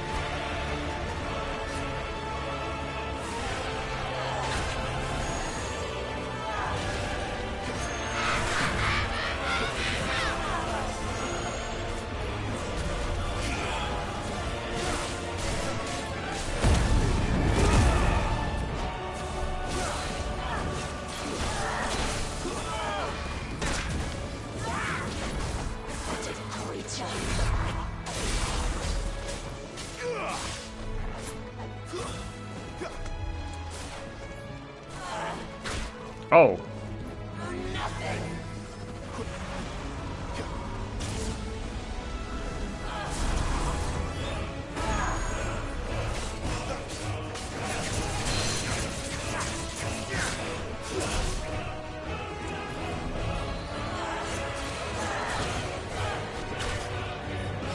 Can you not?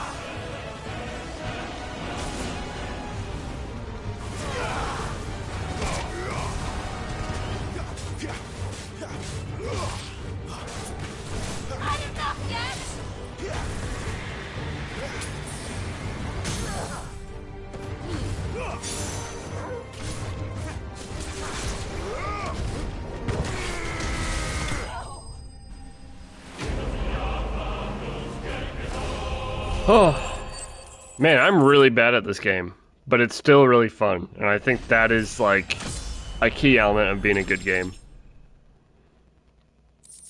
I really got, like, engrossed there at the end. Rising Flame. Okay.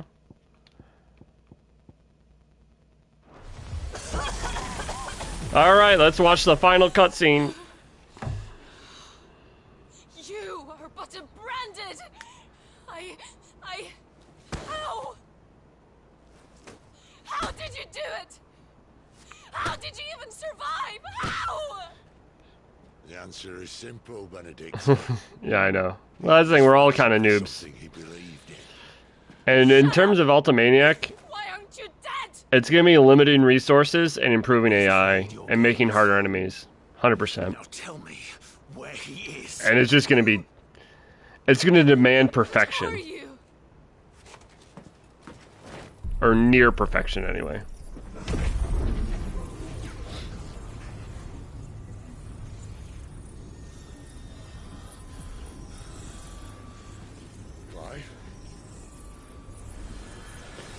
Yeah, it is. I'm really looking forward to, like, learning this game and, like, getting my loadout and just having it come naturally. It's gonna be a lot of fun. I can already tell. Doing, like, the really hard hunts.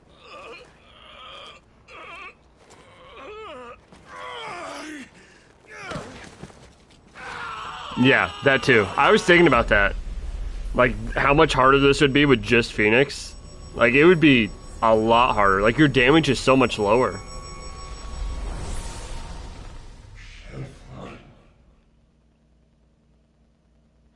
There you are. Alright, clap.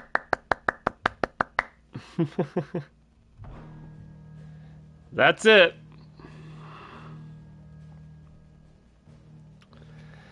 So yeah, no, I have to say, after playing that demo, especially the combat, so the story, I think because I already knew the story, it was like, yeah, no, this is good, but it wasn't, like, mind-blowing to me. The combat demo, like, really sold, like, that, if I didn't know as much as I did, that would have 100% sold me, I think. Like, the combat, because there's really no combat in the prologue, like, almost none. I think, although the Dragoon fight's very fun, I will say that. Yeah, in the first phase of Benedicta, you just, like, breeze through that. I mean, that went by super fast. You're like one stagger and she's dead. But she is a multi-phase fight, so maybe it'll stay that way in the full release, I don't know.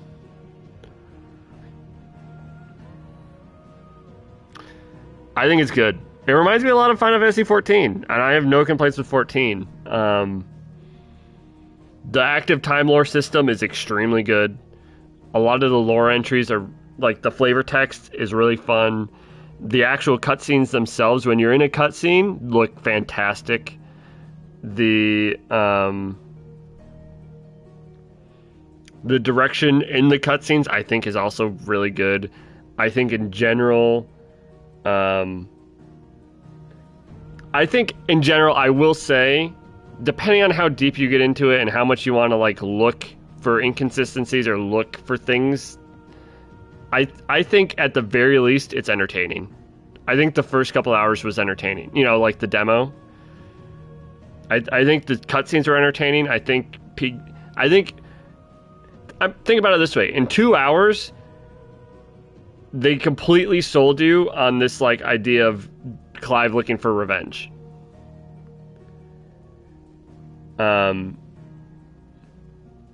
Like, and that's something that you don't see a lot in video games. In TV, sure.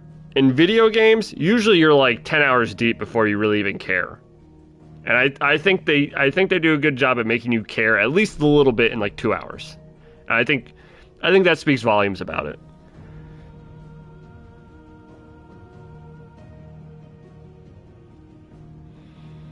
I'm really looking forward to, like, where it goes. Because right now it's kind of like a canned canned's not the right word. Right now the setup is like fairly standard betrayal political thing, just with like these giant monsters thrown in the middle of it that make it really interesting. You know, like Phoenix and Ifrit. But like, oh, Rosario is sold out by the mom to the Empire. Like, that's pretty standard political intrigue stuff. I'm really interested to see where it goes to, like, make it its own, to bring the story to the next level. Or do we always stay with a solid political game, which I think would be fine, and then just good combat.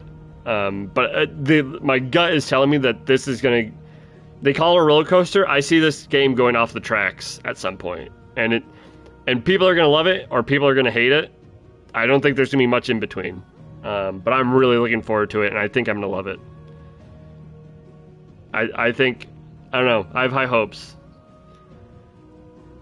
And yeah, I mean, if I'm being a critic, there were times where, you know, I'm not very frame rate sensitive.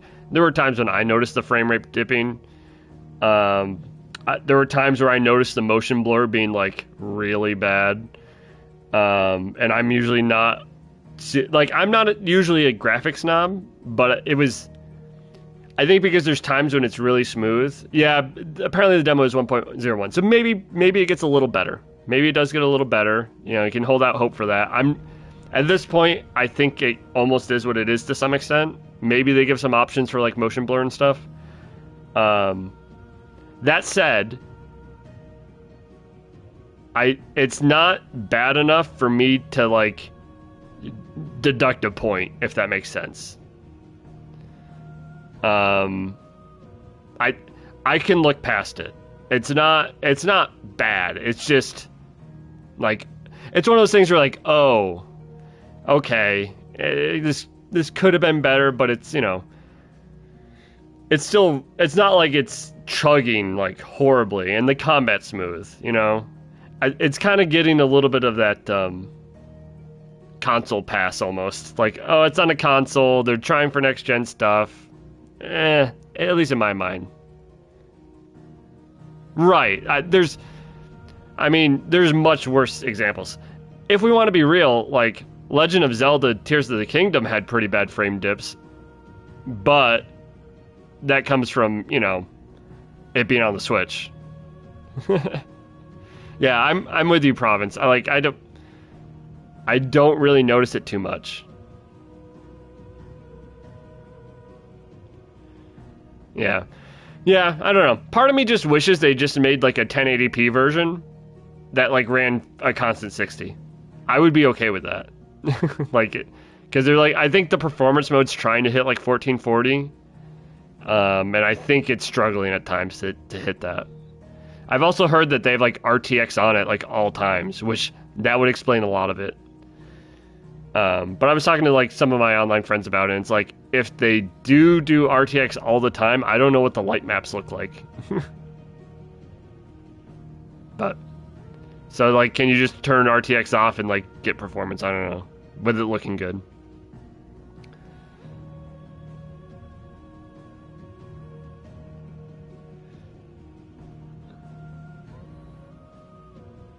Yeah, that's fair.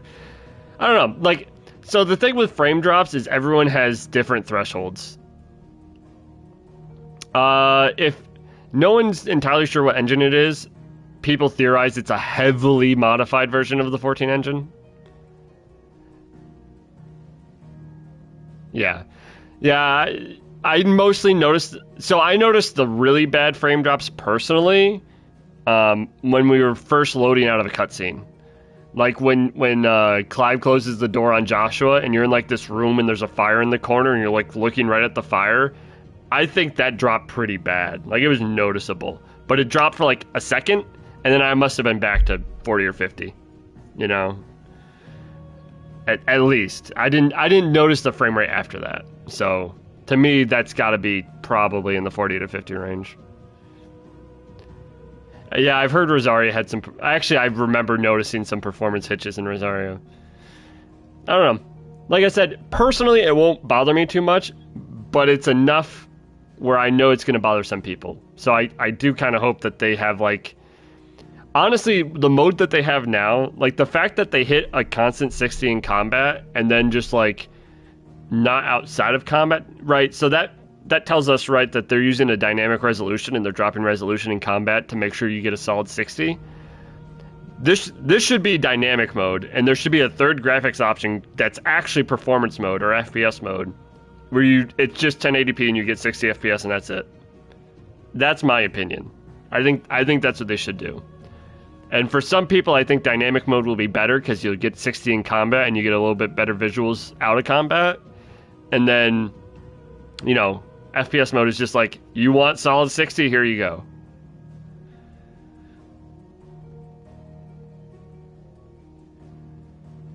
Yeah, I'm also going to replay the game once it releases from the beginning. And yeah, we'll see. And yeah, I also noticed like sometimes the character model didn't feel like it fit in with the world, if that makes sense. It felt like a video game at times, but that's not necessarily a bad thing. It is a video game. I don't know. So there's definitely things that I can point out that's like, okay, this game's not perfect. But I would probably argue that no video game is perfect, and that it's more about the experience and like how much you enjoy it. And like if the gameplay and the story is good enough, I'm more than happy to overlook all of the weird graphical things going on, to be honest. Personally. And I think it's on track to be one of my favorite games of all time. It's the sum of the parts. You know, I'm a huge Persona 5 fan. Persona 5 was my first Persona, of course. The combat didn't feel super floaty to me. Although I like Kingdom Hearts combat, so I kind of like a little bit of float in my games, so that might just be me. But what was I talking about? Oh, I really like Persona 5, right? Like, and the reason I brought it up is someone said it's the sum of their parts. Persona 5 to me, like, if you take any single section of Persona 5, like, you just take the dungeon mechanic, or you just take the slice of life, like, sim, or you just, you know, because Persona 5 is kind of like two games melded together into one. You have your slice of life sim and your dungeon gameplay. On their own, I think if that was just a standalone game by itself, without the other half, it's like a 7 out of 10 game. Or maybe an 8 out of 10. And then you, like, put the two halves together, and suddenly it's, like, one of my favorite games of all time. And that's just, like, that's just the Persona series in general. Persona 3, 4, and 5, in my opinion, are all like that. And that's kind of the sum of the parts type deal to me. Like, that's a good example of how when you combine certain elements, you're willing to like overlook that, yeah, the pacing's kind of dull at times or whatever.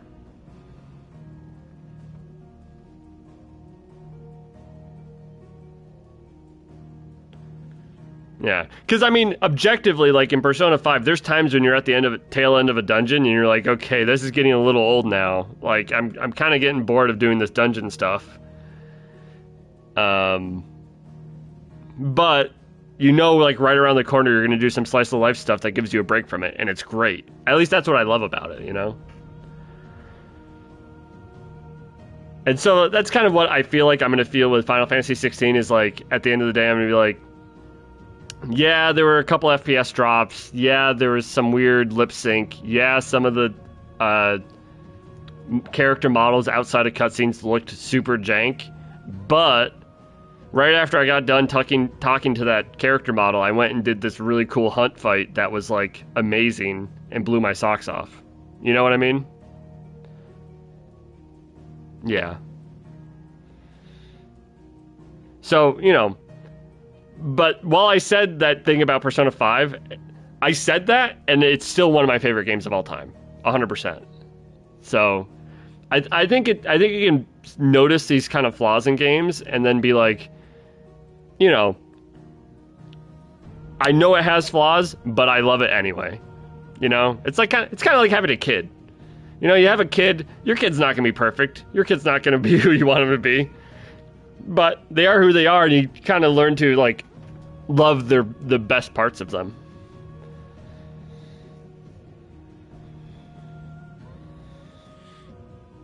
Yeah, I would agree.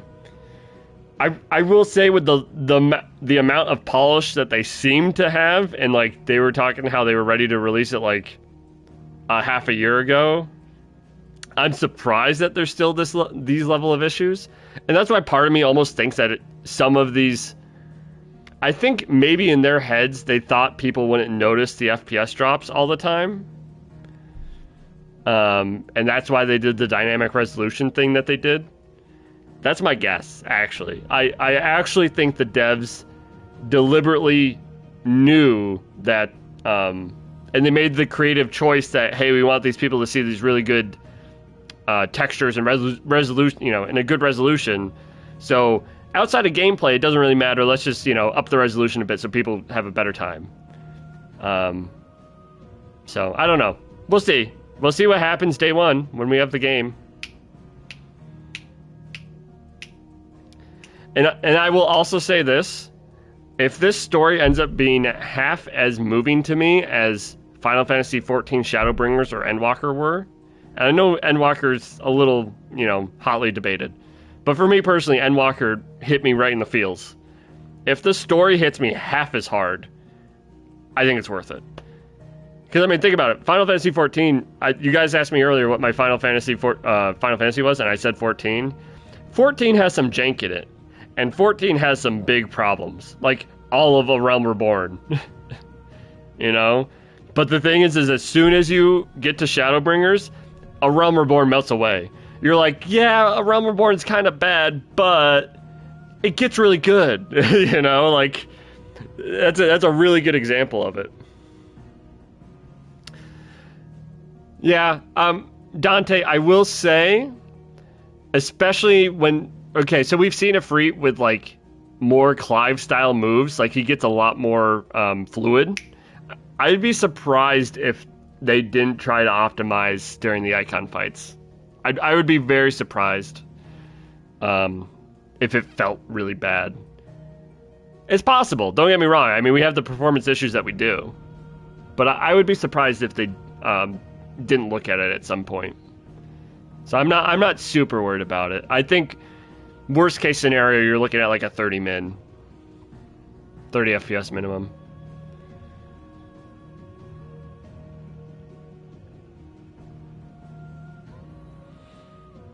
It would be cool to have like, other Final Fantasy music in it. That is one of the best things about Final Fantasy 15. Having the other OSTs in it. Yeah, I mean, I enjoy 14. I think Yoshi P generally has a good head on his shoulders in terms of like managing development and managing, making sure that games don't get away from their budgets and stay on track.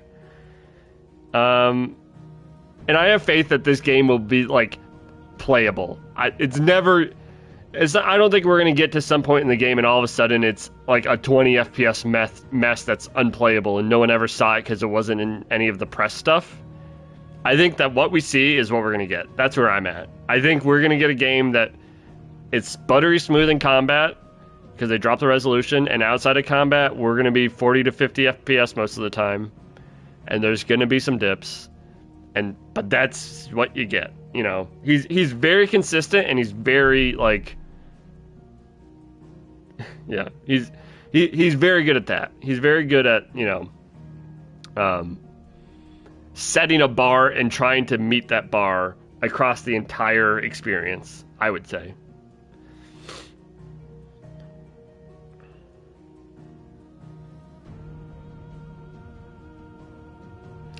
Yeah, I mean, he recently cried when they delayed Endwalker like 2 weeks.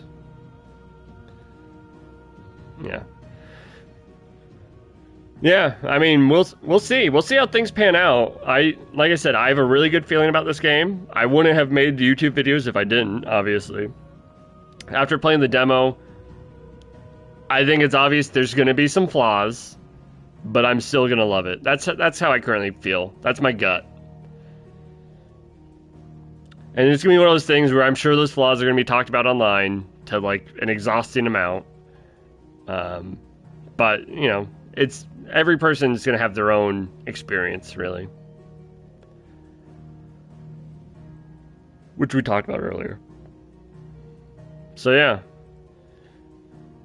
No, I'm excited. I think this demo got me a little more excited. I'm not gonna lie, Odin is the one I'm looking forward to the most. Just like you. Odin is like, when he does Zantetsuken, it's like, oh, that's so cool. That's so cool to me.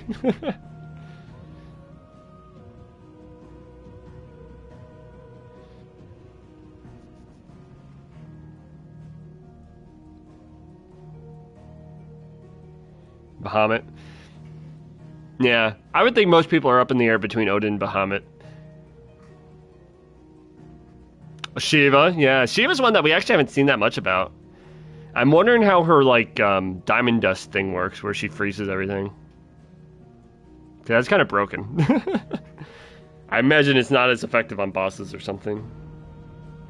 Titan, I will say, of the three icons I was using, I think Titan was my favorite. The charge mechanic, which I think Ramu might have that, and I think Shiva has that charge mechanic too.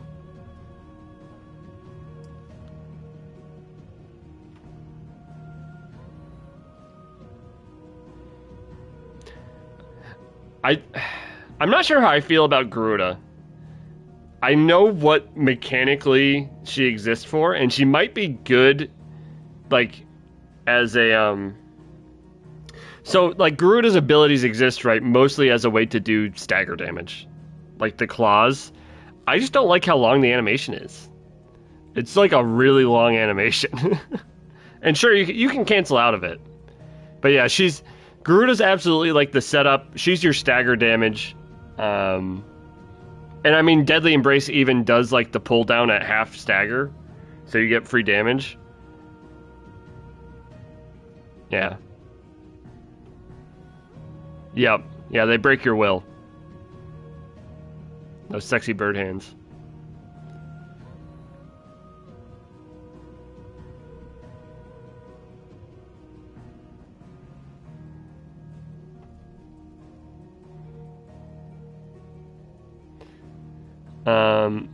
Okay. Quite a few things just popped up.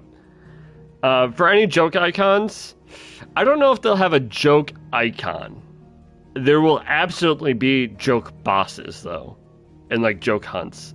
There's gonna be a fat chocobo in here, I'm almost positive.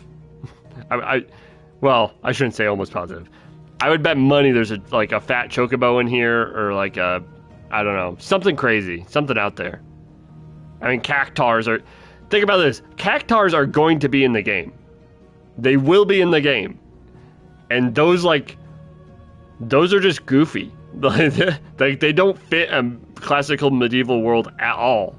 But I can tell you right now, they will be in this game, 100%. Do I think there will be alternate outfits? No. At least not in the base game. Maybe maybe they unlock it in New Game Plus or something.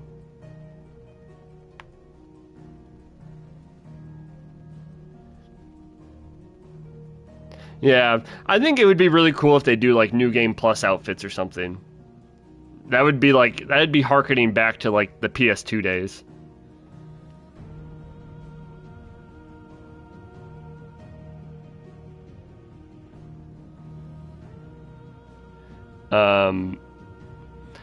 Darkness, the Armor of Darkness Odin feat changes your combo to use Odin sword. Yeah, Odin seems very combo heavy. I don't know, it really interests me. It's so Bahamut and Odin both have like this gauge that build up, like 1 to 5, and then you build up the resource and then you just like empty it, and I think that's what their iconic feat is. Yeah, is like you can use 4 levels. You can use like 4 levels and then Zantetsuken.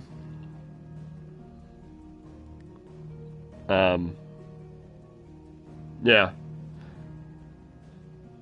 I don't know. I'm looking forward to it. I have a question for you guys. Do you think there's going to be a hidden 8th iconic, a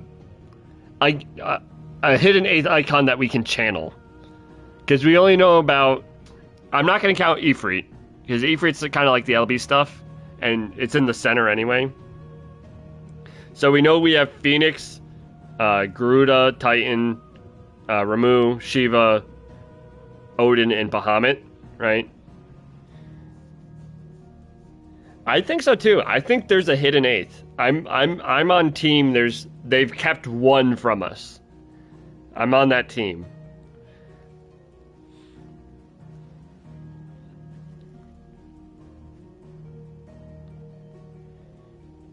That'd be cool.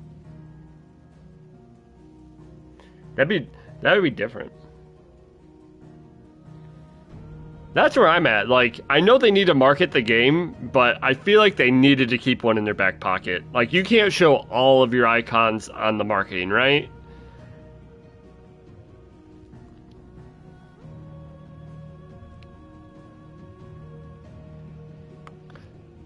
Yeah, that chaos thing is interesting. And yeah, good King Mughal. Alexander would be really cool. Part of me does wonder if... So Yoshi P's the kind of guy who won't lie to you about, like, things in the game, right? Like, he's usually pretty upfront and honest. Alright, so Province. This is one thing I'll say. They have said that Alexander won't be in the game, right?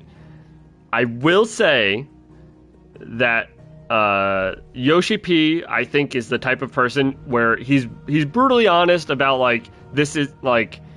Don't expect mini games in this game because they aren't there. Or don't expect, you know... Yeah. I could see them lying about something like an icon in the late game. You know what I mean? Just as, like, a red herring to fool everyone who's, like, really into it. I could see it. Because that's, like, in my mind, a white lie, and I see Yoshi P as someone who would be down to do that. I think he values the surprise quite a bit, which is why this, you know, a lot of people talk about how this marketing was super spoilery. I think we just saw, like, me playing that demo and the Benedicta thing. So me playing the Iconic Challenge and the demo, I legitimately think we probably saw, like, I don't know, 70% of the marketing material. Unironically, in, like, the first 2 hours of the game. We saw, like, 70% of the marketing material. So they really, really, really do not want to spoil the game. More so than, like, any Final Fantasy I think that's ever been released.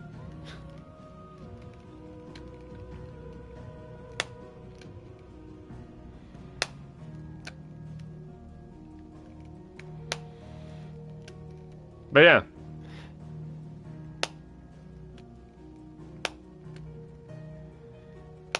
how many full scenes do we have past the Garuda fight? I don't think we have a single full scene. The biggest scene I can think of is like, oh, Hugo stuff. We have some Hugo stuff. We have Hugo stuff, and then we have the Odin fight at the bottom of the ocean. Those are the two big ones I can think of. And I guess the Bahamut fight, if you want to count that, on top of the flower. Because we know... That's one thing I will say. I wish they didn't show the Phoenix Bahamut fight. I will say that. I don't think they needed to show that. Do I think there's more lost icons like Titan? Like Lost Titan? Maybe. I think it'd be really cool. And I think they think it'd be really cool. So I think there probably will be.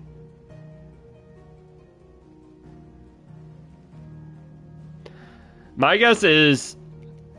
So have you ever played like like a lot of people here played Final Fantasy 14, yeah? I think Lost Titan is kind of like if the Asians came in and were like, oh, this isn't even his final form. You know, like, here with the power of the heart of Sabik, this is his real final form, you know, like the Ultima fight. Like, yeah, so if you've done ARR, you know about Ultima. Like, I could absolutely see it being like the Fallen are sitting in the background, like, orchestrating all this, and somehow use the power of the Mother Crystal, because I think you're fighting... in fact, you're definitely fighting Hugo at Drake's Fang, the Earth Mother Crystal. I see them using the Mother Crystal to basically, like, supercharge Titan and turn it into Titan Lost. And, like, that's Titan's true form, or something like that. Yeah, I'm with you, Province. I think beyond that, it's, like, their true form. Like, they've ascended. Like, that is what they originally were and what was lost, right? That's why they're a lost icon.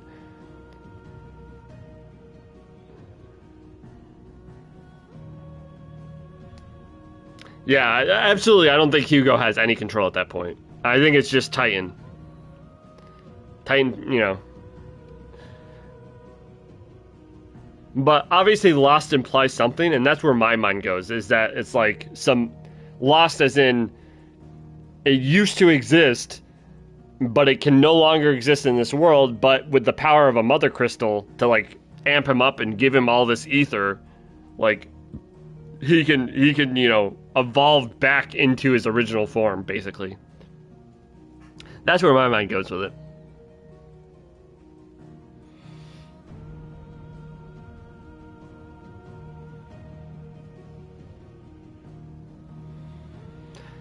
Yeah. Yep. You know, if there's anything I learned in Endwalker, it's that these devs do like to rule of cool it. Like, a lot of times their explanations are kind of hand-wavy. I don't know if it will be in this game because it's a different team. But if it's cool, they are down to do it. So I think a lot of the times if you're thinking about something and you're like, that would be really cool, there's a shot that the devs did it. If it, like, makes sense in the game world.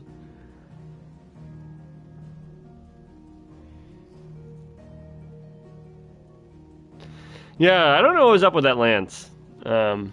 He might have just been summoning Gugnir, his spear.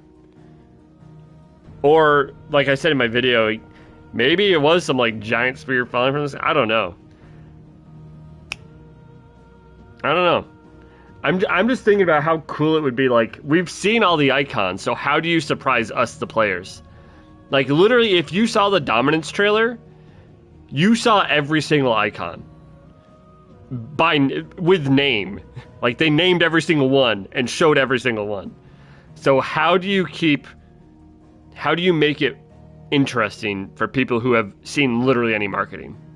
Right? And I think, like, Titan Lost is a taste of what they'll do. They'll have the base icon, and then it'll evolve somehow. That's my guess.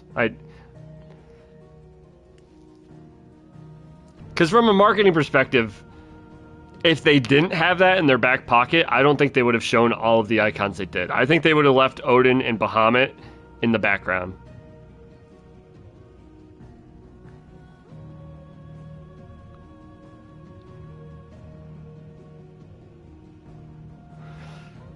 Falstella being in the sky.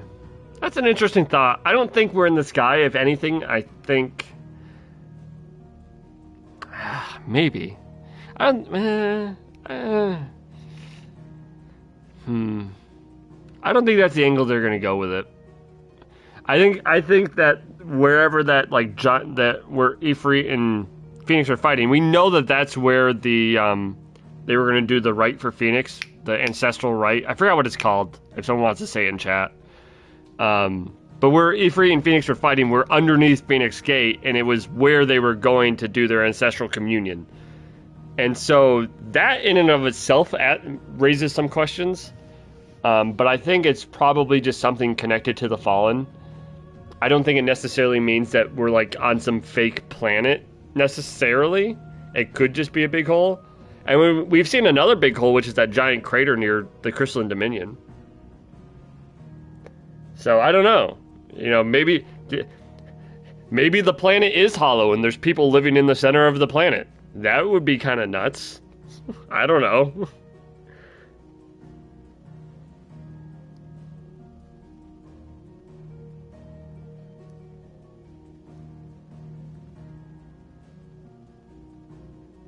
I don't know.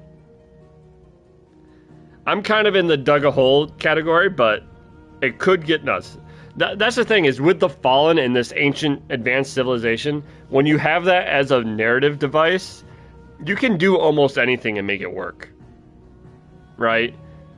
Like, because they're lost tech and they were this advanced tech, you can do almost anything and explain it with tech. Oh, the flower from the music video thing? Yeah. That whole thing is interesting. But yeah. I would not be surprised if the Fallen went to the moon at all. Not at all.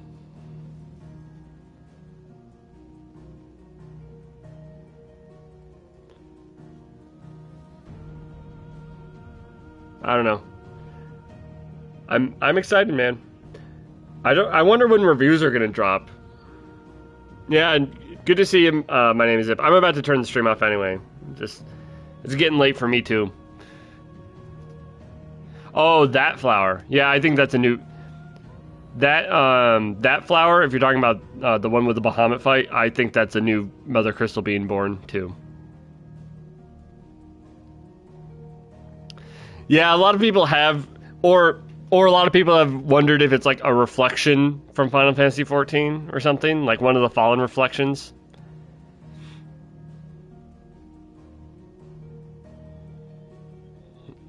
Well, Fallen, one of the merged reflections.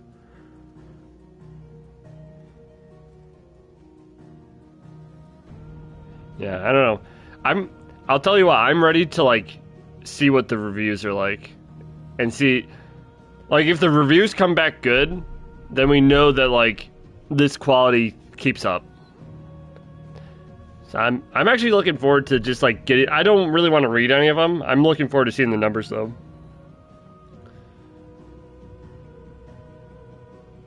Fandaniel? Could be Fandaniel. I don't know. That would be interesting if they made it Fandaniel. Especially because the other development team made Fandaniel not... Because when was Fandaniel introduced? Fandaniel was introduced in Shadowbringers, yeah?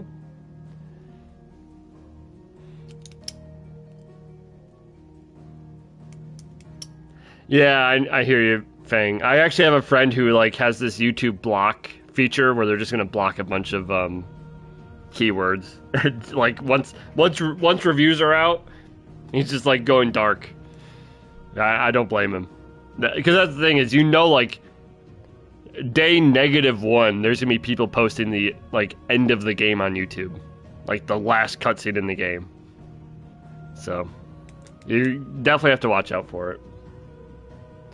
Review codes are out there.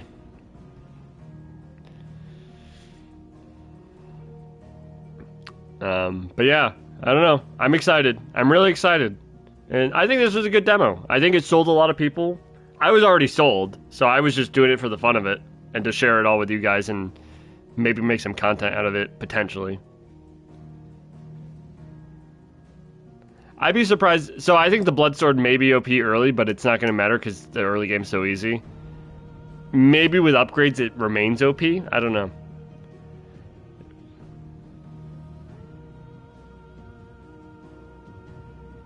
I tend to not even think about it because I'm like, I never use pre-order stuff, ever.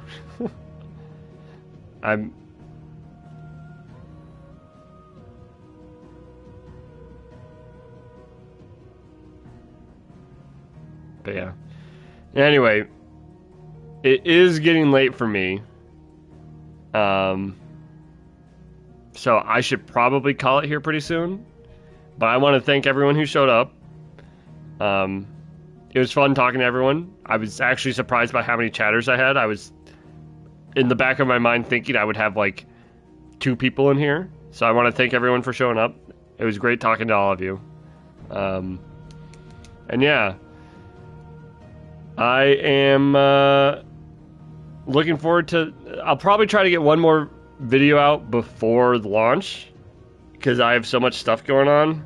I have like... yeah, you guys don't really care. But I have a lot of stuff going on, so I try to fit it in where I can, which is usually Saturdays.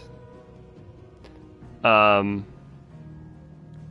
yeah, so for anyone who liked the stream, after doing the stream, I will say I will probably not stream my first playthrough because it's really hard to balance. I'm not a streamer, you know, this is like my first stream ever.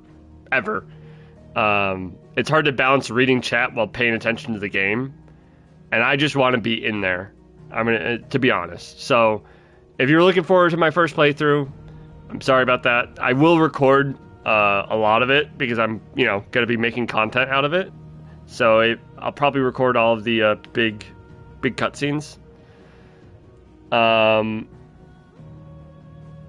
So I will have that, and I might post some reactions or some real rough cut videos of like me going off on a tangent on some theory. We'll see. Besides that though, I think I had enough fun tonight, and we'll see if there's any interest there. I will probably stream my New Game Plus run of Final Fantasy mode. I think that would be really fun. Because at that point, I don't really care about watching the cutscenes because I've seen it all. And so I can interact with you guys in chat, and just generally have a good time. So I think I will do that. So if you want to see more streams from me, that will likely be I'll probably be beating the game. I took like 3 days off work, so I took Thursday, Friday, and the next Monday off. So I'll probably beat the game by Monday. And so you might see a stream that following week, potentially. So keep an eye out for it. I'll post it on my YouTube and on Twitter. But besides that, look forward to the next video, and I look forward to seeing you all again, hopefully, after we've all played 16 and we can either gush about how much we love it or rant about how much they mess it up. I don't know. Hopefully the former. But it was good talking to you all. I hope you all have a good night. All right. Bye.